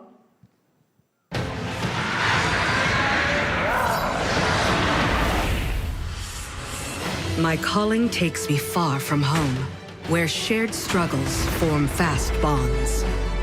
My greatest advantage? Adaptability. Their greatest weakness? Me. My story. My story. My story is yours.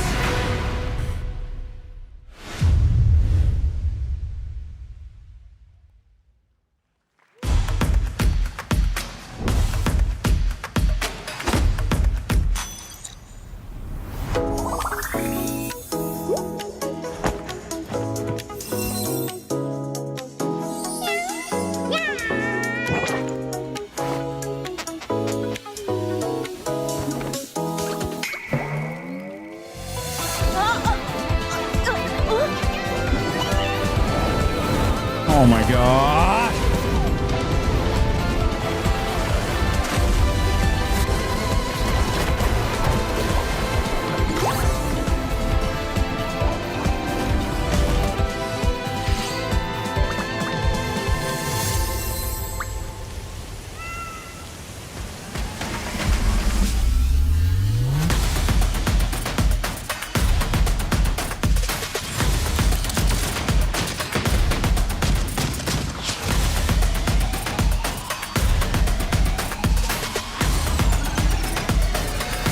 I'm not gonna lie, I take back what I said about not allowing gacha, because honestly, gacha is like cancer. Like a little bit of gacha means it all turns into fucking gacha. Everything turns into weeb anime slop.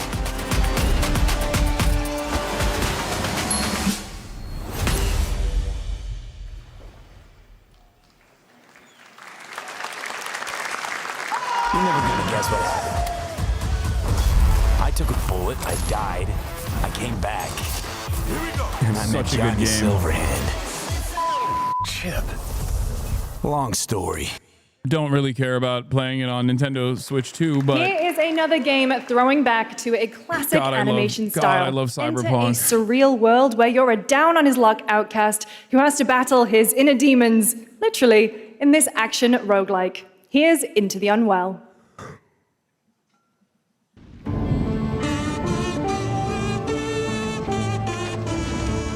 Cyberpunk is so good.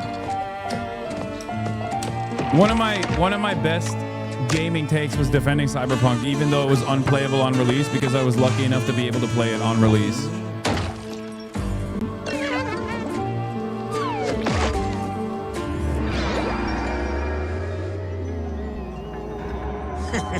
Is this a furry game? Another relapse, huh? Get well soon.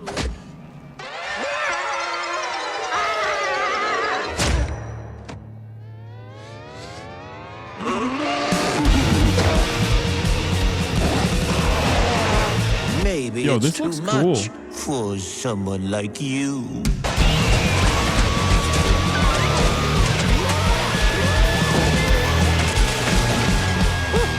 Delusional.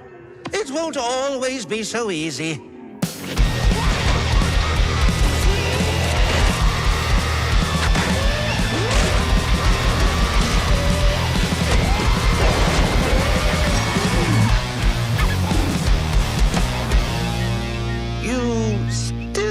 a little unwell.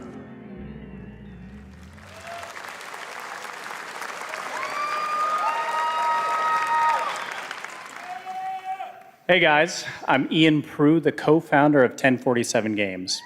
What the fuck When is we this started hat? Splitgate in our dorm room, we just wanted to make a game we could play with our friends. And 20 million of you played What with the us. fuck, bro? That shit Now, gave me with the help from our whiplash. amazing What are we community, doing? We've built Splitgate 2.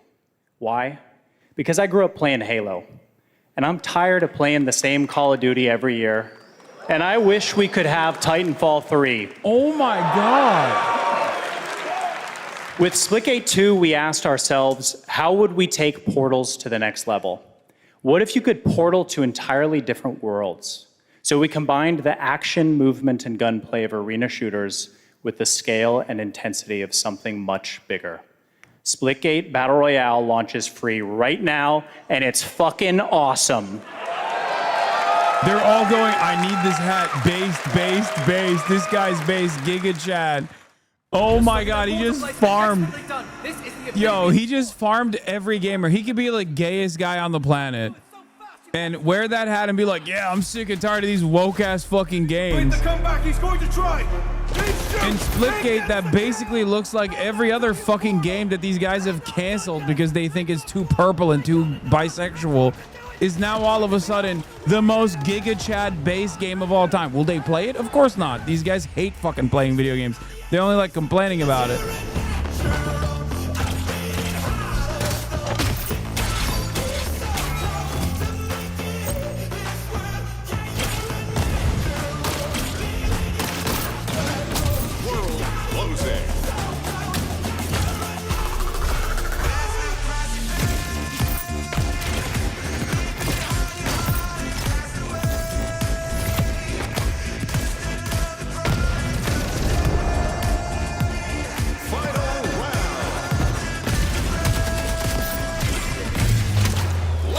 Ruined by song, trash music. This is Splitgate. It's a pretty good game. This actually don't look too bad.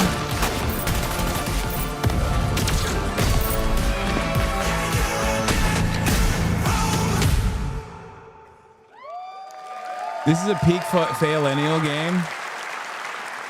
Now we are honored to showcase the latest project from the talented minds at RGG Studio in Japan.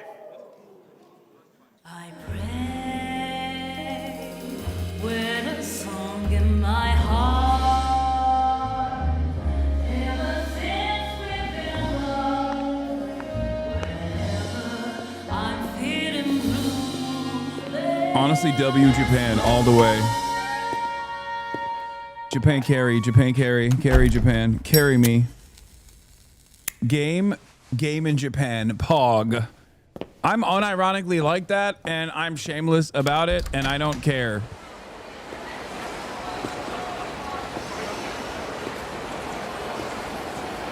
Oh my God, look at how sick that is. Ryuga Gotoku!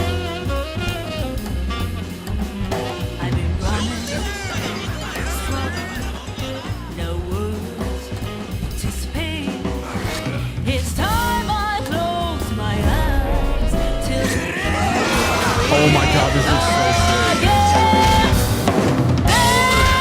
This looks so sick.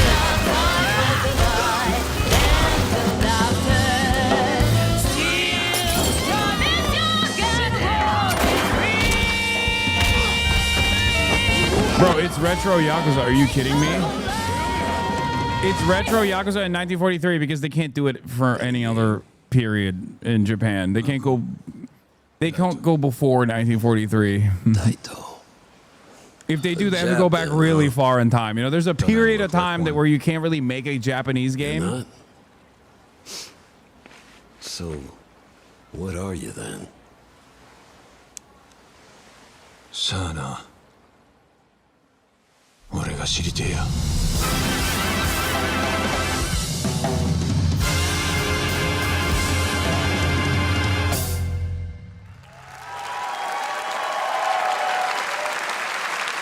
Let's just say it would be like, you know, setting a video game in Project Century set in 1939 1915, Germany. And now the full name has been revealed. Stranger Than Heaven, the brand new title from RGG Studio. This time Think it's about now it. 1943.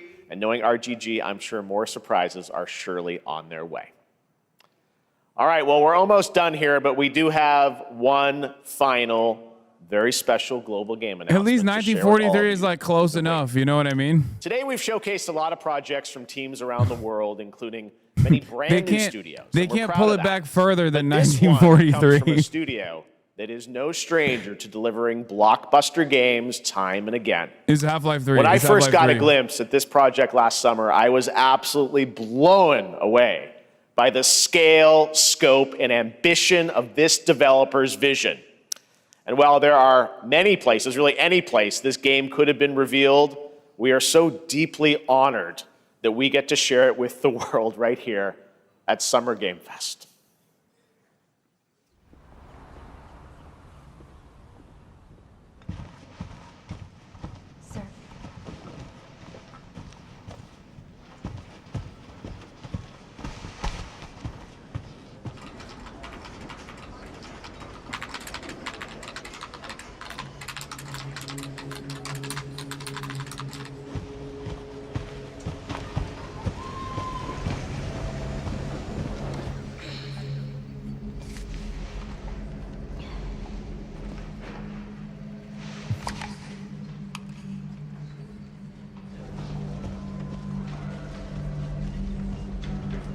Grace.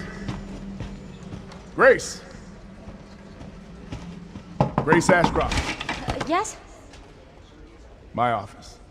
Oh, DEI. coming.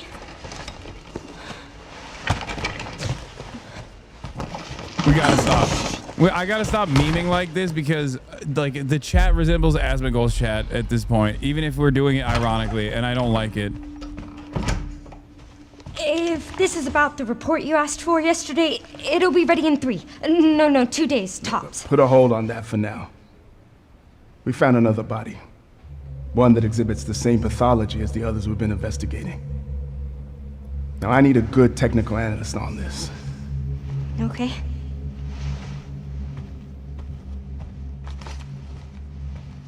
I need your eyes on the crime scene.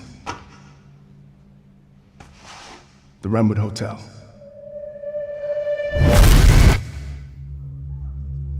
I know that's where your mother was murdered. Alyssa died 8 years ago. Perhaps it's time for you to face the past. Grace.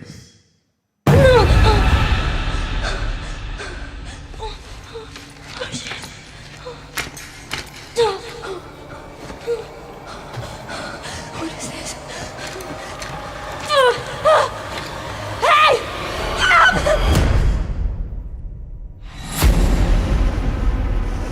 Stay close.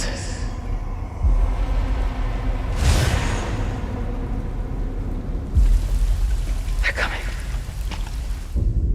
I know now that you're the one that I've been searching for. The special one. The chosen one. Miss Ashcroft. Investigating all these strange deaths, huh? We need to keep our voices down. Have you seen the same shit I've seen? Please know that you are my hope. Everyone's gone. Stay away from that!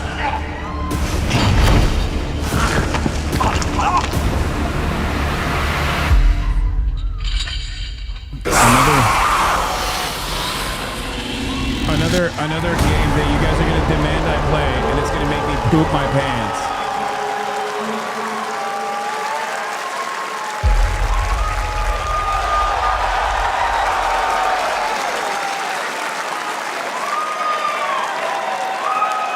There you have it, Resident Evil Requiem. And it will be playable to fans this August at Gamescom, where we'll also be hosting Opening Night Live on Tuesday, August 19th. Resident Evil Requiem marks a bold shift for the franchise, both in tone and gameplay, and today's reveal isn't just about survival horror. Expect high-stakes cinematic action too, with much more to share soon leading up to its launch on February 27th, 2026. Amazing. Okay, I have enough time. Thank you, Capcom. That was an amazing announcement. Glad we kept it a surprise. All right, that's going to do it for our live Summer Game Fest show. Let's thank our co-host, Lucy James. Didn't she do a great job, everyone? Good job. Lucy got to see the trailer for the first time. I know. I can't believe it. You kept that so secret. Very top secret. All good. All right. Well, there's much more Summer Game Fest to come. Make sure to visit summergamefest.com to see a listing of all the digital events this weekend. You can watch and to highlight even more games, including the Xbox Games Showcase on Sunday. And stay tuned online to see coverage of many of the playable games at Summer Game Fest Play Days that's taking place this weekend in LA. And make sure to stay tuned for Day of the Devs, which is coming up next with additional new reveals from incredible independent studios around the world. And what is this?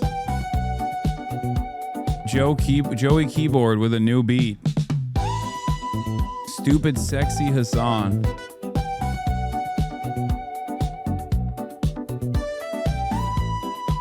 That was a decent show, I think. Half-Life 3 on Sunday. Yeah, that's gonna happen. Every day, every night, I can't sleep. Always running through my mind. Please just let me be. There he is in my sight, lying next to me. Gotta try. Set my mind right, so I turn on the TV and see Stupid Sexy Hasan. Stupid Sexy Hasan. Stupid Sexy Hasan. Stupid Sexy Hasan. Stupid Sexy Hasan. This is great. Stupid Sexy Hasan. It's a banger. All right, we got to put this on the intro playlist.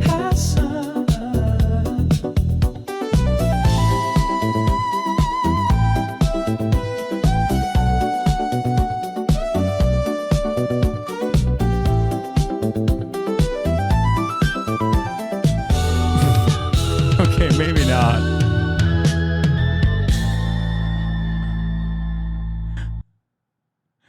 I didn't realize until the end what was going on.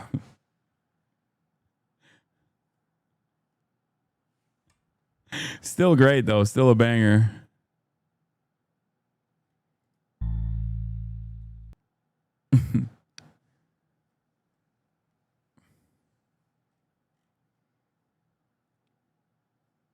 You bit his hand and he got the head shrinking disease? Yeah. Head was too big in the video? Okay, calm down. Calm down, everybody. All right, let's get back to the news, okay? White boys are waking up. If you're an American who hates Islam, I can prove to you that America would be better if it operated under Sharia law. This would mean we would have no interest-based banking system, which would mean no student debt, no credit card debt, no housing collapses. Crime would start to immediately plummet because Sharia law... What the fuck is going on? Bro, oh my God. Oh my God. Hold on. This is the Islamic banking guy, right? Is this the guy that actually, this guy's a Muslim. Yeah, halal money. Bro, this is a real guy. Oh my God. I've sent this guy to Felix before. This guy showed up on my fucking Instagram. Bro, this dude showed up on my Instagram scrolling sessions. Okay. He showed up on my fucking Instagram reels. White boy goes to London one time, instantly hit with a Sharia ray. This guy is crazy. He sells like he sells like a course on what he has, like a thing called like halal Fortune 500 or something. Hold on one second. I got to find his like other banger. Well, it's not even a banger. It's like, this guy's sincere, by the way. Canyon Mims, the money Muslim on Instagram. How to be a millionaire as a Muslim. How to make $500,000 dollars as a Muslim. His Instagram is called The Money Muslim. And he literally sells like Muslims a halal way to engage in usury. Yeah, he's basically Halal Ludwig. Sharia law has real punishments for real crimes instead of just throwing someone in a jail cell. We would no longer have alcohol, which would mean no drunk driving, closer families, and 95,000 less people would die each year. Our poverty issue would completely vanish because the rich would be required to take care of the poor. So people like Elon, people like Jeff Bezos would be required to take care of everybody who's homeless right now. Gambling would be outlawed, prostitution would be outlawed, both things that tear apart families and tear apart our current generation. Women would finally be protected and not used as these objects that we use for advertising, disrespecting them. And before you get emotional, take a second to look at real prospering Islamic nations. They have the lowest crime, they have the happiest population, and they have the best economic system. The data doesn't lie. I'm not making any of this up. If America was operating under Sharia law, it would be a safer place, it would be a better nation, and everybody living there would have... Yeah, all Muslim countries famous for having zero poverty and zero depravity. Yeah, if you go to the Gulf nation states, they're famously so good at treating their citizens very well, and also simultaneously never engaging in like slavery, for example. Yeah, no depravity here. Welcome to Dubai. Have a better life. I'm an American. I'm saying this not to bash on America. I would love if my country operated under Sharia law. And if you disagree with me, it's only because you're uneducated. Sharia law is not violent. It stops violence.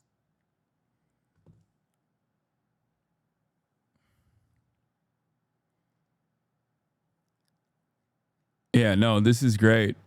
No notes. What do I say about this? No notes. Anyway, LA's about to start getting lit on fire soon. Yeah, I've been hearing a lot of people talking about this. LAPD is collaborating with ICE. This is outside of Ambience Factory. Another clear example, the LAPD and the city of Los Angeles collaborating with ICE, proving that the sanctuary city was always bullshit. Mayor of LA Silence supports this. Apparently, Homeland Security and ICE is raiding a downtown Los Angeles warehouse right now. They've locked the doors and holding the employees inside.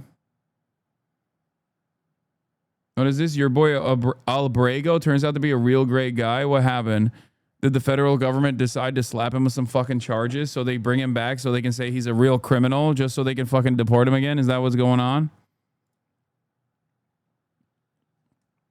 This is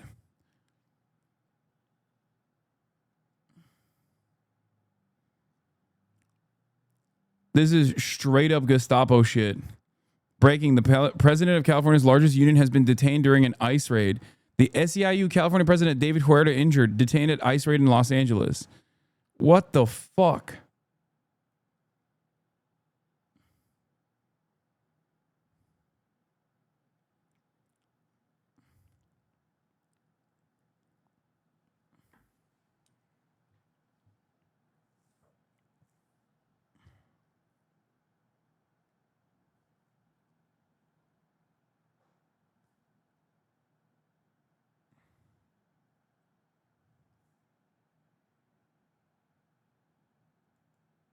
Mayor Karen Bass says, we will not stand for this. This morning, we received reports of federal immigration enforcement actions in multiple locations in Los Angeles. The mayor of a proud city of immigrants who always contributes to the city in so many ways. I am deeply angered by what has taken place. Okay, why the fuck did the LAPD also do a perimeter outside of the ICE enforcement action? Like, you're the mayor, Mayor Karen Bass. You have control over your fucking goons. That's crazy.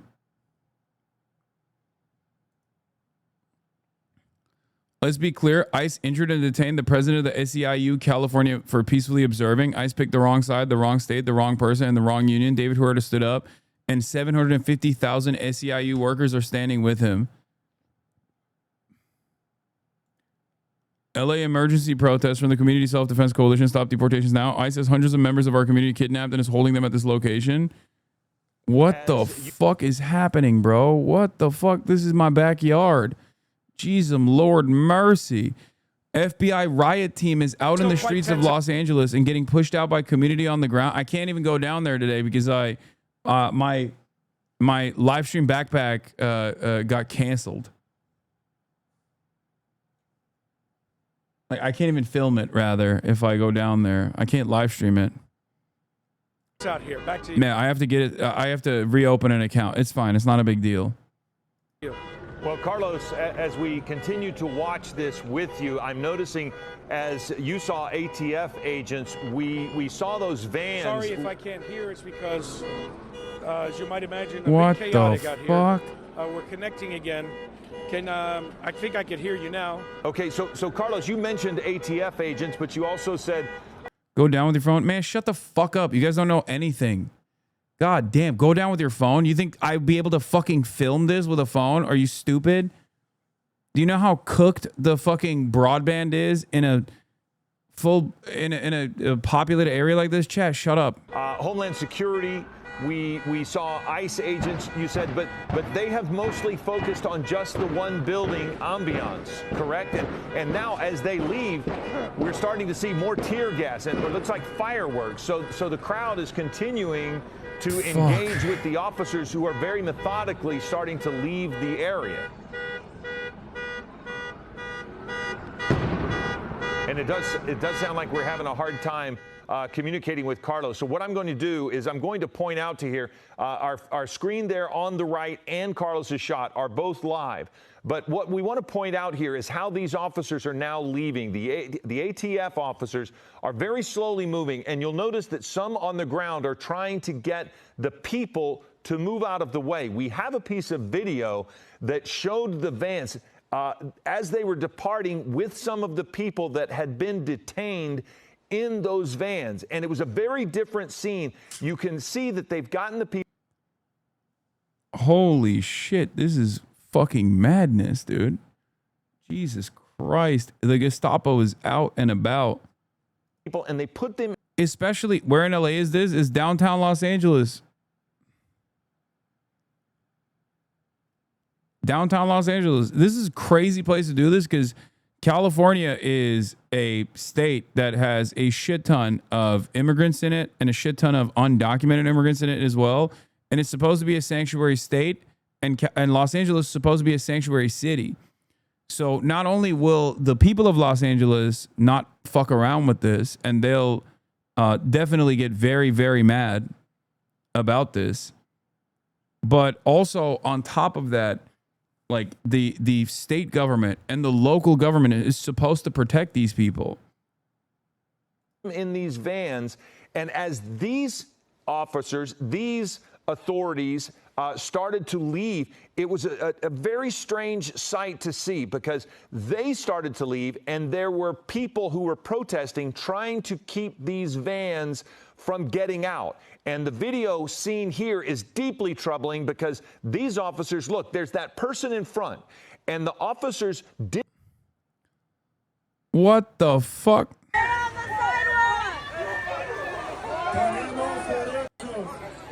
Stay on the sidewalk, please. Stay on the sidewalk.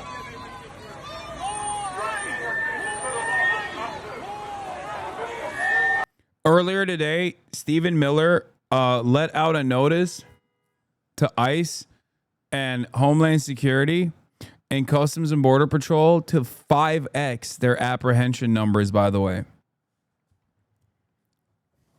This is the result of that.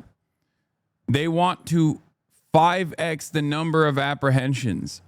And obviously because all of the actual fucking criminal migrants were already being prosecuted by the previous administration, as I told you, the only people that they can actually get are non-criminal migrants that are waiting for asylum. And another way to try and boost those numbers and continue mass deportations is trying to have people with asylum cases that are already on the court docket come into the courts and then apprehend them at the hallways of the courts. Like they bring people in and they're like, oh, here's your regular fucking court order date. And they go into the court, they talk to the judge, they walk outside and they get apprehended. They're honeypotting people who are lawfully cooperating with the federal government. They did this with Mohsen Mahdawi as well, if you remember, where he was a green card holder who went into a naturalization ceremony where they fucking kidnapped him. So he wasn't even like an undocumented migrant and an asylum seeker with like the proper documentation waiting for his application to be fulfilled, which again is legal. Just so you understand, those people are legally working on U.S. soil. These are people that are more often than not legally working on U.S. soil. They have a court date. They're waiting for their documentation to clear. They're not like illegally crossing the border and then hiding from the authorities. These are people who are collaborating with the authorities and going through the lawful process of getting complete permanent legal status. In response to the claims of immigrants detained in the basement of a federal building in LA after their ICE check-in, a DHS spokesperson has issued the following statement. Those arrested at executable final orders of removal by an immigration judge and had not complied with that order. If you are in the country illegally and a judge has ordered you to be removed, that is precisely that will happen. During the Biden administration, thousands of illegal aliens, including violent criminals with final orders of removal, were on ATD and were allowed to roam our communities. This should never have been the case. Thanks to the leadership of Secretary Nolan and President Trump, the proper policy is back in place. It's bullshit.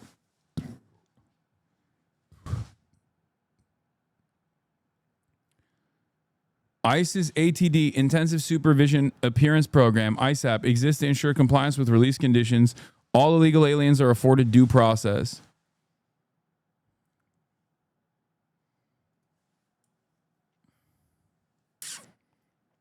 New, Ben Schrader, the former chief of the criminal division for the U.S. Attorney's Office in Nashville, resigned following the office's decision to seek an indictment against Kilmar Abrego Garcia. Sources familiar with the matter tell ABC News. This is the other side of the story that we're going to talk about. We are obviously going to have to wait for more details to come out, but this resignation really puts the administration's allegations in context. Based on the indictment, couldn't the drivers of the buses that Abbott hired to transport migrants be prosecuted since they drove people from Texas to New York? How was that not human trafficking? That was human trafficking.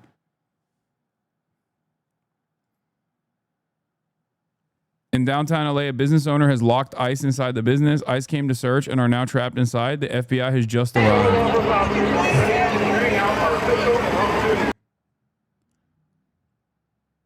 Eggs are being thrown at the agents and vehicles. FBI's on screen. FBI's on scene. Things are calming down in LA.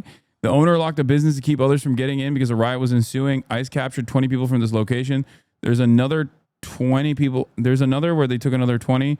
Crowds were not letting the agents leave, and ICE called FBI for backup. The crowd turned into a mob for a while. This is a fucking right winger, by the way, covering this. So just understand why they're saying it like this. This is how they're framing it.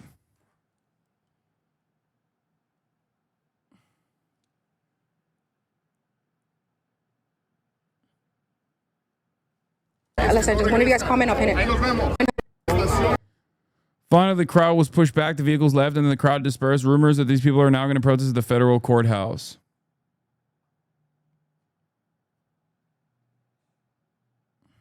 Maybe the crowd was illegal also. Probably.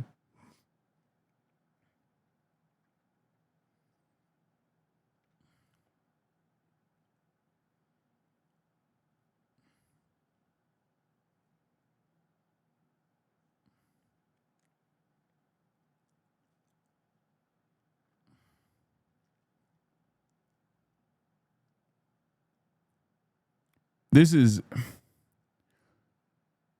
a new level of insanity. We'll talk about the Kilmar Abrego Garcia situation as well.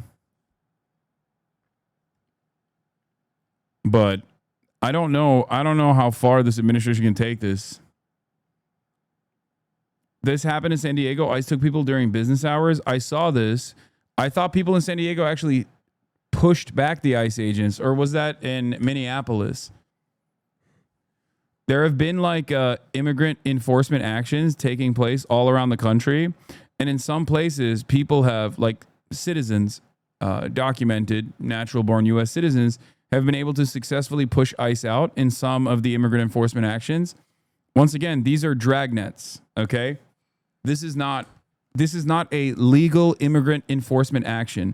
This is a dragnet applied against as many fucking people as possible with no actual reason, no real like criminal complaint or anything like that. What in a lot of these circumstances, what these guys do, what the administration does, by their own admission, is to basically claim, or not claim, but like change the court dates of undocumented migrants, or rather not undocumented migrants, but like migrants that are waiting on their applications or their court dates, hoping that some of them will not actually arrive at that court date, hoping that some of them do not have constant contact with their immigration attorneys, and don't have like up-to-date information with the courts in general, so that when they are not properly informed of their court dates, because the court dates changed, for example, they can turn around and say, oh, they didn't show up. This means you're done. This means that you are now officially illegally on U.S. soil. And they do this so they can turn around and apprehend people. Remember, these are not people that are unwilling to cooperate with local law enforcement and federal agencies. These are actually the people that are cooperating with the federal agencies. Make no mistake. They are easier to apprehend. That's why the people, it's not done at the point of like, criminality. It's not done at the point of like severe and heinous violent crimes or anything. It's done at the point of convenience to the state. It is the most convenient people that you can apprehend. Those who are cooperating with the federal agencies, thinking that, there is a rule of law, thinking that the rule of law is actually being followed, when clearly there is not a rule of law being followed here. And also, they're not too cowardly to go after the real criminals, okay? That's not true at all. It's just that the real criminals are already being gone after. They have been. This is why I kept saying over and over again, the notion that the Biden administration wasn't actually properly prosecuting people that have done crimes because they're undocumented was fucking insane. That's not real. That's not a real situation at all. Undocumented migrants are responsible for less crimes than natural-born U.S. citizens are. Undocumented migrants are responsible for less crimes per capita than natural-born U.S. citizens are. The increase in crime is greatly overstated, greatly overblown, sure. But even the marginal increase and then decrease in crime has nothing to do with waves of migration into the country. Okay? Here is Associated Professor of Public Policy at UVA, Baton, John B. Holbein, saying immigrants have had lower incarceration rates than the U.S. born for 150 years. Immigrant incarceration rates have declined since 1960. Immigrants today are 60% less likely to be incarcerated. This decline is a far broader divergence of outcomes between less educated immigrants and their U.S. born counterparts. There is, since the 60s, there has not been, not this year. No, they're deporting people for tickets and shit, literally anything they can, not this year. There has never been a point where undocumented migrants have done more crime per capita than natural-born U.S. citizens. Natural-born U.S. citizens are responsible for the overwhelming majority of crimes, and they are responsible for a higher share of crimes adjusted to their population numbers. Okay? This is the truth. This is the fucking truth.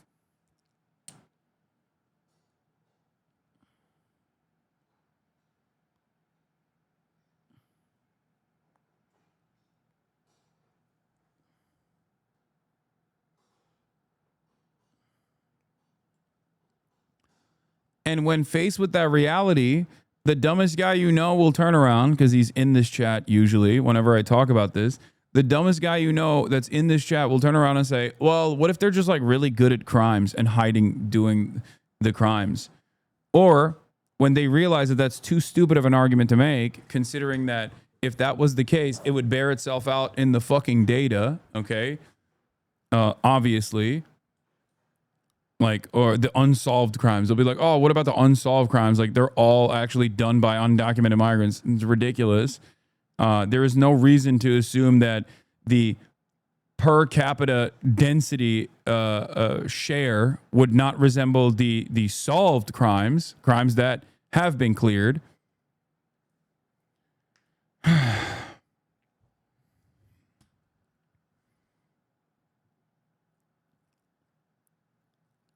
But also, the last bastion of the last line of defense here is to just simply say, well, crossing the border is a crime. So is fucking jaywalking, you know?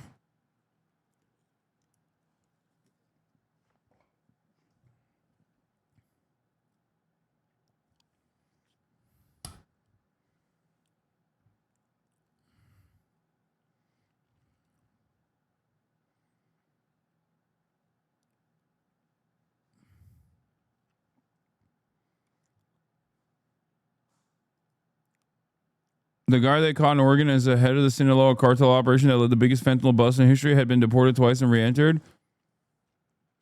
Deporting someone doesn't mean they won't come back. Well, there's that too, but these aren't fucking the head of the Sinaloa cartel. These are just like regular ass people that are awaiting their fucking court dates while they work. What's the argument for mass migration? Hasan. Who commits the most crimes per capita? Natural born U.S. citizens do. American citizens do. Are you trying to say black people? Is that what your argument is going to be? Do you think the likelihood of someone committing crimes is born out of their material circumstances or some other reason, like their culture or their racial got 'em? No, you didn't. You didn't get me at all. You're not listening to my words. Undocumented migrants, despite the fact that they actually comprise of a much poorer group of people from all around the world, by the way, many different demographics, many different ethnic backgrounds, still actually underperform on criminality as opposed to natural born U.S. citizens who obviously have a higher likelihood to commit crime depending on their financial status. Also, this is still an idiotic fucking argument. The per capita argument on the other side is not an indication of criminality for this group. You don't say every man is a criminal when, 90+% of all violent crimes are committed by men. Okay? You don't say every white man is a pedophile rapist when the overwhelming majority of pedophile rapists are white men. So why is it that you turn around and you go, black people surely are committing more crime per capita?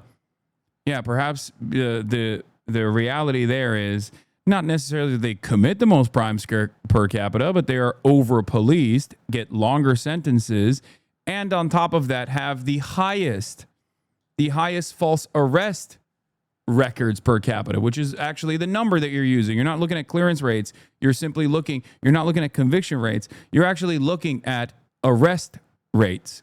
Of course, a community that is over-policed will have more fucking arrests, partially because policing is very racist in this country.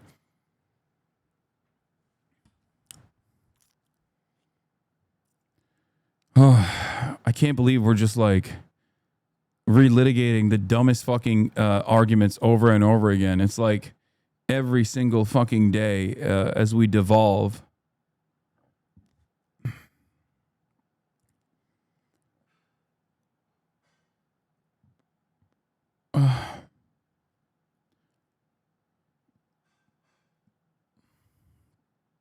I mean, isn't it better to go through the justice system if someone's committing these heinous crimes they're saying, not just deport them? Obviously, the overwhelming majority of these people being targeted are not criminals and it's just racism, but by even their own logic, deportation doesn't solve the problem.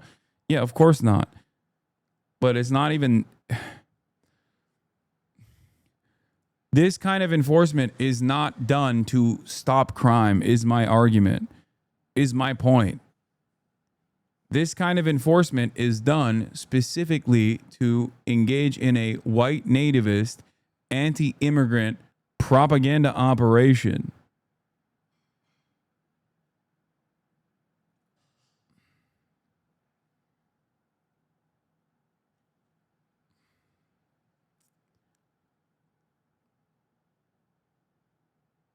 if that was the case, if they were actually apprehending fucking violent criminals that were previously left unapprehended as a consequence of their undocumented status in the previous woke administration, then there would be a shit ton more people that they would be apprehending and showcasing the criminality of. But they can't. That's why 90% of the fucking people that they sent to CCOT in the first batch of mass deportations had no criminal record whatsoever, or at most had like unpaid parking tickets. Okay? There were people that have been on U.S. soil for 15 plus years that literally had one trespass violation. That's the reason why they got fucking deported to CCOT. They got kidnapped and deported to CCOT, a slave labor colony. Think about how psychotic that is. That's how little we care about the humanity of brown people in this country, undocumented migrants in this country, that we will use their mass deportation as a not like a real fucking reason, but instead just to do propaganda. It's that crazy. It's that little. There's that little value to the lives of all these fucking people. It's incredible, dude. Anyway, speaking of people that the government, the administration clearly doesn't care about the livelihood of, Kilmar Abrego Garcia appears in court charges on helping traffic thousands of migrants. That's what they're claiming, okay? They are bringing back Kilmar Abrego Garcia into the United States from, first he was sent to CCOT, if you recall, and then a big fuss was made about this by even some Democrats, luckily. And then, what? But you devalue them when you sympathize with Trump supporters, Hasan? What?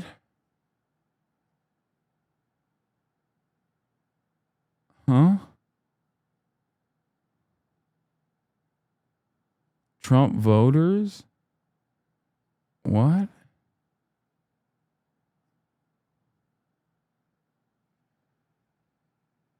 What are you saying? What the fuck is wrong with you? Understanding why people are duped into voting for Trump is an important part of my job as a political commentator. Trying to stop them from making this mistake again is also an important part of my job as a political commentator. Okay?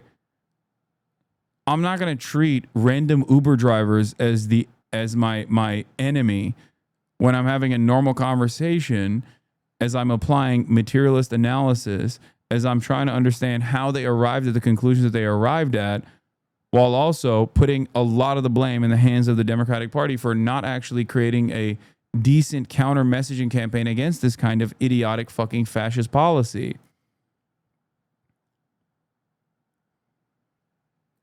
At no point do I approve.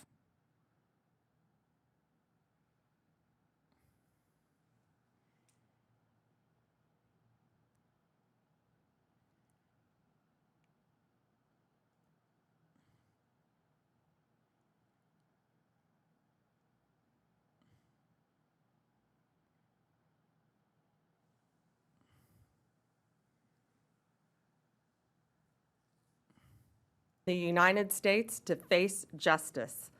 On May 21st, a grand jury in the Middle District of Tennessee returned a sealed indictment charging Abrego Garcia with alien smuggling and conspiracy to commit alien smuggling in violation of Title 8 USC 1324. We want to thank President Bukele for agreeing to return Abrego Garcia to the United States. Our government presented El Salvador with an arrest warrant, and they agreed to return him to our country. We're grateful to President Bukele for agreeing to return him to our country to face these very serious charges. This is what American justice looks like. Upon completion of his sentence, we anticipate he will be returned to his home country of El Salvador. The grand jury found that over the past 9 years, Abrego Garcia has played a significant... He had no charges before this. They just fucking whipped up a mock charge so they can fucking charge him with something, anything, so they can then turn around and say, haha, we told you so. This guy's actually a real fucking criminal. Make no mistake, Kilmar Brega Garcia was not sent away to El Salvador for the charges that they're now applying after the fact. Okay? And for the record, these charges are not convictions. And obviously, in the upcoming days, we'll pay close attention to what these charges might be. But it is fucking crazy. It is crazy that they're trying to post hoc rationalize this unjustifiable and illegal deportation campaign after admitting that they made a mistake in deporting him to El Salvador to begin with.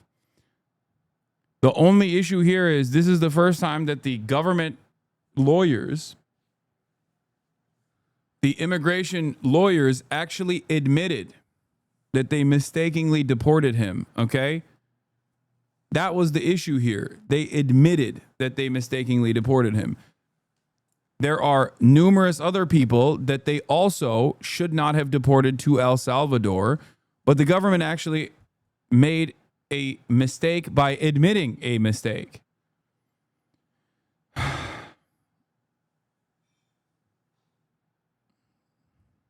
That's it.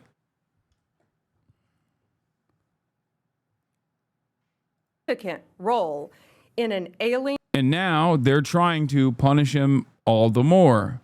They're trying to bring him back into the country, and they're trying to do this mock trial after the fact so they can do a post hoc justification for why they deported him to begin with, even though they admitted that they mistakenly deported him and it was illegal to deport him to El Salvador.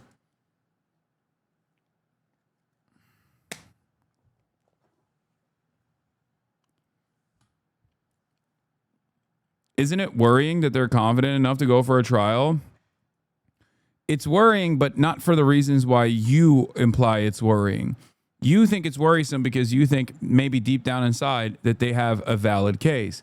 I think it's worrisome because it is an erosion of justice that they actually have the confidence of post hoc rationalizations for a false immigrant enforcement action that they recognized was a mistake. Do you understand?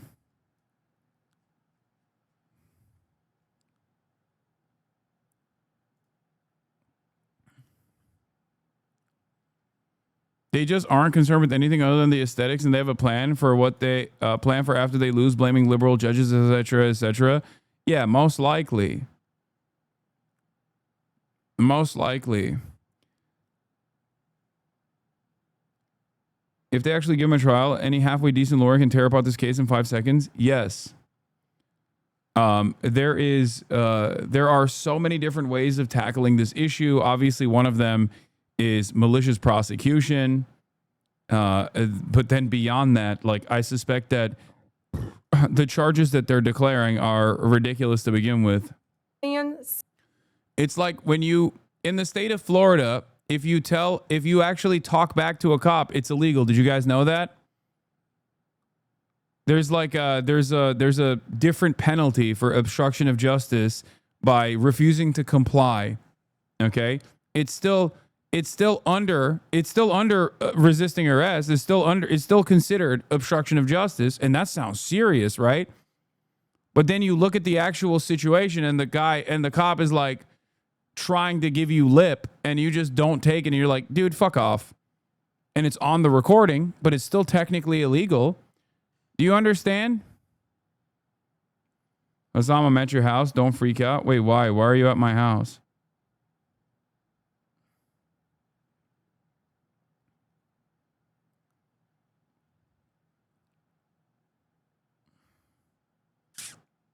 They were about to get sanctions from a judge for making no effort to return him, so they decided to do this to avoid the sanctions.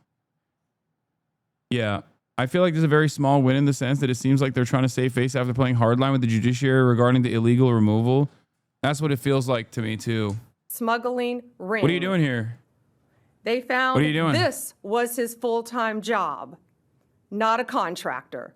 He was a smuggler of humans and children and women. He made over 100 trips, the grand jury found, smuggling people throughout our country.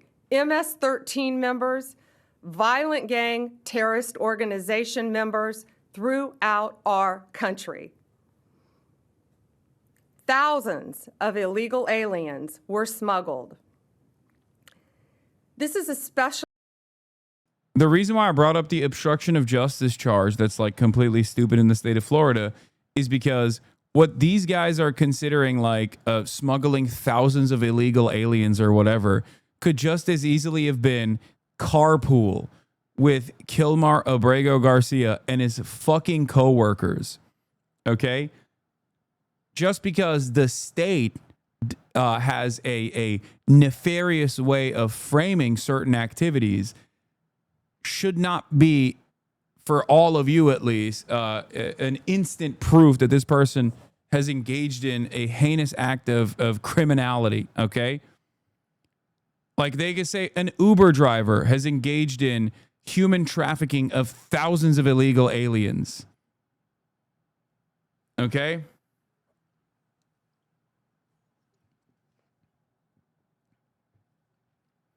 I don't know. I don't know what it is. But what I do know, I don't know what it is that they're charging him with or like how much truth there is to the claims. But what I do know is this. None of this was the reason why they fucking deported him.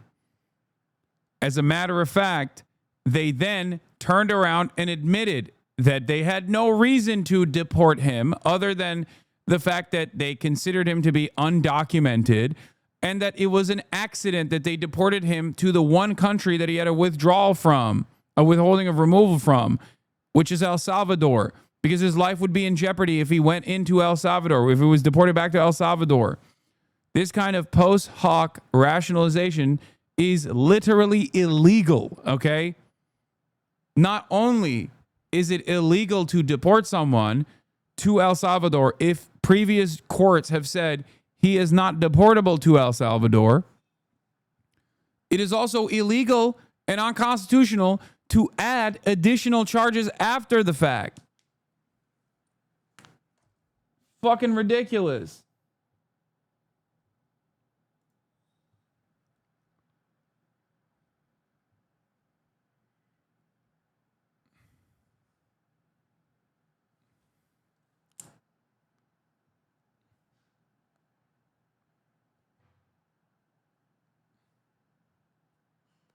I like that they're just claiming he's a MS-13 undocumented migrant trafficker. Actually disturbing because Abrego Garcia is also alleged with transporting minor children. The defendant traded the innocence of minor children for profit.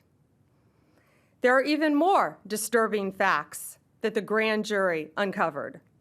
It is alleged this defendant is part of the same smuggling ring responsible for the death of more than 50 migrants in 2021 after the tractor trailer overturned in Mexico. This is part of that same ring. The defendant abused undocumented alien females, according to co-conspirators who were under his control while transporting them throughout our country. This defendant trafficked firearms and narcotics throughout our country on multiple occasions. What? They were using vehicles, SUVs, with added seats in the back, floors that had been ripped out, guns, narcotics, children, women. What is insane about this story, once again, is if that at his point of deportation, by the way, it still would have been illegal to deport him to El Salvador. But if all of this evidence supposedly was used in a court of law to engage in a lawful removal action, okay, then there would be no back and forth, no media controversy surrounding Kilmar Abrego Garcia's detention and unlawful deportation to El Salvador. Well, not to El Salvador.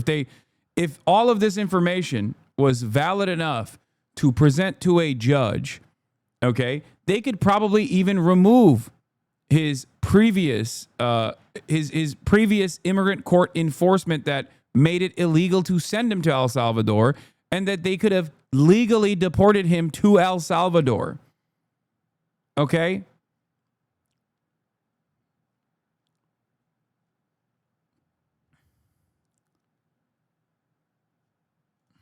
MS-13 members. That is what the grand jury found.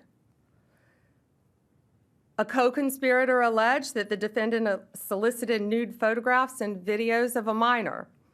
A co-conspirator also alleges the defendant played a role in the murder of a rival gang member's mother. These facts demonstrate Abrego Garcia.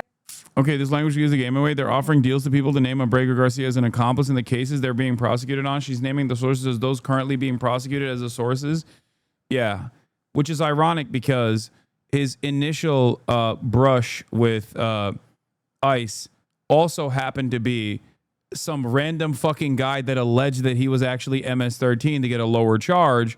And the MS-13 gang that he was supposedly a part of was operating out of a state that he had never actually been inside of, which immediately made it so stupid that even an immigration court did not find it reasonable enough. Think about that. Immigration courts are not exactly your fucking friends. They're not exactly friends to the undocumented migrants, okay? So if an immigration court doesn't find it to be serious enough, an accusation to be like valid enough, is not gonna, it's not real. Yeah. For some context, a grand jury can issue an indictment with probable cause that the person committed the offense. That burden of proof is insanely low, about 10 to 15% certainty that something is true. Only the prosecution can offer evidence, and there's no other narrative shown besides what the government than the government wants to prove. Yes.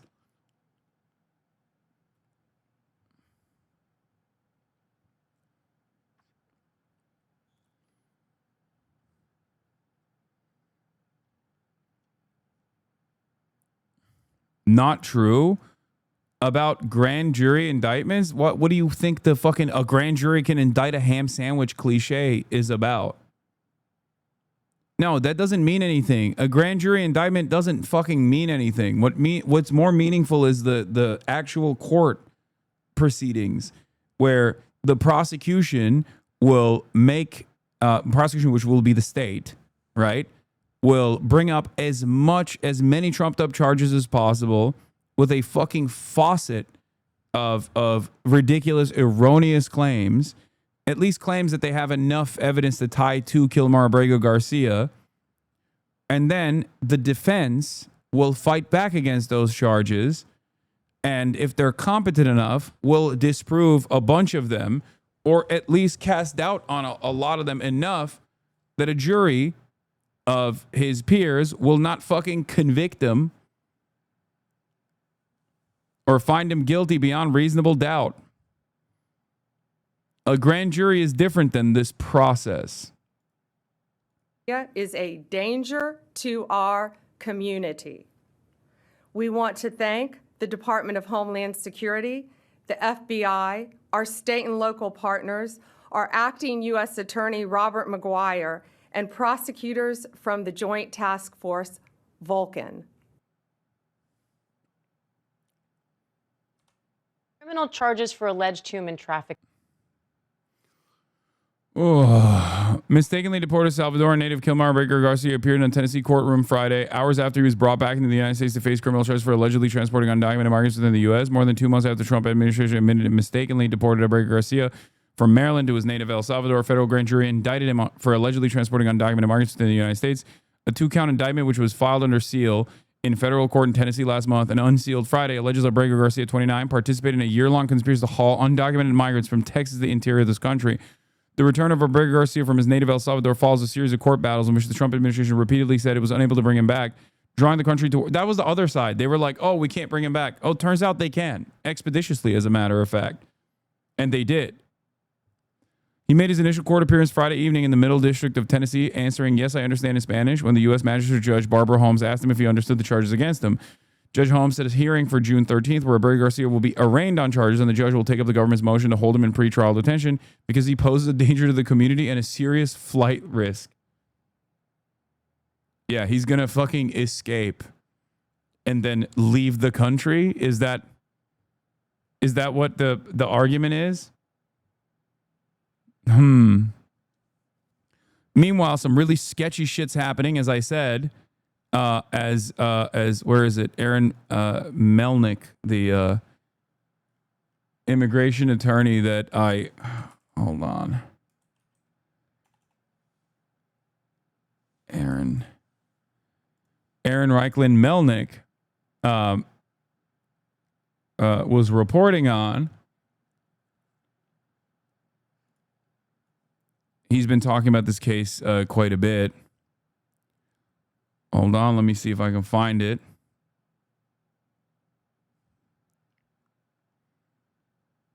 The initial prosecutor, Ben Schrader, the former chief of the criminal division for the U.S. Attorney's Office in Nashville, resigned following the office's decision to seek an indictment against Kilmar Abreu Garcia. The fucking chief of the criminal division for the U.S. Attorney's Office in Nashville resigned.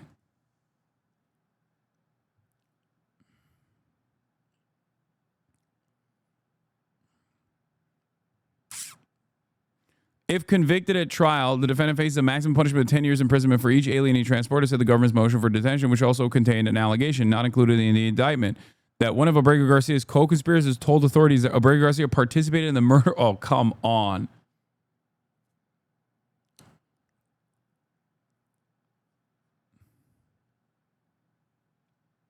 Abreu Garcia's attorney in an online press briefing called the charges against his client an abuse of power. They'll stop at nothing at all, even some of the most preposterous charges imaginable, just to avoid admitting that they made a mistake, which is what everyone knows about this case, said attorney Simon Sandoval Mosenberg. Mr. Garcia is going to be vigorously defending the charges against him, the attorney said. The decision to pursue the indictment against Abreu Garcia led to the abrupt departure of Ben Schrader, a high-ranking federal prosecutor in Tennessee, sources briefed on Schrader's decision told ABC News. Schrader's resignation was prompted by concerns that the case was being pursued for political reasons, the sources said. Schrader, who spent 15 years in the U.S. Attorney's Office in Nashville and was most recently the chief of the criminal division, declined to comment when contacted by ABC News.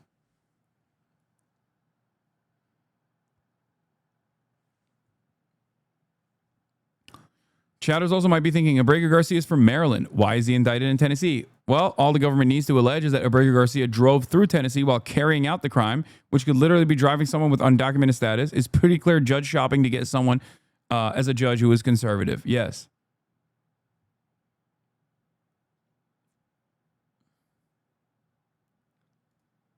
And also, the reason why he was stopped was because he was speeding in Tennessee. Where is it? Bondi said if Abreu Garcia is convicted of the charges, blah, blah, blah, grand jury found over the past 9 years, all this lies and shit. From the beginning, this case has made one thing painfully clear. The government had the power to bring him back at any time. Instead, they chose to play games with the court and with a man's life. We're not just fighting for Kilmar. We're fighting to ensure due process rights are protected for everyone, because tomorrow this could be any of us if we let the power go unchecked, if we ignore our Constitution. Abreu Garcia, Salvadoran native who had been living with his wife. Oh, by the way, the only piece of evidence they have is a video of him in Tennessee driving with people from a traffic stop. That's why it's in Tennessee, not judge shopping. No. Because the supposed crime is literally fucking a speeding ticket or whatever, or it is the same as judge shopping.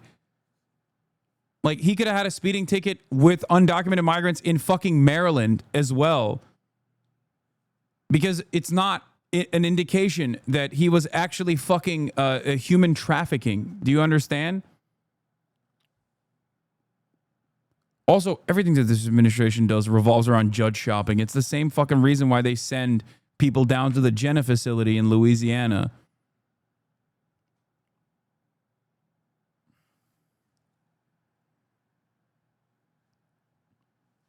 If anything, the reason why they did this is probably because I suspect the reason why they did this is because it's the only thing that they could hold on to, like the only thing that they could grab onto. Not to say that like everyone in Tennessee is fucked up and a right-wing judge or a conservative judge, but I suspect that I suspect that out of this guy's like entire existence, that was the only thing that they could grab onto that had at least like a likelihood of having a more conservative judge.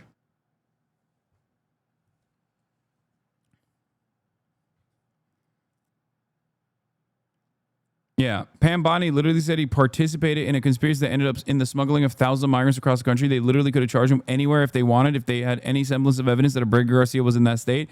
Since the only shred of evidence was that he was in Tennessee, that was the only state other than Maryland that he could be indicted in. Simple. Exactly. They couldn't get him on. They know that it will be made mincemeat in the state of Maryland. So outside of Maryland, Tennessee is the second best option that they had, seemingly. I'm sure that if they had found him in a vehicle, if they had caught him with a parking ticket in fucking Texas or Louisiana, or I don't know, like anything, any minor thing that he had done in any of these states where he had a brush with law enforcement, they would have used that state instead. Well, I guess it depends. It depends on the severity of the crime too.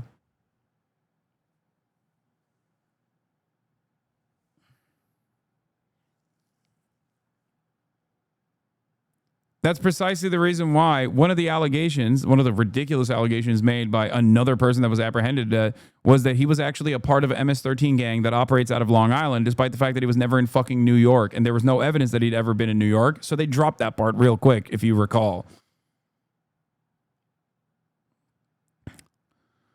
The Trump administration is like, no. Also, this is the same guy that Trump claimed had a fucking tattoo of M, tattoo of S, tattoo of 1 and 3 on his knuckles. Okay, that's the same guy. So excuse me for being a little fucking skeptical about this government that is lying like Israel does. Okay, we're at the Israel level of lies now, like stupid and childish.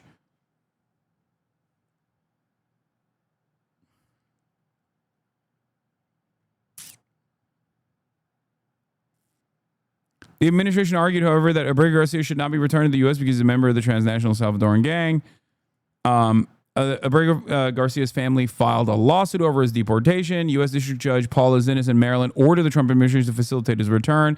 Abrego Garcia was initially sent. Criminal investigation that led to the charge was launched in April as the federal authorities began Dude, okay. The criminal investigation that led to the charges was launched in April. Oh, so after they deported him and then admitted that they mistakenly deported him, and then a judge said he has to be returned after a Supreme Court unanimous decision that stated that a facilitation of his return must be started. Only after that, they started an investigation to the criminal fucking mastermind. Wow. How incredible, dude. That's crazy. That's so sick that it was just, they just really lucked out, it seems.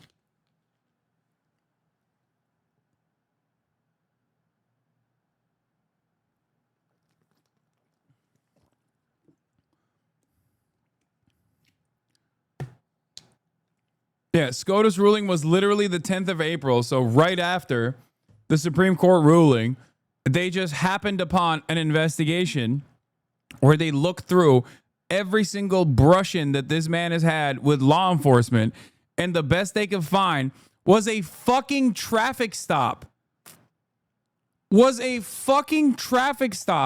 That obviously didn't even reach the level of scrutiny from the Tennessee Highway Patrol that they didn't apprehend him.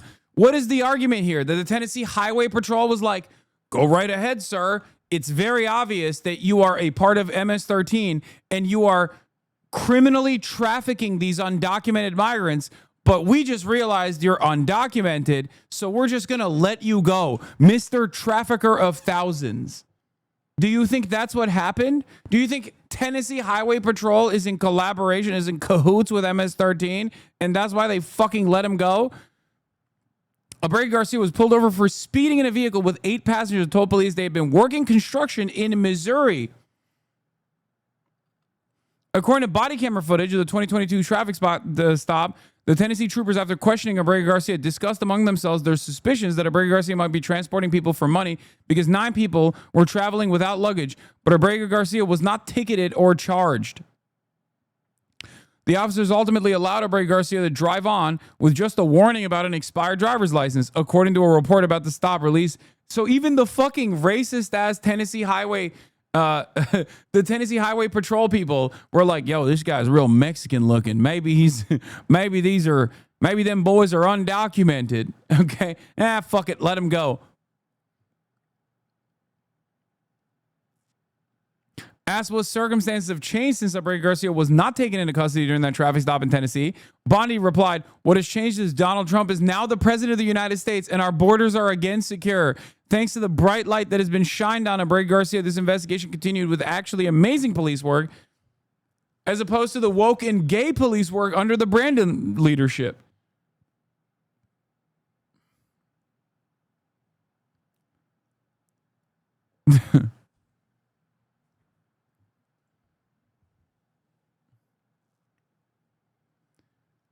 Yeah, when Brandon was the president, he obviously was able to hypnotize every single cop in our glorious nation and stop them from doing their fucking job, which somehow requires cops to be extra racist, more racist than they normally would be.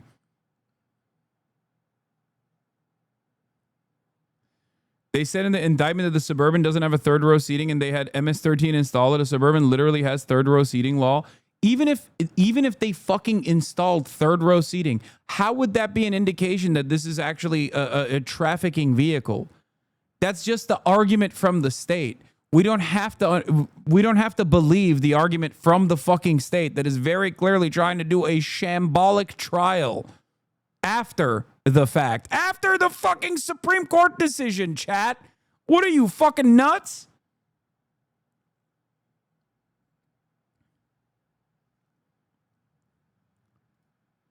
Where's the goddamn... There's body camera footage that was released as well. How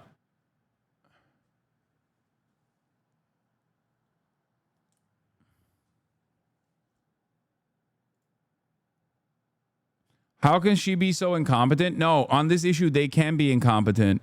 It doesn't matter because the goal is not to the goal is not to actually find real criminal migrants. The goal is to just make it seem like they're, doing real immigrant enforcement actions.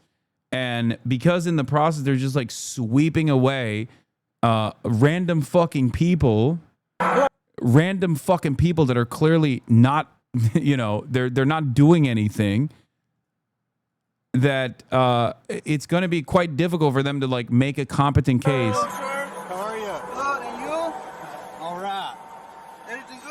Got a bunch of people in here, don't you? It's 1 for 6. Yes. Go back to work. Gotcha. Where are you working at? Where? San Luis, Missouri. Missouri? Yes, sir. Gotcha. Okay. But I'm from Maryland. Okay. Now the reason I stopped you, we was running 75 down through here. 75? Yeah.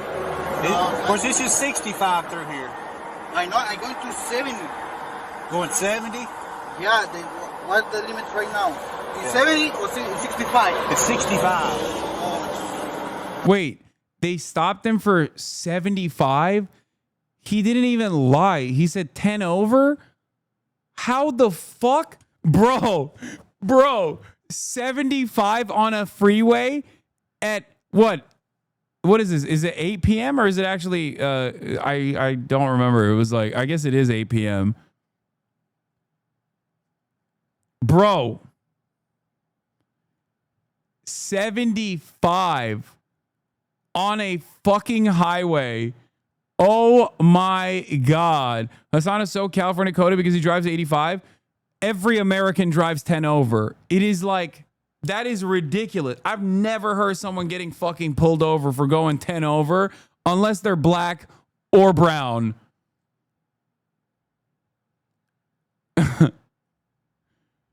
10 over is standard, dude. What the fuck? This is Tennessee. They take speeding extremely seriously down there. The cops' cars are painted to blend into the mountains too. They're extremely serious. I hate fucking driving there. They're insane about speeding in Tennessee. Like literally never ever speed in Tennessee, chat.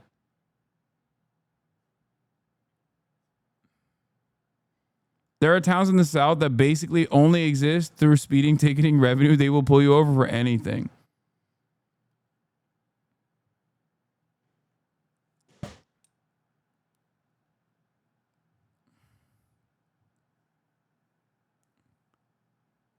Wow. As a Tennessean, I've gotten a ticket for 67 and a 65 in Nashville. What the fuck? What the fuck? Yo, that is crazy. Okay, bro. America is not the land of the free, dog. Okay?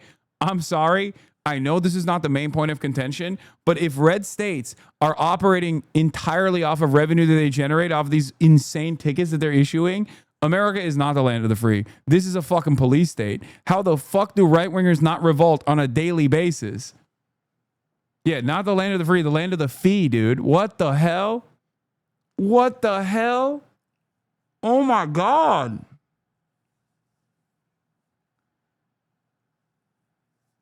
Oh my God. Bro, you get high beamed if you don't go over 10 in California. If obviously it's not bumper to bumper traffic. Like what? You could be on the rightmost lane and you'll have a busted ass pickup truck hitting you with the high beams being like, what the fuck are you doing? You're going 65 on the highway. What are you, stupid? What do you got? Issues, dude? You got nowhere to be? What's going on?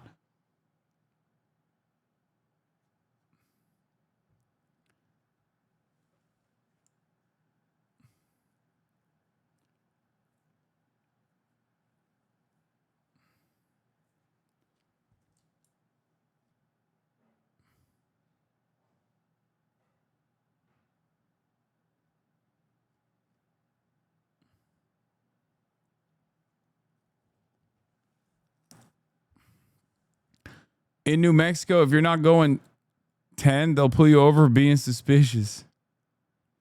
Okay, let's keep going. I can see, sir. You got all your Because info? I see the order, the speed limit. I see the. Yeah, it jumps up and down. My bad. Yeah, my bad.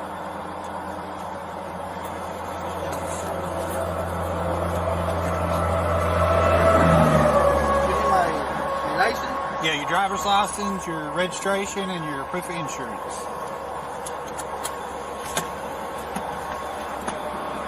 By the way, this dude's vibes are fucking immaculate, for the record. Like, he's hitting levels of nice speak with these cops that I did not think was possible previously. He's like trying to do fucking small talk and shit. He's cool as a goddamn cucumber. Oh my God. Okay, sure. You what? The problem with my license right now is expired, right?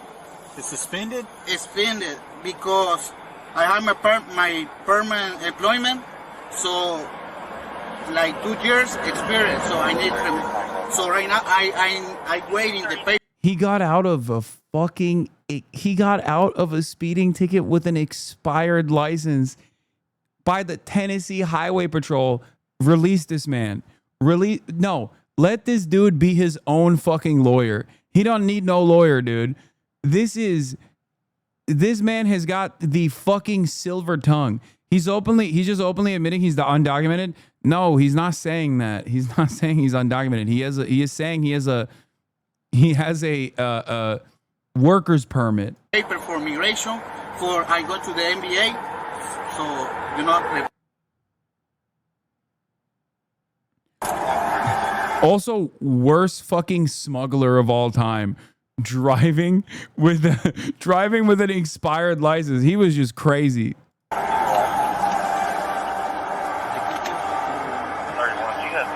That car no is mine, so it's to my boss.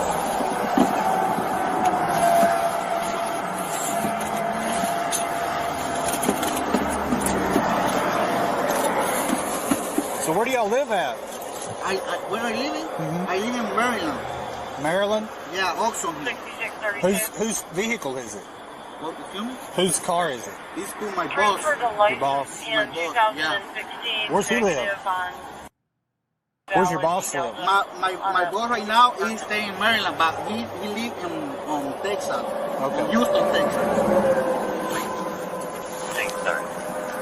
This homie's smart. He ain't saying shit. He's not even there if you ask me. Yeah, he's just...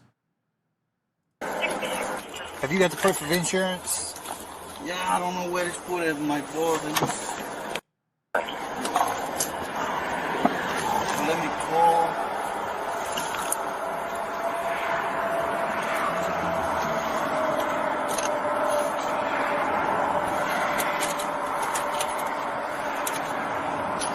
So where are you guys coming from right now? Where are you coming from? From San Luis. When people smuggle, they usually hire people like that, expired license or issues, because they usually really need the money, so they're more down to do it in their situation. Dog. 90% of drug smugglers are documented American citizens with every single fucking piece of identification that is up to date. 90%. You are wrong. It is the exact fucking opposite. Smuggling expert here. No, you're wrong. First of all, we're talking about a fucking competent criminal enterprise, dummy. No, you're absolutely wrong. They literally fucking do it with truckers and shit. Why would they use random dudes? Why would they use random fucking dudes, man, when clearly a guy like this is gonna get stopped at a certain point with an expired fucking license?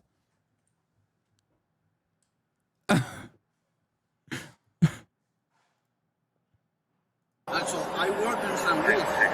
So right now, finished. That place finished. So I go back. Everybody go back to the house. Yeah, cartels use white people to smuggle, so cops won't stop them. They use white people. People who are less likely, people who are literally less likely to be stopped by cops. Because if you want to fucking smuggle people, or if you want to smuggle drugs into the country, who are the cops going to stop? Guy who doesn't speak English that well, with no fucking paperwork, not an American citizen yet, only has like a temporary fucking work permit, and has an expired license? Or American citizen that's as white as your goddamn cousins, driving with a chopped up car? Maryland. Next week, I'm going maybe tonight. The other project. I thought you was going to Missouri. Yeah, cartels use white people to smuggle drugs so often that Clint Eastwood made a whole ass movie about it. The next project, I told you, the next project next week is everybody going to Niceville. The next project, you know? Okay. Yeah. What do y'all do? Huh? What kind of work is it? It's construction, like remoderation,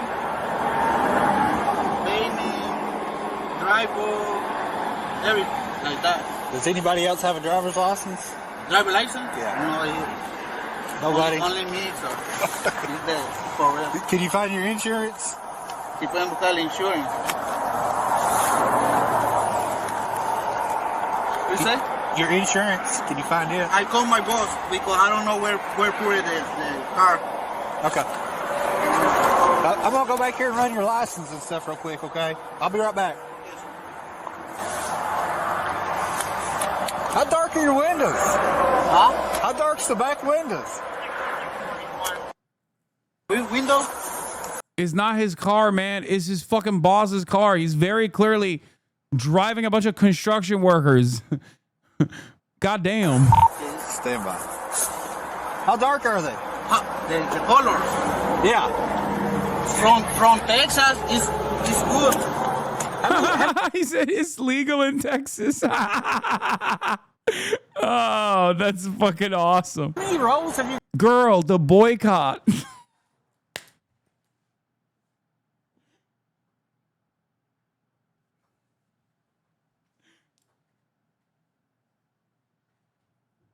I'm sorry. This was 2022. It was not BDS yet. Okay, it was not BDS yet. You got in here? 4? Where? 4 seats? 4 rows of seats? Yeah, it's three seats. Yeah, with him. Yeah. Did y'all put an extra one in? Huh? Did y'all put another one in? No. Did it come like this? Use the truck. I've never seen one with that many seats in it. What you say? It's my boss. I said I've never seen one with that many seats. Is not his car, man. Is his fucking boss's car. Oh, really? Yeah. That's why I was asking if you'd put an extra one in. No, it's the same. Like this. Okay. Why did none of them have luggage for doing a job several states away? Not gonna lie, this would make me a little suspicious. Now he's fishing. Why did none of them have luggage? I don't fucking know, man. Because they're broke.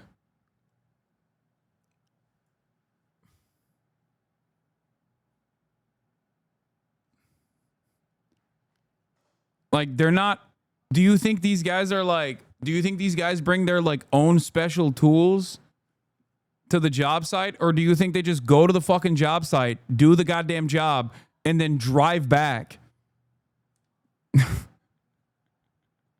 I don't understand. Why are these guys not towing fucking forklifts behind them? They're fucking carpooling to a job site, dude. What the fuck?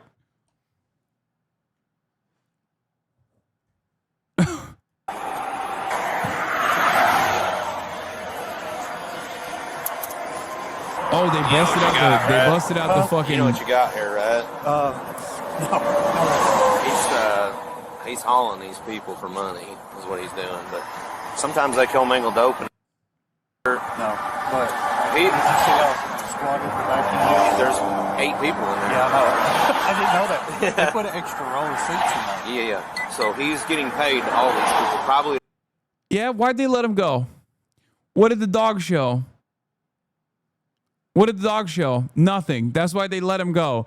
This guy literally is like, yeah, they're mangling people. He's hauling these people for money.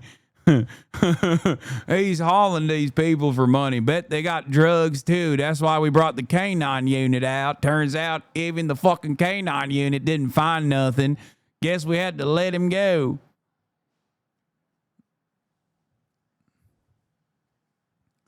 Did they put in this scene after the fact? No. This is like a cut down of like, I guess, the worst aspects of this traffic stop from the body camera footage.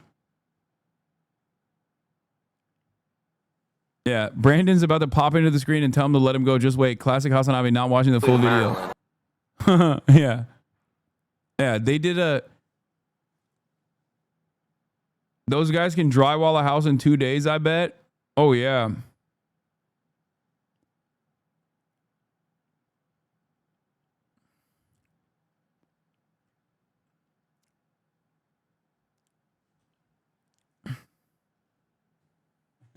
Sometimes they get in these real big lawn cars with many seats, smuggling people from place to place. They use code words like greyhounds. Yeah. Greyhound is a dog, not a long tube with numerous wheels on it. You can't fool me. I knew a greyhound. My pappy had a greyhound back in the day when we used to go hunting.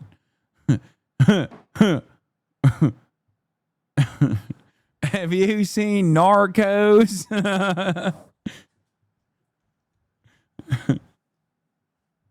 I know. Sometimes these guys put extra seats on it. Every blue-collar construction worker in the country has lived this exact experience down to the driver not telling anyone his shit was expired. This is pure Americana.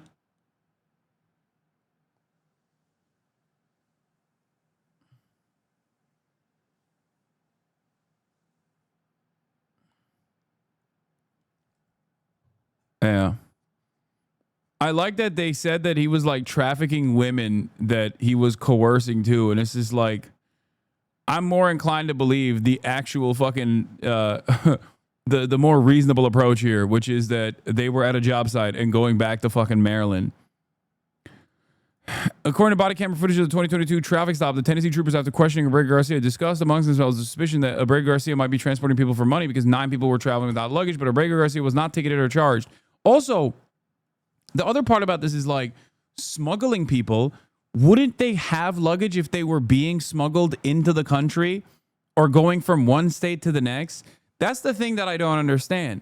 Like, isn't it more likely that he's not fucking smuggling people and they're actually just going from job site to job site if they don't have fucking luggage on them? Like, what the fuck?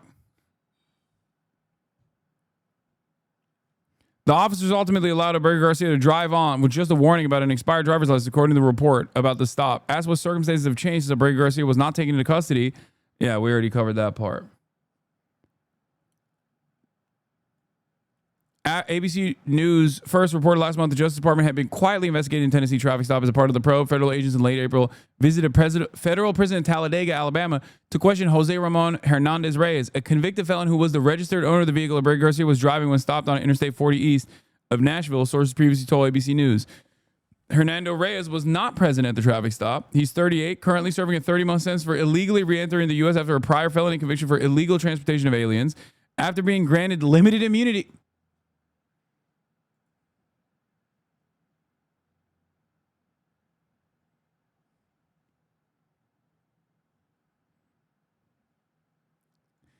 That's fucked up. Hernandez Reyes allegedly told investigators that he previously operated a taxi service based in Baltimore. He claimed to have met Abrego Garcia around 2015 and claimed to have hired him on multiple occasions to transport undocumented migrants from Texas to various locations in the United States. When details of the Tennessee traffic stop were first publicized, Abrego Garcia's wife said her husband sometimes transported groups of fellow construction workers between job sites. Unfortunately, Kilmar is currently in prison without contact with the outside world, which means he cannot respond to the claims.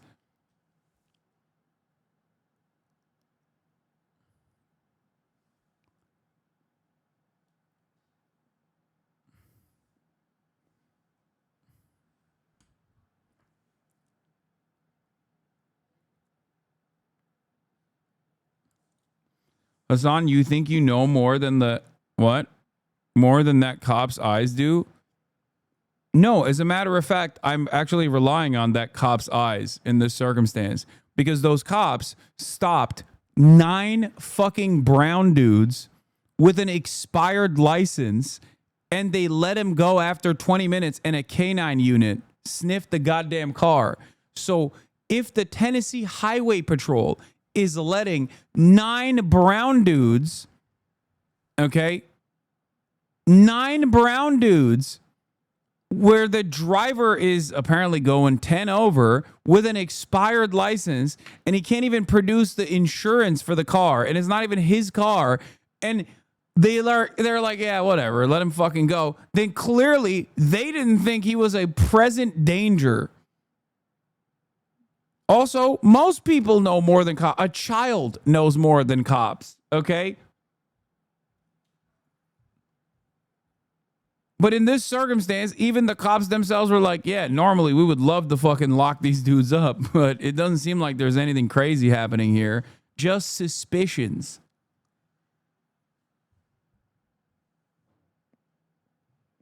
Bet you Reyes did a false confession under duress? No, he got a fucking immunity, limited immunity plea deal.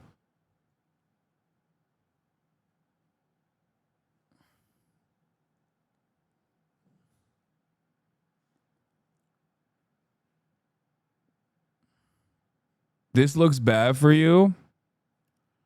What? What looks bad for me? Wait, what? First of all, why would anything look bad for me? I don't give a fuck. Like, what do you mean this looks bad for me?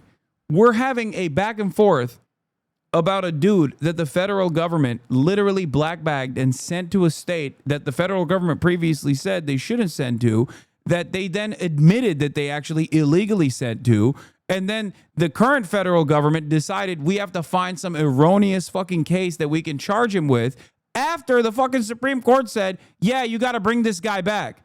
Who do you think this looks bad for? Me, you, or the fucking government? No, a guy didn't resign over this. 2 guys now. The initial immigration attorney was fired for admitting that the government fucked up. And now the prosecutor, the chief prosecutor on the criminal division that actually launched this fucking investigation also resigned. So it's not 1 but 2 fucking cops that have basically left their jobs and their positions after working for decades.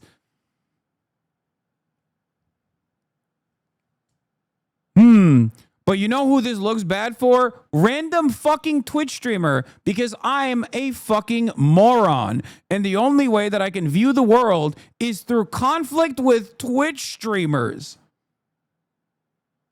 Even if Kilmar Abrega Garcia was a rugged criminal, this still wouldn't look worse for me than it does for the fucking Tennessee Highway Patrol or any number of different federal regulatory bodies that overlooked this case and didn't find any real fucking criminal penalties to apply to unjustifiably send someone to El Salvador.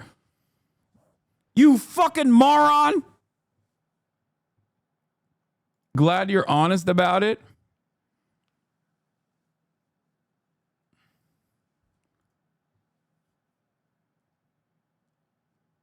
This looks bad for me, he says.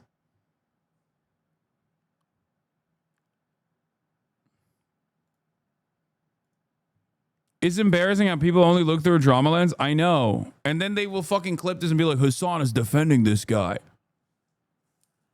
Oh. It's like,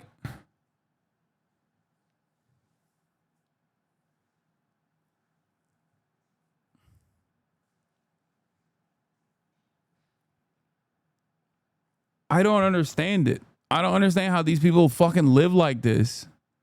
What a stupid way to exist, you know?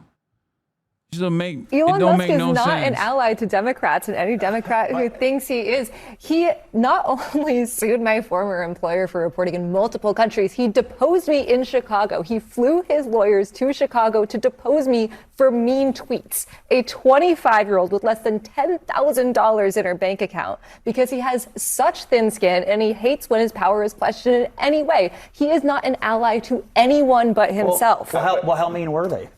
Huh? I mean, pretty mean. And to your point, there are a lot of things about Elon Musk and that. But would you take his money? Just answer. No, would you take his money? I would not. Would you advise a congressional candidate to take a contribution from Elon? No. I'm not taking money from a guy who does a Hitler salute.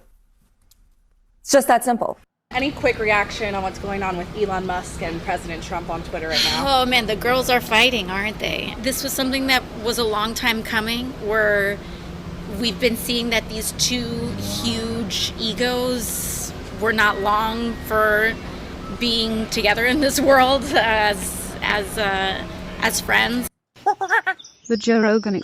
Yeah, this Kash Patel interview is a banger. We are going to watch a man who used to be like a conspiracy guy going on the Joe Rogan Experience as now the director of the FBI. Experience. Let's just get to it because I know it's on people's minds. Epstein, right? The reason people are... I love Kash Patel because he just always looks like he's up to no good.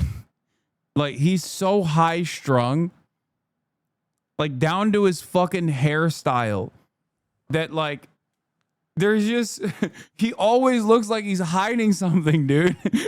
Like, he could be telling you about how he made his coffee this morning, and you'd be like, dude, there's something off about the story. Like, did you put crack in the fucking coffee? Why do you look this way?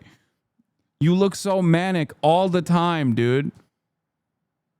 He's always like, yeah, I'm not hiding the secrets about Jeffrey Epstein. He definitely killed himself, Joe. Joe, believe me, he fucking killed himself. It's not weird that I look like I put my finger in a electric socket and zapped my hair this way. That's just normal hair. That's the cool hairstyle of a cryptocurrency boss, Joe. Believe me.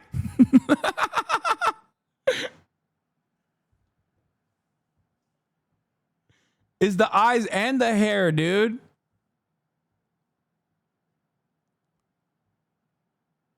Yeah, of course. Who could forget his government headshot? The classic, fuck, can we take another one? I wasn't ready. The fuck? I was not ready for that shot. Let's do another one, please. Who's he looking at? Where is he looking? My soul. He looks like he is he is peeking into my, he looks like he's got x-ray vision. And he's looking at my insides, dude. You're just making fun of someone with cross-eyed? Is he even cross-eyed? What the fuck are you talking about? I guess he is a little bit cross-eyed. I didn't even notice that. I haven't even noticed that he was cross-eyed because he's like so locked in.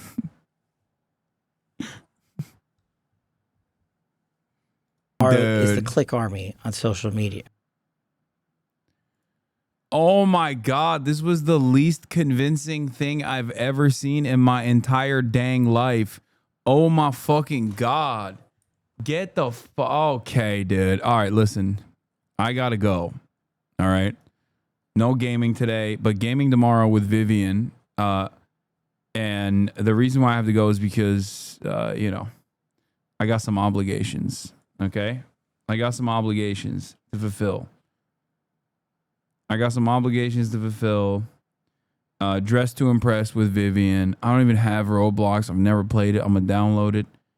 Okay? I'm going to try to do all of that. But Friday vibes. There was a lot of news I didn't get to cover with the Zoran stuff.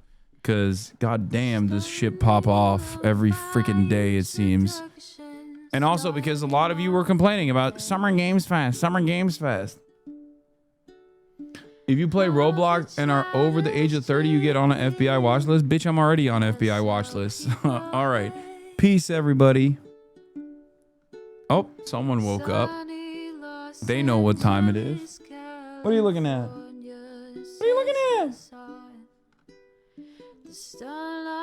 Anyway, love you guys, and I will see you tomorrow. Bye-bye.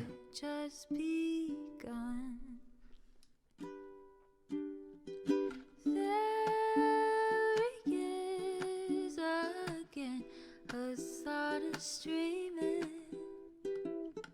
Hasan is streaming. There he is again. Hasan is streaming. Hasan is streaming. Reviewing the P.O. box. Uncle Uger's face.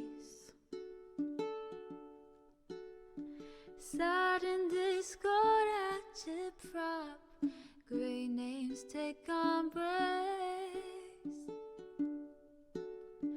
Tiny Bernie Sanders, LGBTQ Air Force. The whole left at your fingertips, Ane at your door. H3 crowded debate, the Young Turks online show. 3 full fucking years of this, plenty more to go. 90-day fiance, talks of champagne bourgeoisie. A Trump rally live reaction, a mass riot at DC. There he is again, Hasan is streaming. Hasan is streaming.